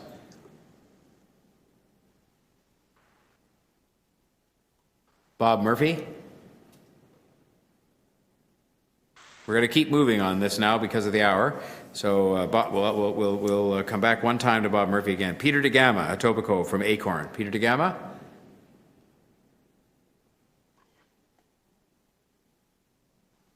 Do you see them, can our member of our city staff, do you see them still connected to us or not? Because if they're not, then we won't keep calling their names. Bob Murphy or Peter DeGama? Is connected and unmuted. So who is that now that's connected and unmuted? This should be Peter DeGama. Peter DeGama, are you there? Yeah, I'm here. Can you hear Okay, me? yes, we can. Thank you. Please go ahead. You have 3 minutes, and thank you for your patience. Okay, thank you, Mr. Mayor and members of the Executive Committee for giving me a chance to speak on ConnectTO, affordable internet. My name is Peter DeGama. I'm a member of Acorn's Etobicoke chapter, and I'm here to talk about internet affordability. This is a big issue for Acorn. We have been fighting this issue at the federal level, but the federal government has failed us in this issue. They keep doing studies when they could make it mandatory for having big companies like Bell and Rogers to give $10 a month internet to all low-income people. But to date, they haven't done so. So we're very happy to see the city taking on this issue and excited by the opportunity. Internet is more important than ever. Yet it is, for many, many can't access. Acorn members use internet for important life activities, including employment, completing homework, accessing government services and forms. But a recent study showed that 2 out of 5 households in Toronto don't have access to high-speed internet, that is at least with internet with 50 megabits per second. And 3 in 5 of those with no internet say they are impacted with their access to critical service. During this pandemic, we've seen that internet is needed for online learning and to access government services and forms. And many people found themselves stressful trying to access internet. Fortunately, city facilities such as school boards or libraries have provided some access to parents and to those seeking access. But when you come out of the end of this pandemic, this resource might no longer be available. Internet is also, as I said, is more expensive. The monopoly providers provide internet for 50 to 75 megabyte speed from anywhere from $80 to $1 a month. This is not affordable for many Acorn members. So Acorn is demanding the following from this program, and I think this document addresses many of the issues. The city must maintain the public ownership and public control of any fiber infrastructure or programs that come out of ConnectTO. We'd like to see this operate as a public utility similar to Toronto Hydro. And this program must result in every low-income person in the city being able to get $10 a month internet. We also demanding free public Wi-Fi in city-owned land for facilities, parks, community centers, and TCHC buildings. So we're glad to see that the city is willing to leverage the issues in fiber and create collaboration between the city and the private sector, particularly ISP providers. And we're also happy to see that there's open access to any qualified companies. Mr. DeGama, I'll have to ask you to conclude if I could. I just have a few minutes just to mention a couple of examples. This model that city has chosen can be successful. It has been successfully done in Sweden, in Gothenburg. The Minnesota broadband has 30 providers, service providers accessing it. Mr. DeGama? And also in Utah, where the Utah Municipal Broadband has 17 service providers. So we hope that the city goes about this in a bold way to connect all of the city, ensuring that you have at least minimum $10 for low-income people, and that public access, public control, public is maintained. Thanks. Thank you so much. Thank you for your time. Thank you for your time, Mr. Gamma, and your patience. Are there any questions of the deputy? Okay. I'll just call one more time for Bob Murphy from Acorn. Do we have him connected, or do we see him not as not being there? Bob Murphy is connected, and he is unmuted, but he appears not to be able to speak. Oh, I'm sorry about that. We will continue troubleshooting with the speaker. Okay. How about Alejandra Ruiz Vargas from East York, Acorn?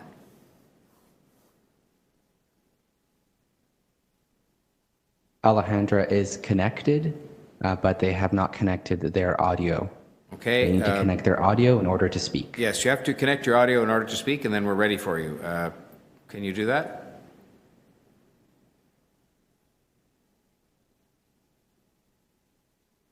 Yes.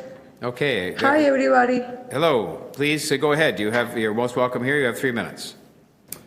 Thank you so much. So I really appreciate all the work hard that you have been doing today. I see your faces are tired, but thank you for waiting for us and work hard. Thank you for waiting for us. Normally, I come in with, Acorn is coming with the sword out, but today no. So I'm feeling very happy, actually, very excited that the city has been taking in consideration something that we have been fighting since 2016. So my name is Alejandra, and I am a member of Acorn. Acorn is an organization of low-income and moderate-income people who fights for social change. We are in 20 neighborhoods across Canada and 11 cities and growing now with the addition of Montreal. So we have been fighting for this issue, meaning Internet for all, since 2016. So federal government agreed and legislated that Internet is an essential service, but didn't agree that they should mandate the Canadian telecoms to create a program of $10 a month Internet for low-income Canadians. For example, Ukraine is the cheapest Internet in the world with $5 a month, and surprisingly, Russia is number 4 with $9.77 a month. Canada is in the 97th position with an average of $57.66. But in the digital world, money is not only the roadblock. Credit check, specifically here in Toronto, and in some cases, modem costs and cave fees are definitely a problem for low-income Torontonians. So right now we have food prices soaring, people with rent behind, a skyrocket rents, lot of unemployment, bankruptcy, schools closing, working from home and isolation as the daily bread. So internet, in many cases, become life or death. As Peter de Gama was saying, we use internet for various reasons, but I would like to mention that we have been doing 2 surveys in 2 different years, and the responses were astonishing. People that don't have, that are low income and moderate income prefer to have internet than buy food. This is so important for people. This shows that it's so important for people.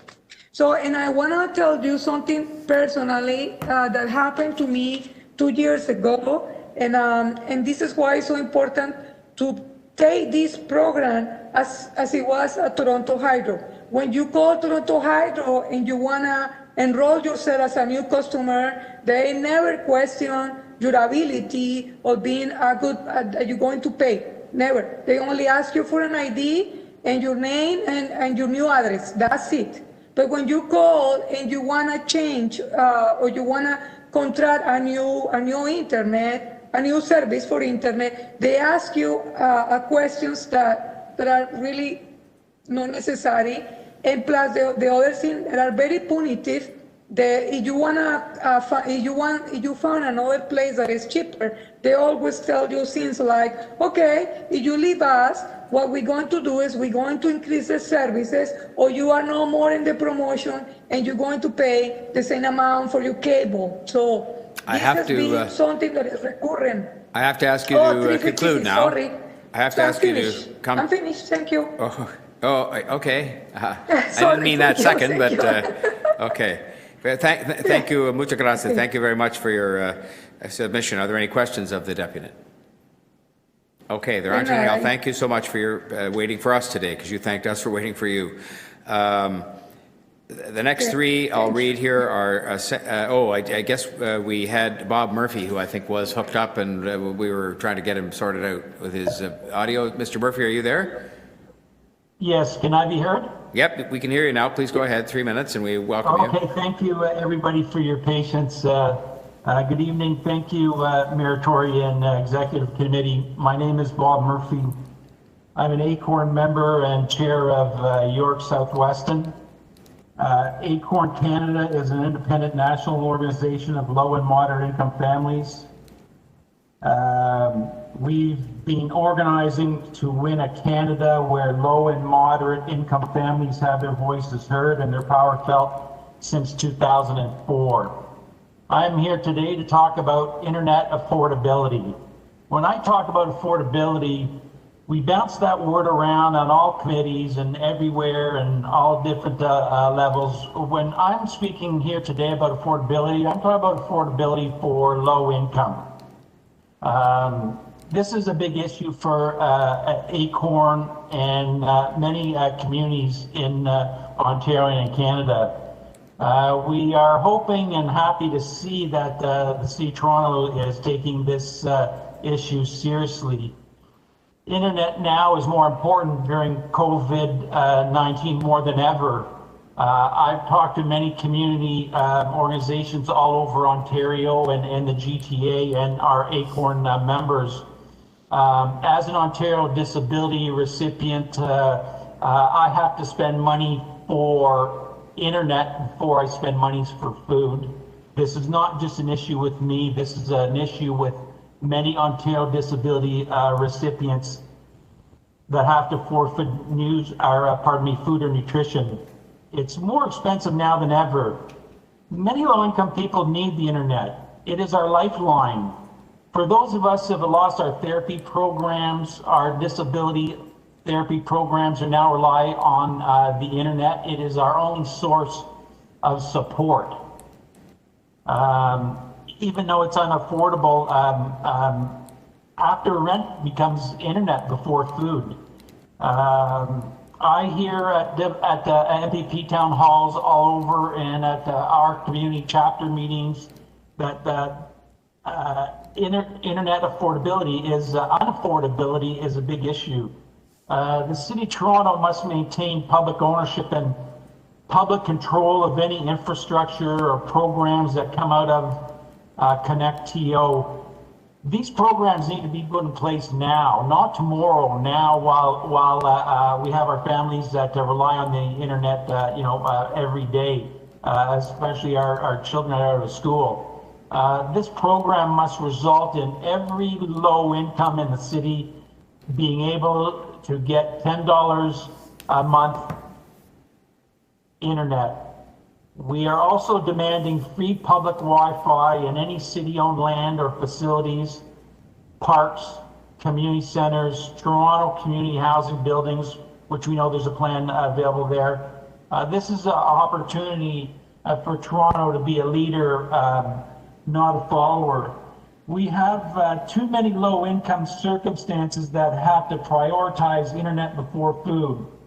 Internet before food, internet before nutrition. Can anybody here, sitting here, listening on this long day, imagine yourselves have to decide, shall I pay for internet or shall I have food and nutrition? Thank you for your time, and I'd be more than happy to answer any questions. Thank you, Mr. Murphy, very much. Thank you for your patience. No, that's a very, very profound question that you put to us there, so thank you so much. Are there any questions of Mr. Murphy? Okay, let's go then. The next three are Sam Andre from Ryerson Leadership Lab, Bianca Wiley from Tech Reset, and Carolyn Grammer from Seneca. So Sam Andre. Thank you for having me. Can you hear me? Thank you. Yes, we can. Loud and clear. Awesome.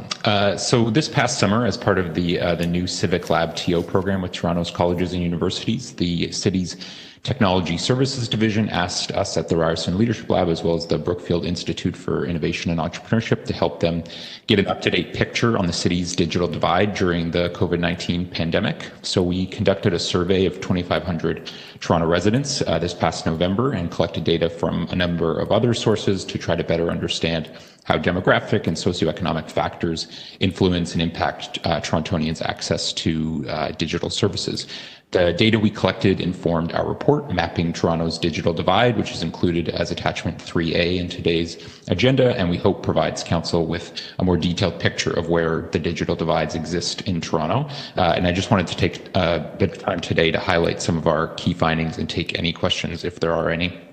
So overall, access to home internet in Toronto is quite high. 98% of the city residents report that they have home internet. Of the 2% who don't, they're much more likely to be low income and older residents. And 61% of those people say it is impacting their ability to access critical services and information like government services, banking, and education. We also think it's worth highlighting 42% of those people said they relied on the Toronto Public Library for access, compared to just 16% overall of the city. Despite those high overall access rates, though, 38% of households in Toronto reported their home internet download speeds were below the national target of 50 megabits per second, a speed at which users can kind of comfortably stream high-definition video, as an example. And in fact, half of Toronto's low-income households and half of those aged 60 plus were below that speed target of 50 Mbps. And finally, our survey found 1/3 of respondents are worried about paying their home internet bills over the next few months, with low-income, newcomer, single parents, and people of color being the most likely to be worried. So the message I guess I wanted to leave was that although Toronto is home to really the fastest internet infrastructure in Canada, there remain quite substantial gaps in internet connectivity among especially low-income and older adults. We think the pandemic has highlighted the urgent need to close these gaps, and we hope that these findings can help inform your new policies and programs as you try to connect all Torontonians to affordable quality internet. And I'd be happy to take any questions. Thanks. Thank you very much, Mr. Andre. Are there questions of this deputant? Okay. Appreciate your coming and your patience today with us. Bianca Wiley, Tech Reset Canada. Hello? We can hear you. Are you there? Is that Bianca Wiley? Yep. Can you hear me? We can indeed. So please go ahead. Super. Thank you.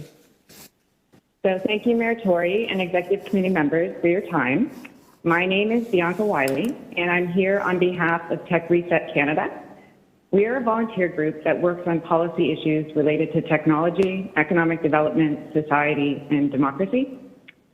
To many in our tech community, the ConnectTO program represents an exciting opportunity to build different technology futures with and for the people of Toronto. Technology is not serving us all equally, which is what public infrastructure should do. But there's nothing inevitable about the problematic situation we're in. This report opens the door, putting many more of us in charge of how our technology works. We can develop a civic technology approach for internet policy that puts and keeps democratic and community power in the hands of the people it impacts. This is an opportunity to build new business models for internet access, to develop deeper technical capacity and literacy in our communities, to support and grow different kinds of technology products and markets, and to reduce discriminatory technology practices. This report represents an obligation to deliver on equity and inclusion. It represents a way to uphold our treaty obligations by creating infrastructures that support sovereignty and self-governance. We have the power, using public governance, to do better for the many that our technology policies are failing. I used to be part of a company that built software, and one day when we were working on the software, I asked if something was possible. My colleague told me to reorganize my question. They told me to say what I wanted, rather than asking what was possible. This is called requirement writing. Define the things you want to Define the things that you want and then build them. We have all the things we need. Communities have been working on them globally for decades. Protocols, standards, rules, and approaches to build and govern technology differently. The problem has never been technology because tech doesn't fall out of the sky. It's been a lack of sustained public involvement in how our systems work and are governed. It's been a history of habits that entrench public-private power asymmetries. This is a chance to break those habits and figure out what we want to keep from our current models and what we need to change.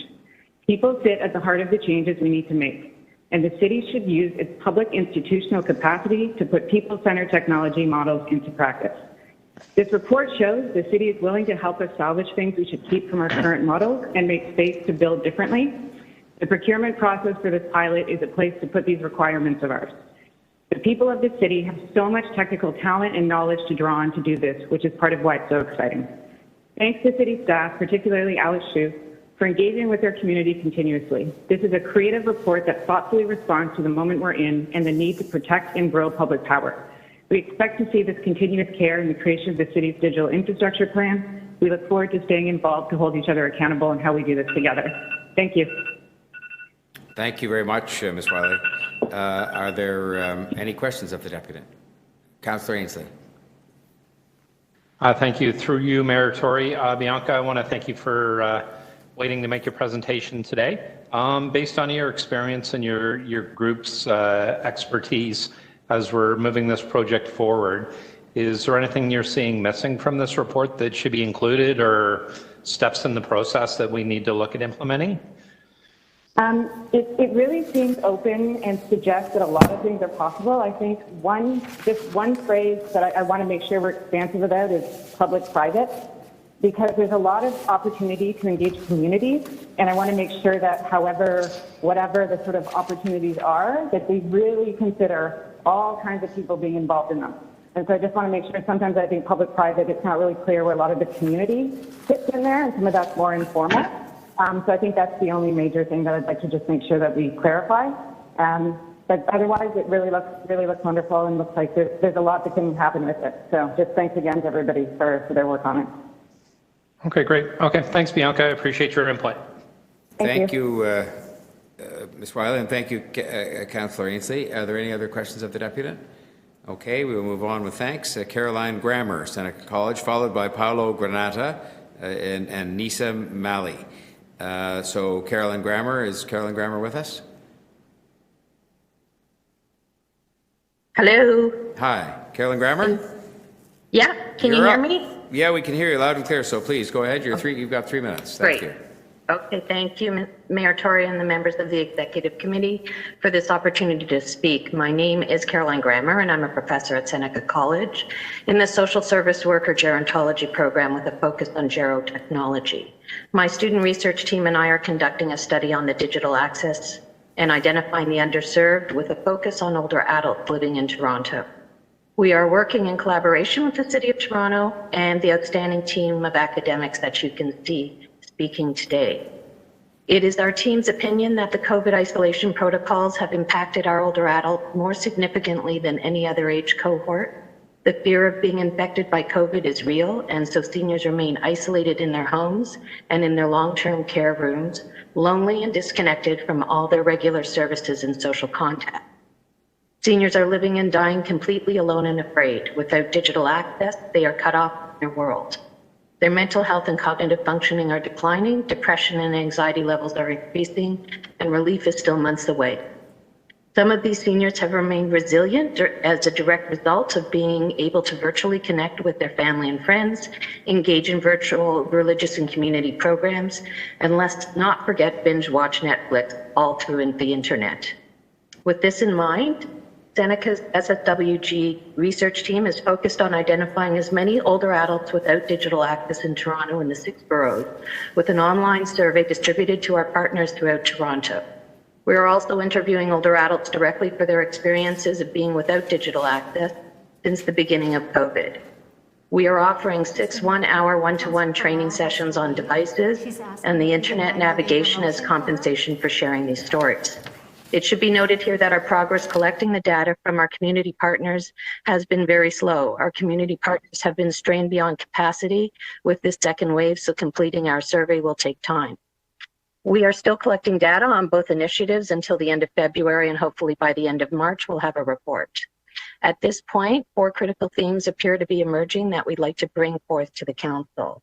1, for Toronto to transform into a smart city, digital access has to be free for all older adults if we want them engaged in the digital world.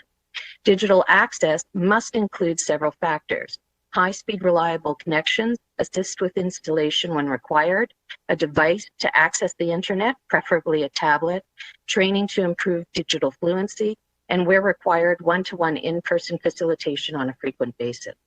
2, our team quickly discovered that the older adults are not eligible for the majority of programs offering free devices or free or low-cost high-speed internet. This becomes very discouraging and a barrier. 3, other regions have reached out with great interest to replicate the study being done here. Toronto, you're leading the charge in a critical issue, and you should be commended for it. And finally, 4, contrary to popular belief, older adults desire to learn about technology and engage with technology.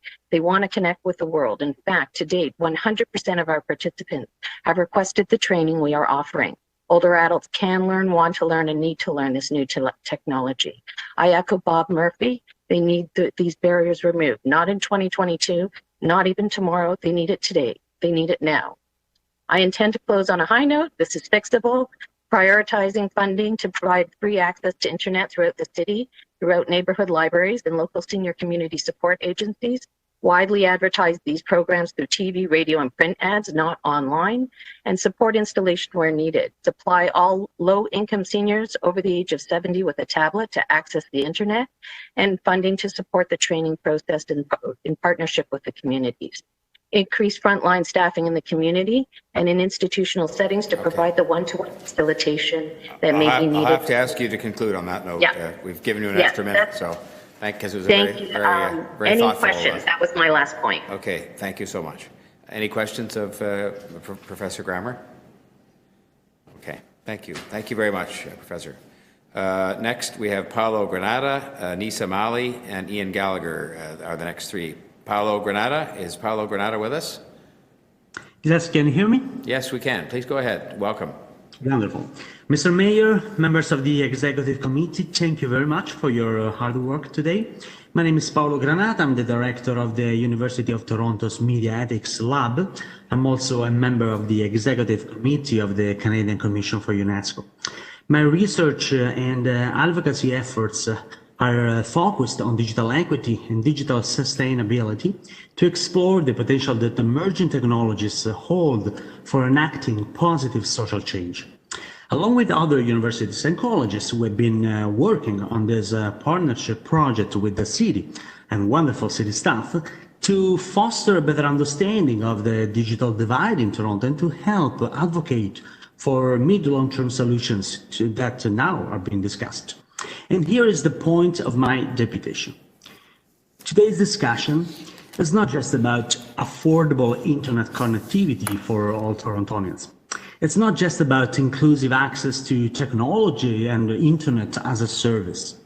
Connect-TO is about building a vision of how digital technologies can help people thrive and enjoy a better quality of life. It's all about how we can build a more equitable and sustainable future. In 2016, the UN General Assembly declared internet access a human right. In light of this recommendation, the City of Toronto initiatives of increasing digital access are not just a necessary step to provide affordable, high-speed internet. Digital access initiatives are crucial to the full enjoyment of a wide range of fundamental human rights.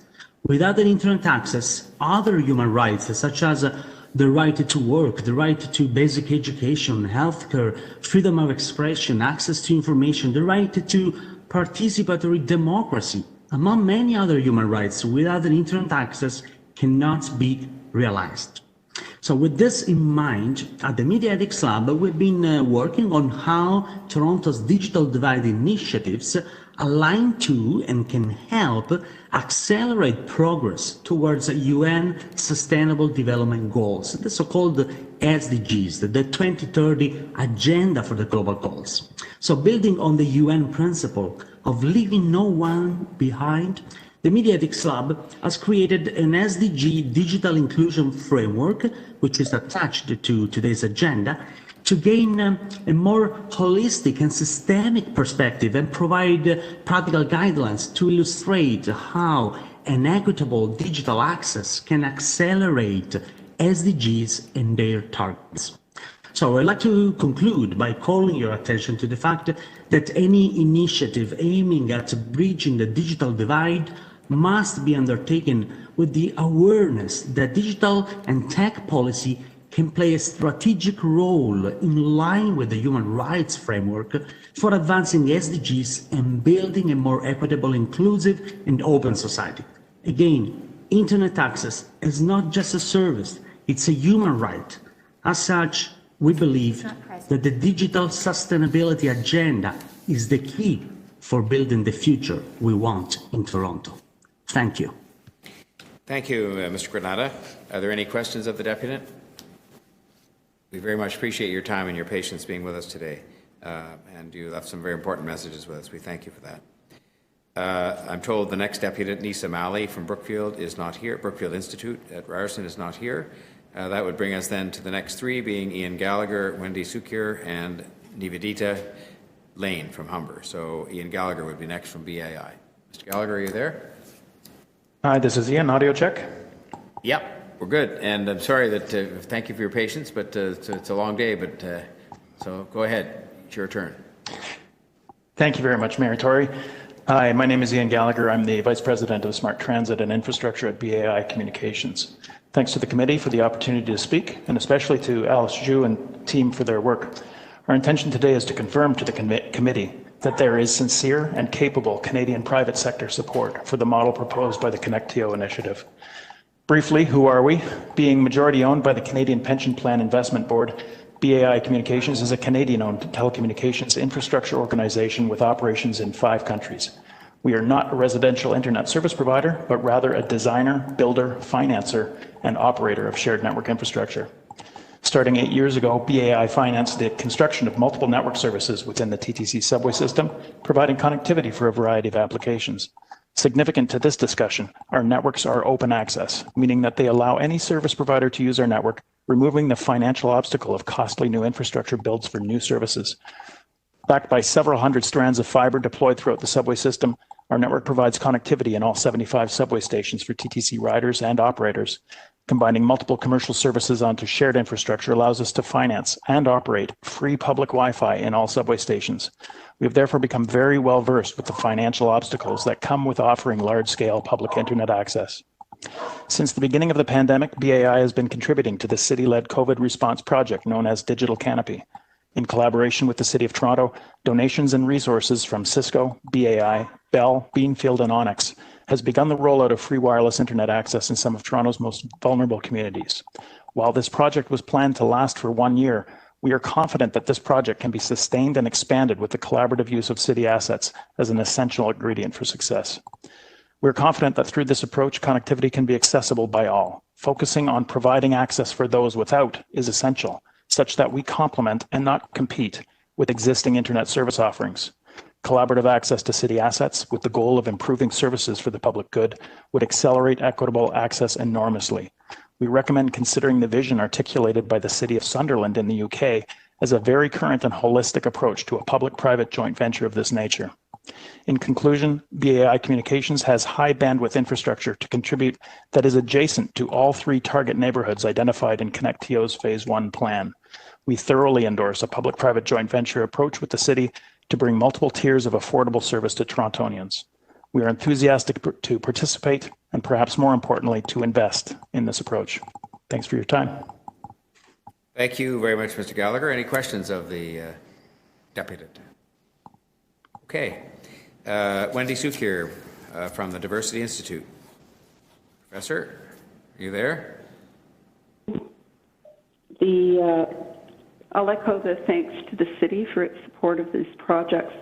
I'm speaking on behalf of the Diversity Institute at the Ted Rogers School of Management, and Catherine Middleton, who is the director of the School of Information Technology Management, as well as other colleagues. And I don't want to repeat what has been said by others. I just wanted to underscore some of the long-term economic and social impacts of lack of internet access. So we know that COVID has increased our dependence on the internet for access to work opportunities, for access to services, including healthcare, and in our experience, also for conducting business. And the city knows this because of its heavy investments in Digital Main Street, for example.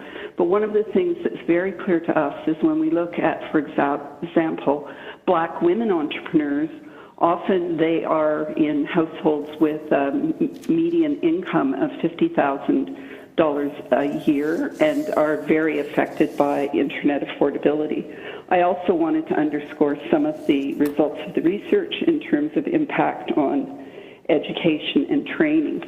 Everyone on this call is familiar with the work that has been done looking at the color of poverty in Toronto and things like the Learning Opportunities Index, which shows youth most at risk for not completing school. You're also familiar with the studies that have been done on the differentiated learning outcomes for racialized students. And one of the things our research will show is there's a very high level of correlation between the color of poverty, the color of COVID, i.e. the neighborhoods most affected by COVID, and the students most likely to be homeschooled are in exactly those locations where they cannot afford internet access. A study we will be releasing with Environics, for example, shows that if we look at parents who are concerned about access to internet and cell phones, over half of parents are concerned about access compared to those who have no children. When we look at racialized Torontonians, we see that 44% have to use public Wi-Fi to allow their children to complete their schoolwork because they do not have reliable internet connection. Almost a third are not able to do their schoolwork because they do not have access to a computer at home. And 41% have to do their homework on their cell phone. This has profound long-term impacts on the opportunities those children will have when they graduate, if they graduate, and that has a profound impact on economic development in the city of Toronto. So I just wanted to really underscore that this is not just a human rights issue. This is not just an issue about access to services. For me, this is a profoundly important issue in terms of economic development and racial equality. Thank you very much. Thank you very much, Professor. Are there any questions of the Deputy? Okay, thank you very much, and I appreciate your patience. Nivedita Lane from Humber College. Is Nivedita Lane with us? Can you hear me? Yes, we can, loud and clear. Thank you for your patience, and please go ahead. Well, thank you so much, Mr. Mayor and Council Executive, for hearing me this evening. And I'm really pleased to represent Humber as part of the research project Digital Access, Who's Underserved and Why. And what I'd like to do actually is my deputation is really going to be building off what Wendy just spoke to, really those socioeconomic implications of digital access. But before we get into digital access, one of the things that the report does really well is it really focuses on both the tools that people need to have access. And so I tend to think of equity and digital access as being a pyramid. So on the bottom tier of that pyramid are the tools. So that would be the devices that people need access to, but also the internet, which is so important. On top of that pyramid though, and this is something that the report touches on but doesn't go into, is actually the need for skills. So the skills related to use those connected devices, and at Humber we've done a lot of work in relation to digital fluency. We now live in a world where digital fluency is absolutely necessary. So not only do we need to think about connected devices, we also need to think about the training and the skills that people need in order to actually access education training in the workforce. And I say that because all of you know that we've had to shift significantly, but digital fluency was a must even before the pandemic, and it is essential for people as we move forward. I don't have a lot of time, but I'll use the analogy of Star Wars. So for those of you who are familiar with Star Wars and that world, just about everybody in that universe has some sort of foundational level around physics and engineering. We don't live in a world of intergalactic travel, but we do live in a world where people need to have the ability to apply for jobs online. They need to be able to fill out job applications. They need to be able to ascertain if a job is real. They need to be able to interview online. They need to be able to troubleshoot. They also need to be able to engage in employer-based skills training. And we know that our world has significantly changed, and Toronto has significantly changed. Even in a post-pandemic world, we will still need people to have digital fluency, both the connection, but also the skills to be able to engage effectively in the workforce, in education, in school, and for social issues. So in terms of socioeconomic implications, we know the data is there, Council has seen it before, that some communities are better positioned to access economic resources than others. And if inequity in digital access is not addressed, Toronto will continue to be a city divided along socioeconomic haves and have-nots. And this has significant impacts on the future of our workforce. It has significant impacts on businesses and their ability to attract a diverse workforce with skills and assets that people in oftentimes underrepresented communities have to offer to the future of work and to the future of innovation in Toronto. So I'm running out of time, but I will say that the shift to virtual is not going anywhere, and that Toronto's post-pandemic economic recovery will not happen in isolation from strong social development initiatives. So digital access is not just an economic issue, it's not a social issue, it is an issue that touches both. And we really recommend that the city addresses this issue through strong partnerships with industry, with community, and with education partners, such as those who've been involved in this project. Thank you so much. Thank you very much. We appreciate that, Navidita Lane. Any questions of the deputy? Okay. And our final deputant on this issue is Michelle Mercereau. Is Michelle Mercereau on the line?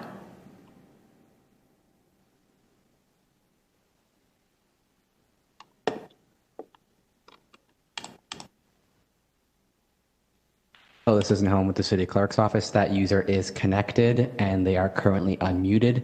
If they could please speak into their mic. Michelle Mercereau, are you there? Hello.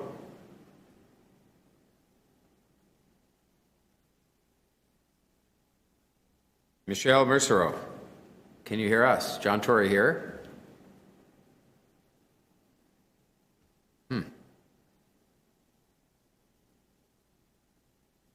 We'll just give it a sec to see if we can, because it is the very last deputant and last deputant on this item. One more time, Michelle Mercereau, are you with us? Okay. Let's proceed ahead then to questions of staff. Councillor McKelvey has questions of staff. Well, we'll go first to Councillor Nunziata. She has a question of staff, so please go ahead, Councillor. Thank you, Mr. Mayor. I do have questions of staff. I have 3 questions. Are staff working with TCHC and the housing secretary to make sure that those who are rent geared to income units are being addressed in this program? Yes, through the mayor, I'll take that. It's Lauren Tetson. Yes, staff have connected with Toronto Community Housing on this walk, and we're ensuring that the rent geared income, the unit residents will be considered in the development of the program. Connectio has significant positive equity implications for those, and we believe that through this program it can be facilitated for those communities through TCHC. Okay, and can you tell me more about the Connected for Success program and who qualifies and who is receiving it and how fast is this service?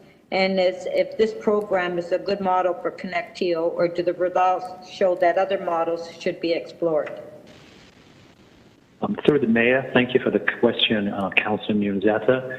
The Connect for Success is a program that's run by Rogers, which offers home internet for residents of subsidized units at $10 a month. The download speeds, being the speeds that the residents would use, are offered at a speed of about 25 megabits, which is the speed that is offered through that program. To the best of our understanding, while the program is low cost, approximately 1 out of 6 eligible units are currently using the Connected for Success product. Okay, and what work are you doing with the big cities across Canada that this approach aligned to, and what support would be important from other orders of government? Thank you very much. Through the Mayor, and thank you for the question, Councillor Nunziata. Toronto has continued to deepen intergovernment relations, including among the city managers' Big Six cities table. The 6 cities we're working off: Vancouver, Calgary, Edmonton, Toronto, Ottawa, and Montreal. We've been working with those cities to identify priority areas for collaboration amongst those cities and with the federal government, including an initiative led by Toronto to discuss digital government and broadband. We do recognize a common interest in improving access and affordability for the vulnerable community. So this engagement is an opportunity to highlight the growing need to leverage, integrate, and also expand on the physical municipal assets that were highlighted in the report for the digital infrastructure. And we do want to work with both the private and the public access to make that happen. Thank you. Thank you. Thanks, Councillor. And then I had next, I've forgotten now, my brain's turning to mush. I know there was something, there it was, Councillor McKelvey. Yes, thank you so much. Go ahead. Thank you, Mr. Mayor. Why is this approach the best one and the fastest, as opposed to, say, finding a way to accelerate 5G and wireless? Through the chair, the assets that the city has, it's a combination of the fact we want to unlock those assets. So the city has already invested in fiber assets, and that's owned by the TTC and the Toronto Public Library. So we believe by extending those assets through the unlock value is a way that we can move very quickly through that. In terms of your question on 5G, 5G is a mechanism to deliver faster speeds in the community. So the proposal through the recommendation, and when we go to the procurement process, is that we're not limiting or prescribing how the private sector partners would want to deliver that. If 5G is a component to make it even more faster, that's wonderful.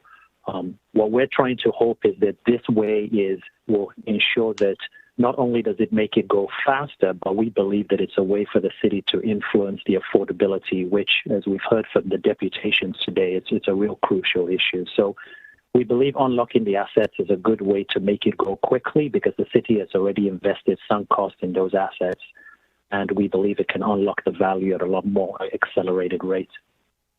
Okay. And then just in terms of process, you'll put this out and companies will basically bid, and they're going to have to demonstrate how they can deliver faster and it'll be competitive? Through the Mayor, through Councillor McKelvey, that is correct. We're going to put it out there and see what they come back with and how fast they can go, yes. Okay. Thank you. Thank you, Councillor McKelvey. I'm just going to have one more try here because he's been so patient. Michelle Mercero, we're told, is there, and maybe we can see if we can get him to help unmute him and have him give his deputation. Mr. Mercero, are you there?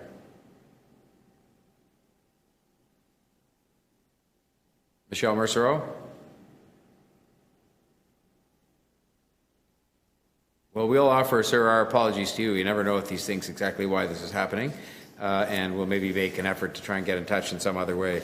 But we'll just leave it at that because we have to keep moving here. So thank you so much for your effort and for your patience. And I'm sorry we couldn't hear from you, but we'll arrange to do that. Okay, back to questions of staff then. We've heard from Councillor Nunziata and Councillor McKelvey. Are there others who wish to ask questions of staff? No? Okay, those wishing to speak. There's some motions. Yes, Councillor Nunziata, I know you did want to speak. Go ahead, please. Okay, thank you, Mr. Mayor. I do have a motion. I know you have a copy of it, and I hope you will move it on my behalf. I will. That City Council requests the Deputy City Manager, Corporate Services, working with appropriate staff, including Toronto Community Housing, to examine ways to integrate affordable high-speed internet into all new affordable housing development projects and on our large-scale revitalization projects such as affordable housing, affordable rental housing, social housing, and rent geared to household income units. So that's my motion, and Mr. Mayor, if you would move that on my behalf. I will when I speak, Councillor. Thank you very much. Oh, okay, thank you. So thank you very much, and I'd like to thank staff for the report and all the volunteers that did all the research in this report. And I know staff has been working on this for a while. And on December the 15th, there was a deputation made to the Toronto Housing Board, and actually Michelle Mercerville made that deputation. And there was a motion from the Board of Directors that unanimously passed a motion which approved a review of visibility of providing access to the internet in all TCHC buildings. And that motion was passed at the Toronto Housing Board in December. Mr. Mayor and members of council, high-speed internet access is an increasingly essential tool for increasing education, employment, health, social services, and other government services. And the COVID pandemic has highlighted the challenges faced by those without access to high internet, especially the most vulnerable and in our Toronto housing buildings and seniors, as some of the deputations that were made tonight. And so, as you know, that in the past few months, it's been a challenge for all our tenants. And having internet, in my opinion, is a necessity for the most vulnerable. And the outcome should be non-excludable home internet to low-income households. So it's very important, and I want to thank the staff that's put this report forward in the recommendations. And I think that we can move forward with it and any other recommendations that the committee has. But I think this is very good news for tenants in the city of Toronto, especially in our TCHC buildings and all our affordable housing units as we move along and building more affordable housing. So thank you very much for that. Thank you, Councillor Nunziata. Let's go back to the full screen here. There we go. And who else would like to speak? Now, Councillor Ainsley, I have in my hot hand here a motion from you, so I figured that must mean you're lying in the weeds there waiting to speak. So over to you, sir. You sound like my father-in-law, Mayor Tory. Well, I don't know about that. I don't know lying him, in the weeds waiting to pounce. That's it. Please go ahead. Thank you, Mayor Tory. No offense intended either. No, I'm sure he's a nice man. Go ahead. Just keep going. Don't dig anymore. Don't dig. You get yourself in trouble, or me, or both. Yeah. If clerks can put my motion on the screen, please. So it's mainly a technical amendment just based on the input that we've received from the deputants this evening. The City Council requests the Chief Technology Officer and the Chief Procurement Officer to engage with the city's tech community in an information gathering session to leverage community expertise prior to the tender documents being finalized for ConnectTO. And this is just about leveraging and continuing to get input from our very vast and knowledgeable technology community in the City of Toronto as we move this forward.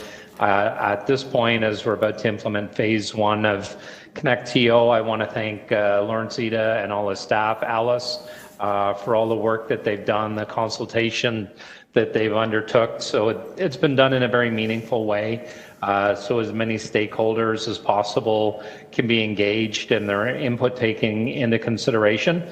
And I think listening to the deputants this evening, Mayor Tory, we didn't hear any deputants that were not supportive or conflicted about supporting where we're going with Connect-TO. So I think that speaks very strongly to where we're going with this.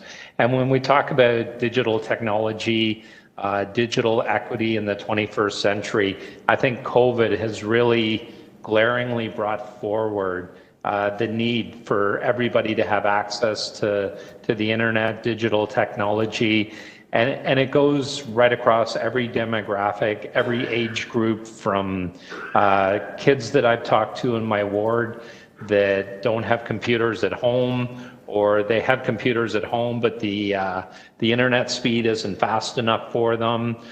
Principals telling me that kids in my neighborhood improvement areas, the first thing after school, they're in the principal's office or trying to get into the library because they need that internet access to do their work for their education, right up to senior citizens who don't want to leave their home because they want to do their banking online but don't have the resources to achieve that. So I think we're moving forward, Mayor Tory.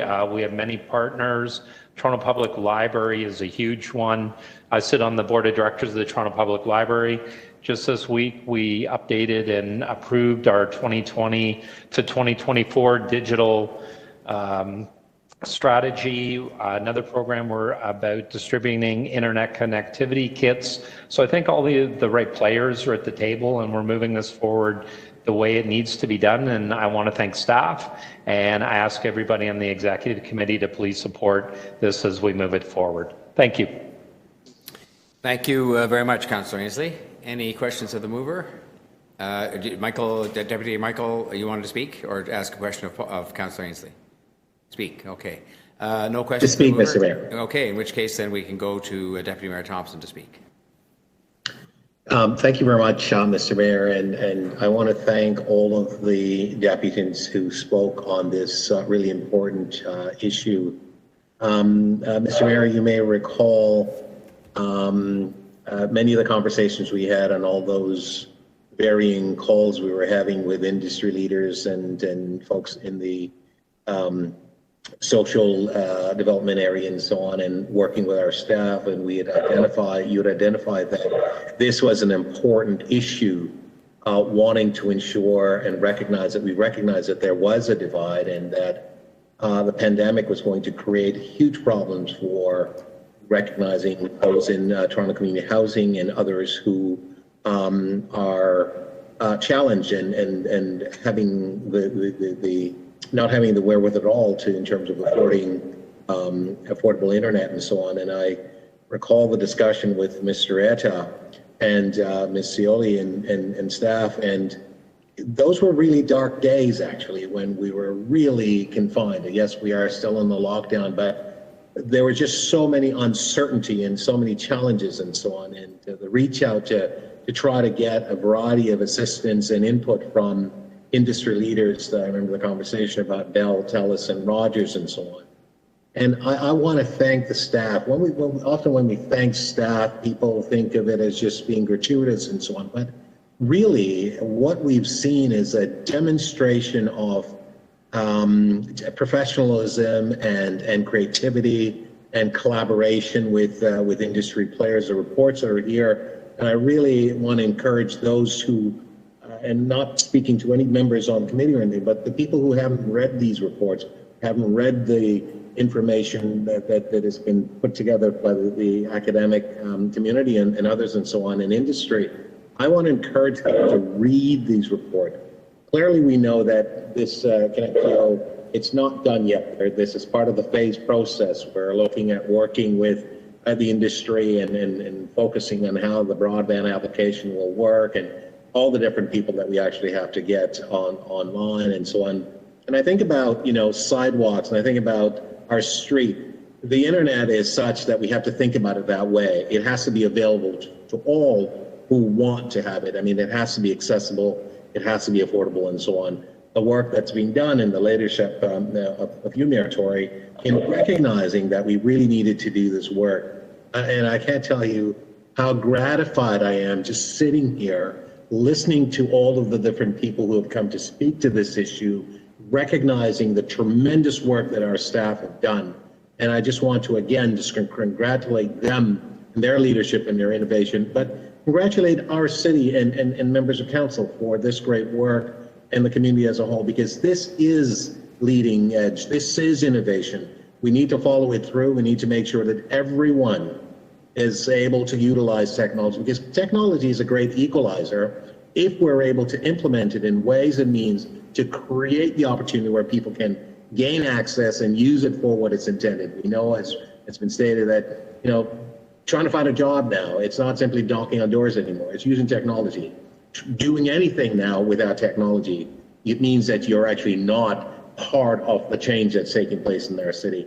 And we need to actually do everything we can to support it. So I wholeheartedly support what's in front of us. And again, I thank the staff, because this is a new day, new opportunities, and we're well positioned. Thank you, Mr. Mayor. Thanks, Deputy Mayor. Are there others wishing to speak? Okay, well, I'm just going to say a word if I can, because I have a motion to move on behalf of Councillor Nunziata as well, which I'm very pleased to do. I think this is one of the most important things we will deal with, and it's interesting because the amount of money involved as yet, and it will grow over time depending on what we do and how we do it. If you think about how important this is, I just think it's a monumentally important project that we're moving forward with, and I do join the others, including the Deputy Mayor just now, in thanking the staff, Josie and Lawrence and others who've done this excellent foundational work. And the reason I think it's so important, I'll just talk about two groups that have been mentioned in some of the deputations and some of the speeches by colleagues. Let's think about students for a minute, right now. And I know from my grandchildren that increasing amounts of homework are done all the time online anyway. In fact, sometimes even to find out what your homework is, you have to go online. And so, but let's just talk about the pandemic when there are kids that are required now to study at home, to study virtually.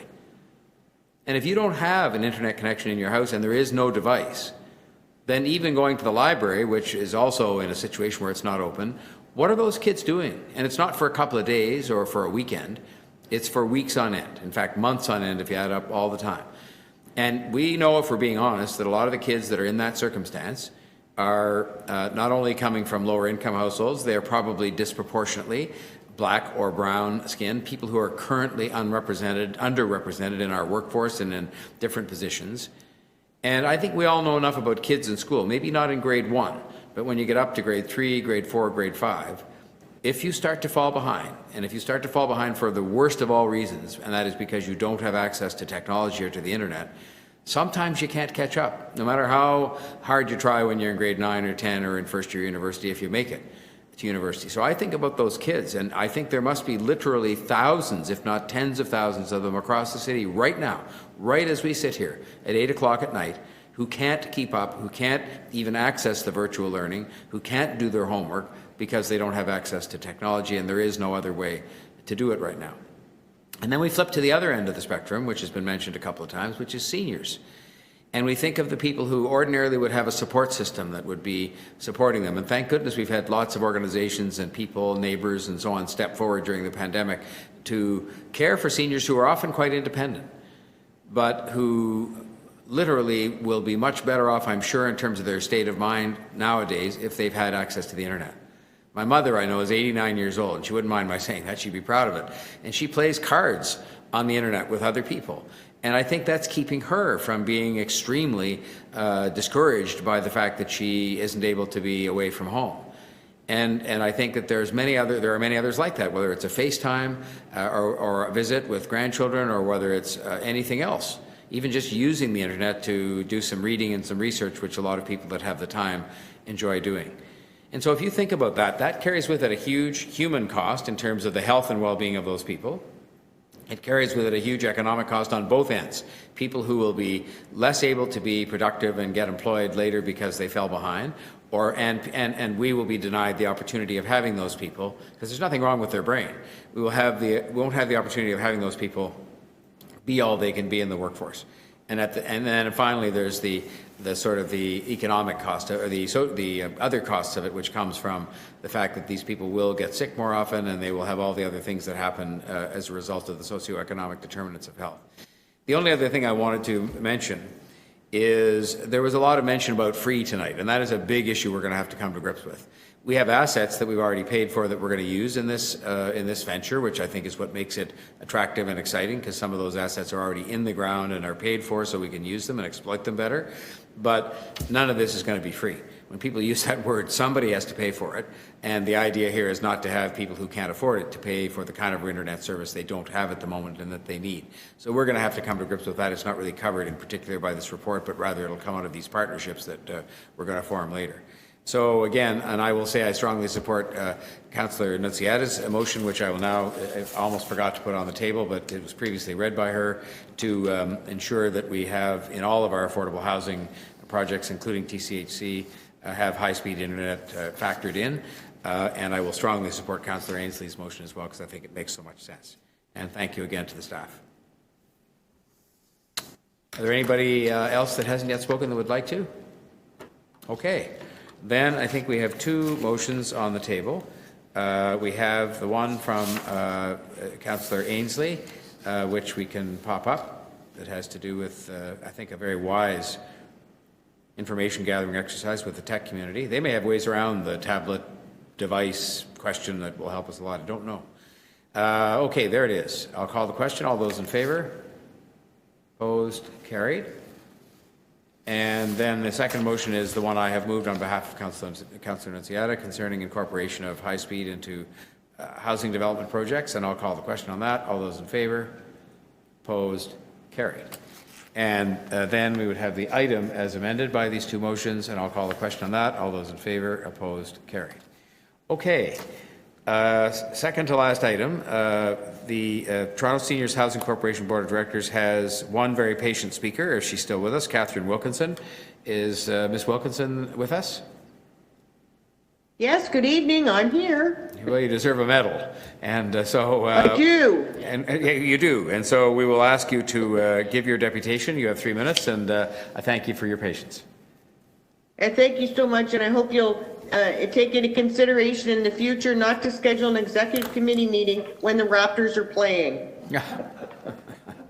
We'll try to avoid that. So, right, okay. So as a tenant who's had the privilege of serving on the Toronto Community Housing Board of Directors for 10 years, I've also had the opportunity to see firsthand how the recruitment process works and the end result of those directors being appointed to the board. And I thought this was a good opportunity, and if not me, then who would come forward to talk to the city and to provide some lived experience and insights from someone who's had the privilege of sitting at the table. So I hope the city staff will consider some of the issues I've identified in the attachment to my deputation, because I do believe if these issues are addressed, it could be a much more productive and rewarding tenant experience and representation on the board, and it would also add value to the shareholder themselves. Tenants are still pretty much a token at the table, a box that meets the shareholders' agreement. You know, we had a scenario where an 18-year-old full-time university student with a part-time job was appointed, and we were dancing in the streets. We had a youth on the board, but the director missed 50% of the meetings. So in that scenario, nobody was served well. Where other tenant directors do not speak once they get to the table, and some used the opportunity as a stepping stone to try and gain employment with Toronto Community Housing. And each time they did, they had to step down from the board until the process was complete. So again, that did not serve anybody well. So I want the shareholder to consider asking themselves if they feel the tenant directors are actively contributing and adding value to the decision-making process at the Toronto Community Housing table and the upcoming seniors housing table. We have an incredible pool of tenant talent, as many of you know, and it's often a challenge to get them to apply.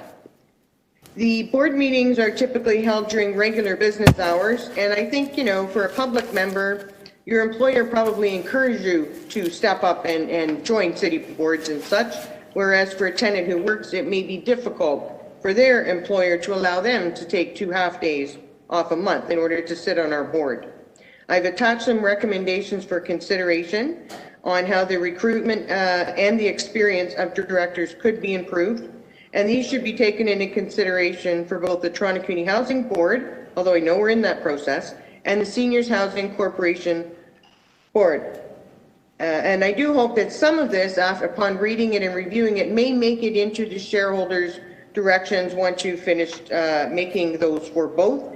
I look forward to seeing the Seniors Housing Corporation come to fruition and seeing what great tenants we can have sitting on both of these boards in the future. Thank you. Thank you very much, Ms. Wilkinson. Are there questions of the deputant? Okay, thanks so much for your patience and for all the time you've taken to make that. It was an important message for us. Thank you so much. Mr. Mayor, can I just ask, is there any way that this attachment will make it through to the appropriate city staff to consider, or yes, no? absolutely. I'll commit to you right now on that. Thank you very much. I'm holding you to it. Thank you, and have a good night, everyone. You too. Thank you. Okay, questions Stay of staff? safe. All right, I see no questions of staff. Do you have a question of staff, Councillor Ainsley? Councillor Ainsley? Yep, go ahead, please. Yep, I just had a quick one. I guess it's is it to Juliana? I was just asking about the composition of the board. I know there's a general outline in the report. I was just wondering about trying to get a board that consists of 50% women. Do you look at other qualifications, whether somebody's from an Indigenous background or LGBTQS plus background? Does that get taken into consideration? Through the mayor, yes, we are going to be very much focused on equity and diversity, and including those equity-seeking groups onto this board as we recruit, and we're going to use very targeted measures in our outreach to encourage community representatives, appropriate community representatives with the right skills and backgrounds to apply. Okay, all right. Thank you very much. Thank you, Mayor Tory. Thanks, Councillor Ainsley. Any other questions of staff? Speakers? No, sorry, Mayor Tory, Councillor Thompson. Oh, did you have a question of staff, Deputy Thompson, or speak? I do. Question of staff. Oh, Just a fine. quick Sorry, one. sorry about that. I didn't see it. Didn't pop back no up. worries. No. Yeah, go ahead. Thank you, Mayor. That's fine. Through you to the Deputy City Manager. This is a board to provide leadership for seniors, and I've seen the composition in terms of the structure of the board. I'm just wondering how many spots will be actually allocated to seniors. So for sure, the 2 tenant reps will be seniors, because the tenant reps on the board are tenants in those seniors buildings. And then we are looking to make sure that we have the other members at large will have experience with health issues or all those skills that we need to have an effective board. And we're also recommending that for the first 2 years, the city manager is also an ex officio, so that we can contribute and make sure it's all aligned with city priorities. Yeah. So I'd seen the 2 that you indicated, who are obviously tenants, but I'm wondering, with respect to seniors, as part of the 7 public members, and you've got number 2, 5 public members at large. What I'm getting at is, I understand the need for expertise, et cetera, finance, real estate, and so on, but I'm just wondering whether or not we would actually focus our attention ensuring that some of those board members are seniors that are not necessarily people living in Toronto community housing. We can target that. We are also looking for people that are board members that have background in health and senior services, right? Okay. So that they can contribute and be able to support. We also can leverage the contacts we have from the seniors table, the seniors accountability table that we have in long-term care, to try and encourage some of those representatives to apply. Okay, thank you. Thank you, Mayor. Thank you, Deputy Mayor. Any other questions of staff? All right, are there those wishing to speak? I'm speaking because I have to move a motion on behalf of Councillor Bilo, and I'm about to do something which is to add to it because of the comment that was just made, which I think was so valid by Deputy Mayor Thompson in his question. Can we put that motion up? That is the Deputy Mayor's motion. Thank you. This really is a process-related motion that just makes sure that the selection of these directors is consistent with the process for the selection of tenant directors for the Toronto Community Housing Corporation. So that there's a change in the paragraph that is down at the bottom there that says for the 2 public members that are current tenants of the Senior Housing Corporation buildings. And what I was thinking of doing, since I'm actually moving in and not her, so she can get mad at me if she wants, and I don't think anybody would, is simply to add something that would say that every effort be made to see that a majority of the board are in fact seniors, including but not limited to those living in Toronto Community Housing, seniors housing. Does that sort of capture, Deputy Mayor Thompson, what you were thinking? And I don't think there's anything illegal about that under the human rights legislation. We're simply saying a majority of the board. Every effort should be made to ensure that a majority of the board are themselves senior citizens, including but not limited to those living in Toronto Community Housing, seniors housing. There's so many seniors around. That captures it, Mayor. Yeah, there's so many seniors around now that are like 80 years old that are sharp as a tack and, totally into business and are accountants and various other things and just have a lot of great perspective on things. And they'd be great directors. And they would show up at all the meetings. You can be darn sure of that. Agreed. Yeah. So, if we can just add that. And then I'm ready to answer any questions about that, or otherwise just to call the question on this and then the question on the item.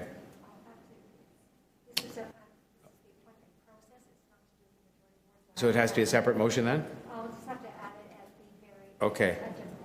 Okay. So on the motion that we put up that has to do with a fairly simple change in the selection process to make it consistent with Toronto Community Housing generally, I'll ask for all those in favor. Opposed? Carried. And then we'll just get Catherine, who I've been calling Margaret throughout the afternoon. I was right. I don't know what I think it's getting more and more tired. After the 50th deputation, I think I was going to call Councillor Mackenzie, Councillor Vaughan from days gone by, but their councillor could have been almost anybody. Are you just going to try and do that, or just because I'm not trying to rush you, but I can't. Just wait 1 second.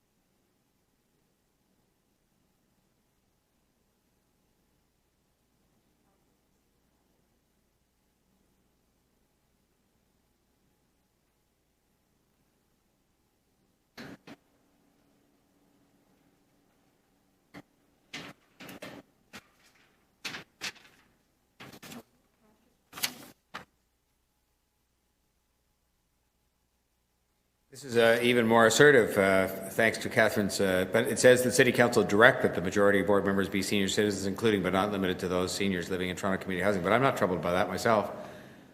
I was just trying to leave, but I think that's, I'm with, are you all comfortable with that, members of the committee?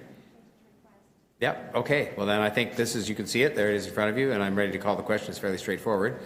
All those in favor? Opposed? Carried. The item is amended. All those in favor? Opposed? Carried. Okay. That brings us to the last item on our agenda for today, item EX 20.10, drive-by shootings in Lawrence Heights Emergency Safety and Security Response. We have 3 registered speakers. Desamach James from Uchenna Academy is Ziva Faria and Ali Shekomar. Is Desamach James with us? I'm sorry if I've mispronounced the name. Hello, I'm here. Okay, you are most welcome, and thank you for your patience, and you have 3 minutes to make your submission. Thank you so much, Mayor Tory.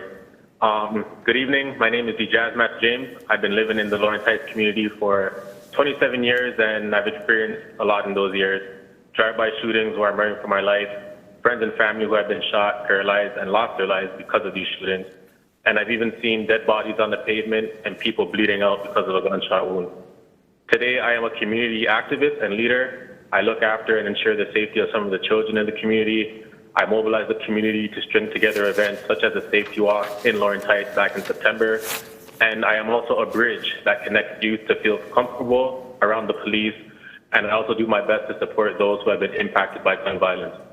There's been a history of gun violence in Lawrence Heights, and it is easy for those outside of the community to ignore the toll this issue has on people. And ignoring the marginalization and the oppression that my community experiences is a form of dehumanization of the people of Lawrence Heights. There have been 44 shootings from January 2019 to September 2020. These incidents point to the prevalence of community violence in the neighborhood, which the National Child Traumatic Stress Network defines as exposure to intentional acts of interpersonal violence committed in public areas by individuals who are not intimately related to the victim.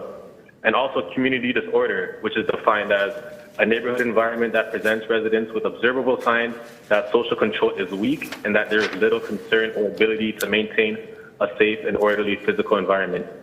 In my capstone thesis, I did extensive research on the qualitative impacts of gun violence in the community during my undergrad in community economics and social development, where I interviewed members from the community, and the common themes I found with residents were fear, anxiety, and isolation, triggering experiences, media depictions, and police presence. But these two common themes in particular are what brings me here today: faith and resilience in the community and ways to eradicate gun violence. Many say there's gun violence in other areas. What makes Lawrence Heights different? Well, for one is the history of Lawrence Heights shootings and how frequent these shootings happen. Two, our community is very large in size. And three, the nature of the violence against the community. Just last week, a group of people tried to light a parent's car on fire, and when they were spotted pouring gasoline onto the vehicle, they took aim and fired at his house and then took off, something I've never seen in my 27 years living here. Another thing that stands out about Lawrence Heights is our display of strength and resilience. We coordinated a safety walk with our local councillor, Mike Cole, and as a family, we walked in solidarity to bring awareness to the issues of gun violence, along with several other issues. We are taking the necessary steps. Youth in particular have taken steps to bridge the gap with 32 Division. For the past several months, youth have been meeting with officers and have been having open discussions in a healing circle environment where we talked about our not so good experiences, why it has been difficult to trust the police, discussions on gun violence, and ways to work together as a family to live in a peaceful community. Unfortunately, our best efforts have not been able to combat the gun violence we have been facing, and it has gotten us here today on this platform with individuals who can make a change. For these reasons, I, along with many others in the community, are on board with this motion being moved or passed. It's not going to fix everything, but it's a start. I believe we need more strategic investment with those who have deep conviction, with youth susceptible to get involved in violent activities. And these investments need to be sustainable investments as opposed to one-off Band-Aid solutions. There should be cross-community relationship building. There should be increased surveillance and priority police patrols on a daily and nightly basis in Lawrence Heights because of how targeted the area is.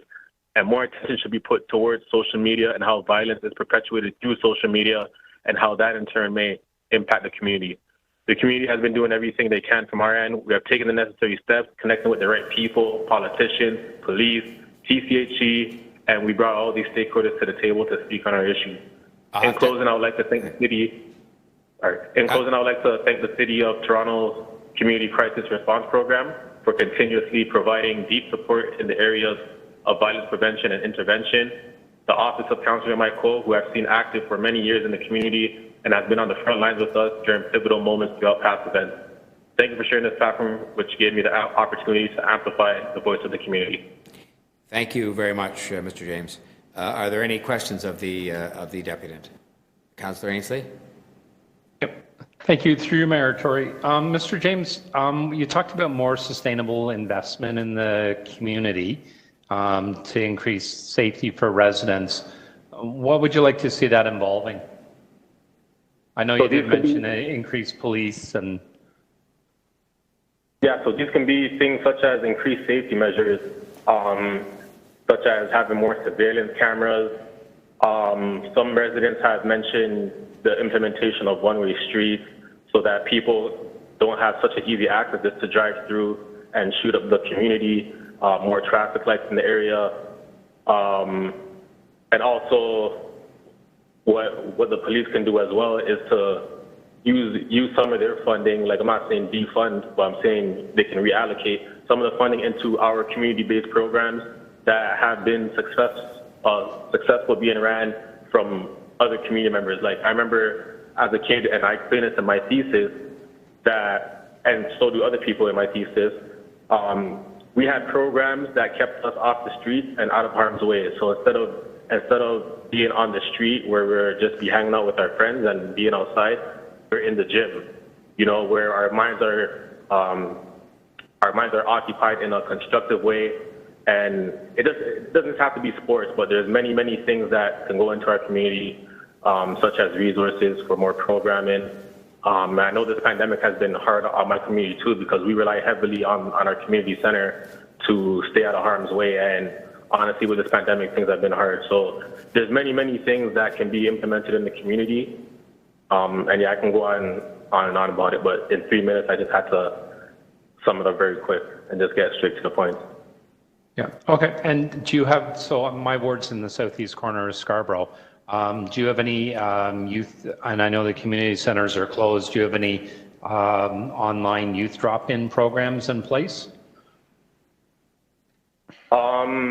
There are some violence reduction programs where, like, so the community crisis response has been funding some members of our community where we would run online programs with the funding that we got.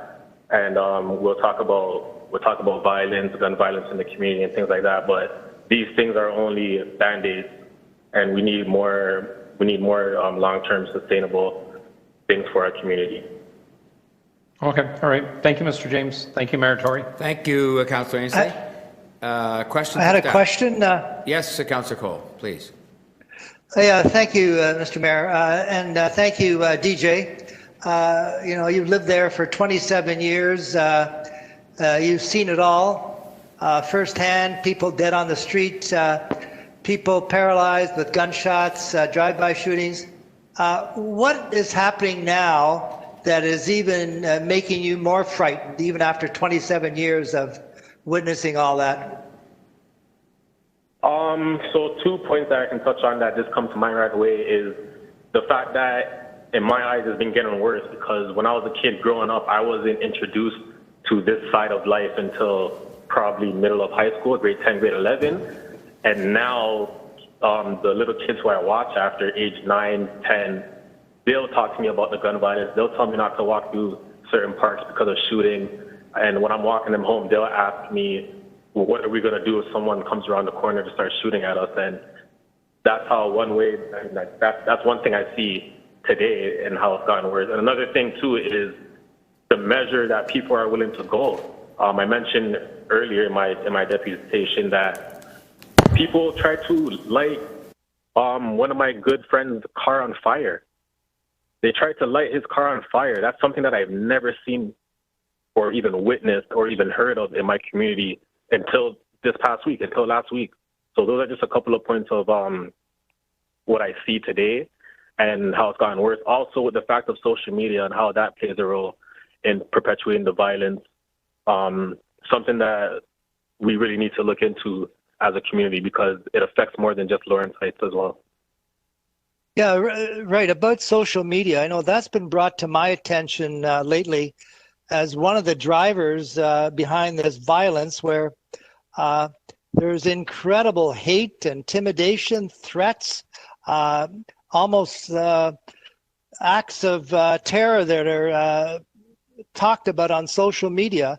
What have you seen or heard of on social media that is escalating this violence in the community? I mean, there's like various platforms that you can look at that highlight a whole bunch of negativity, and they use negativity to grow their platform. Instagram accounts like Six Buzz, the songs that artists come out with, and just other things. Like I see it all the time. My friends see it all the time, and we discuss it amongst each other. One time there was a song that came out, and me and my friends knew that there was going to be shootings throughout the city. And again, we can't connect this thing and say that this is why it's happening. But literally for the next 3 days, there was 5 shootings in a row taking place all over Toronto. So that was all predicted on social media. Yeah, that's what me and my friends predicted from social media. Final question. Thank you, Councillor Cole. Yeah, thank you. Okay, any other questions of this deputant? Okay, we will thank you very much for what's been a very interesting and helpful deputation, Mr. James. Thank you so much. Thank you so much. God bless. Have a good night. Thank you, you too. Now, I gather that Ziva Faria is not present? Okay, and then Ali Sheikh Omar, Lawrence Heights Parents Association. Is Ali Sheikh Omar present?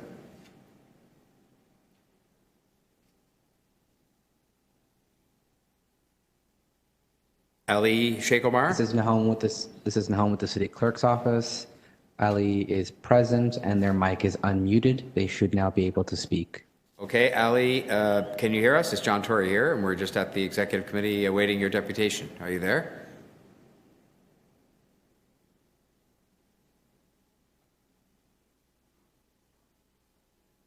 Just give it a minute here, because if they're here and they've waited and they're unmuted, then it should only be a matter of time. So, famous last words. I am attempting to troubleshoot with the speaker. Thanks very much. Appreciate that.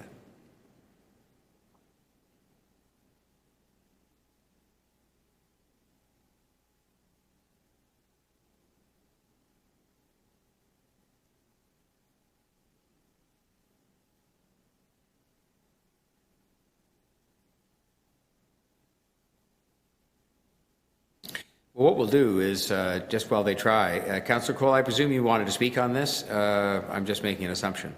Yeah, yes, I do. All right, well, why don't we move to speakers, and we can do that, and then we can come back and hear from Ali Sheikh Omar if we get that sorted out. So, Councillor Cole, because you'd be first to be called upon because you're from a visiting member from outside the committee. So please go ahead. Well, thank you, Mr. Mayor, and thank you to all members of the Executive Committee. I mean, I can't believe the incredible work you've been doing today for the last 10 hours on some pretty heavy stuff that's very important to the city. So I really commend you for going through all this and listening to over 50 deputations. But listen, I just want to point to a couple of things here. I talked to a police officer that's had 35 years experience in policing in Toronto, 35 years ago.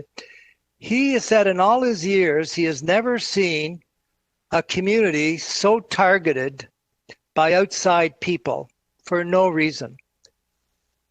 In other words, the people that are shot up, shot at, firebombed in Lawrence Heights are innocent victims that are being preyed upon for no good reason. And that's according to, again, a 35-year vet of the police force. So it's not as if the problem is in the residents of Lawrence Heights. They are the victims of this out-of-control violence that takes place. They're not only telling me they're afraid to walk the streets, which they haven't been able to do for the last year. Now they feel they can't even be safe in their own homes, as happened last Saturday night when 1 o'clock in the morning, one of the leaders of the Lawrence Heights Parents Association, his car was torched and they were attempting to blow it up right in his front door. And then when they were yelled at, they shot 10 bullets into his windows. He's got 10 bullet holes in his window where his 3 children were, and he and his wife. This is a community leader that was a victim of this attempted car bombing and this shooting. So they're saying they can't even feel safe in their homes. So despite the best efforts of Toronto Community Housing Security, a very engaged community, we've got a great rec center. We have a Toronto Community, we have a provincial community health center right in Lawrence Heights. We've got the Pathways program that's done very well. We have a new high school that's just opened, John Polanyi, which is a great high school right in the Heights. All these good things are overcome by this ongoing violence that plagues this community of good people. And that's why they're asking for some help. They don't know where to turn anymore because whatever is in place is not working. That these gun runners come into the community on a regular basis, shooting people up, killing people. Teachers have been killed. I mean, this is really most troublesome. And the other thing that's really fueling this whole thing is, I mean, I went online and looked at some of these YouTube channels. I couldn't believe the ugly threats, hate, intimidation. I mean, they talk about shutting down Trump for inciting violence. Well, these people on the internet, on social media, are threatening people on a daily basis. And I don't know what we can do as a city, but this type of threatening and vile situation that's on social media, where this community is targeted on social media as other communities are, and no one seems to be able to stop it. And this is one of the new dimensions of this ugly situation, is the social media fanning the flames of hate and violence, and nobody seems to be able to stop it. Councillor, I'm going to have to ask you to conclude shortly. I just want to ask for your help. Okay, thank you. I'm sorry. We're No 4 minutes, and you were entitled to 3. Okay, thank you. Thank you, Councillor. We just can revert now. I guess it's confusing to keep up here, but the one speaker that wasn't here is now here, and the one that was here doesn't seem to be available by technically. Can I? Sorry, I just my list. Here it is. Here, Ziva Faria, I gather, is now with us. I'm just conscious of the fact that people have waited all day, and I just don't want to then not hear them. So yes, I can hear you, and if you'd like to go ahead, please. Thank you for your patience. Perfect. I'm so happy. So first off, I want to say good evening to not only the executive committee, but my councillor Mike Cole, Mayor John Tory, and everyone who is listening. So my name is Eva Ferreira, and I am a resident at Lawrence Heights. On October 7th of 2020, my older brother Shane Stanford was coming home. However, he did not make it home because he was murdered in a drive-by shooting. My brother was not involved in any criminal activity, and he did not have a criminal record, but yet he was targeted simply because of the neighborhood. Cases like my brother sound all too familiar with the residents at Lawrence Heights. We are subjected to traumatizing experiences of gunshots and gang violence all night and all day. For myself and many residents in the community, all we want is to have a safe neighborhood for our families. So to say all that, I am for the motion. I believe that we need to develop an action plan for not only community safety, but also to strengthen the relationships and trust between the Lawrence Heights community and the police. Now, I know that this is a very complex issue, and I'm just going to offer some ideas that might help.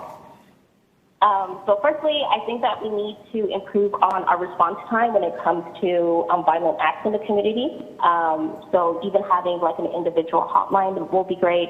And also having dedicated overnight officers to patrol not only the area, but also to deter violence from happening. We also need to have engaged police officers in our community, who are informed on not only social issues, but also informed on cultural nuances in the community. And we also need cops who actually talk to us as well, because we really don't have those interactions with cops outside of crime. I think that this will also help with breaking the barrier and helping the community feel safe when it comes to speaking and interacting with the police force. Lastly, I think that we need a space for residents where we can hold the police accountable if they're not performing their duties in a very consistent manner. So to say all that, I know that this is a very complex issue, and I know that I don't have all the answers, but I hope that my testimony will help today with passing this motion. I want to thank you all for your time and your attention today. Thank you so much for listening. Thank you very much, Ms. Faria. Any questions of the deputant? Yes, Mr. Mayor. Councillor Cole, yes, please. Yes, thank you. Ziva, you, I know you're nervous, and you just briefly mentioned that your dear brother, Shane was gunned down on October 7th. Can you just say a few words about Shane? Oh my gosh, I feel like I could say that for over 7 years. But he was an amazing person. He was hardworking. He was very loving as well. So that's a very touchy question, but he was just an overall amazing person, and he really loved his family and his community. And he also worked at the YMCA as well, so he was a huge presence at that the YMCA. So, you know, he definitely did not deserve what happened, but this is a reality of our community. We have constant gun violence and gang violence, and I really do want to stop this whole thing from happening to other families as well. And I know this is painful, and I know it's painful for your mother and your brother. I know what really struck me too is that your mom told me that Shane had been shot at when he was a young teenager earlier on as a resident in Lawrence Heights. So had he been shot at before? Yes, he has. He was walking home again, and it was a drive-by shooting. I don't know the particulars of it, but it was a drive-by shooting, and he got shot in his leg. So he was definitely disabled for a certain point of his teenage life at one point. So yeah, he was shot at. So not only was he shot at and injured in a drive-by shooting when he was a young boy, but then on October 7th, he was tragically killed for no reason. And as you said, he was a community leader. He was an excellent worker at the YMCA, much loved there. And you lost Shane. So I know it's painful for you, but I just thought we just can't let Shane's name and reference go on without highlighting what a wonderful person. And we will dedicate that new park to him. Your mother knows that, and your brother knows that, and we thank you for your courage. Thank you so much for having me. Have a good night, everyone. Thank you, Ms. Ferrer, and thank you, Councillor Cole. Okay, we had gone back to hear that speaker, but we had been on speakers. Are there others who wish to speak on this? May I just say that I think this is just to be received here. As you know, this is part of this back and forth that goes on when you send something over to the police board and they send it back saying, and I think if you look, the meat of it is that there is a report to come to the police board on February 2021 about proactive and other measures that could be taken to deal with this, just so that people who are watching maybe not knowing what's exactly gone on, because the correspondence doesn't tell you very much, but it actually does say in there that there would be a report coming to the police board in 2021 February that might discuss some specific steps to do with gun violence in particular in Lawrence Heights. So I know Councillor Cole and myself and others will be interested. We all will be in that report, especially given what we just heard. Okay, is there anybody else wishing to speak on this? Otherwise, I believe we're just receiving this report for information. So moved. All those in favour? Opposed? Carried. I believe that brings us to the end of our agenda, unless there's something else anybody wants to talk about or any other items that I seem to have missed. And I want to say a special thank you to the staff. The technical staff is not in the room, but I've been working very hard and have got most people on and carried all that out with great capability. And Catherine, also known as Margaret, who's sitting beside me, I have no idea why I was doing that earlier on, has sat here throughout, and all the other staff that backed us up, and the city staff too. So thank you to them, and thank you all for your patience today. And the meeting is adjourned. Thank you. Good night, everybody. Be safe. Night.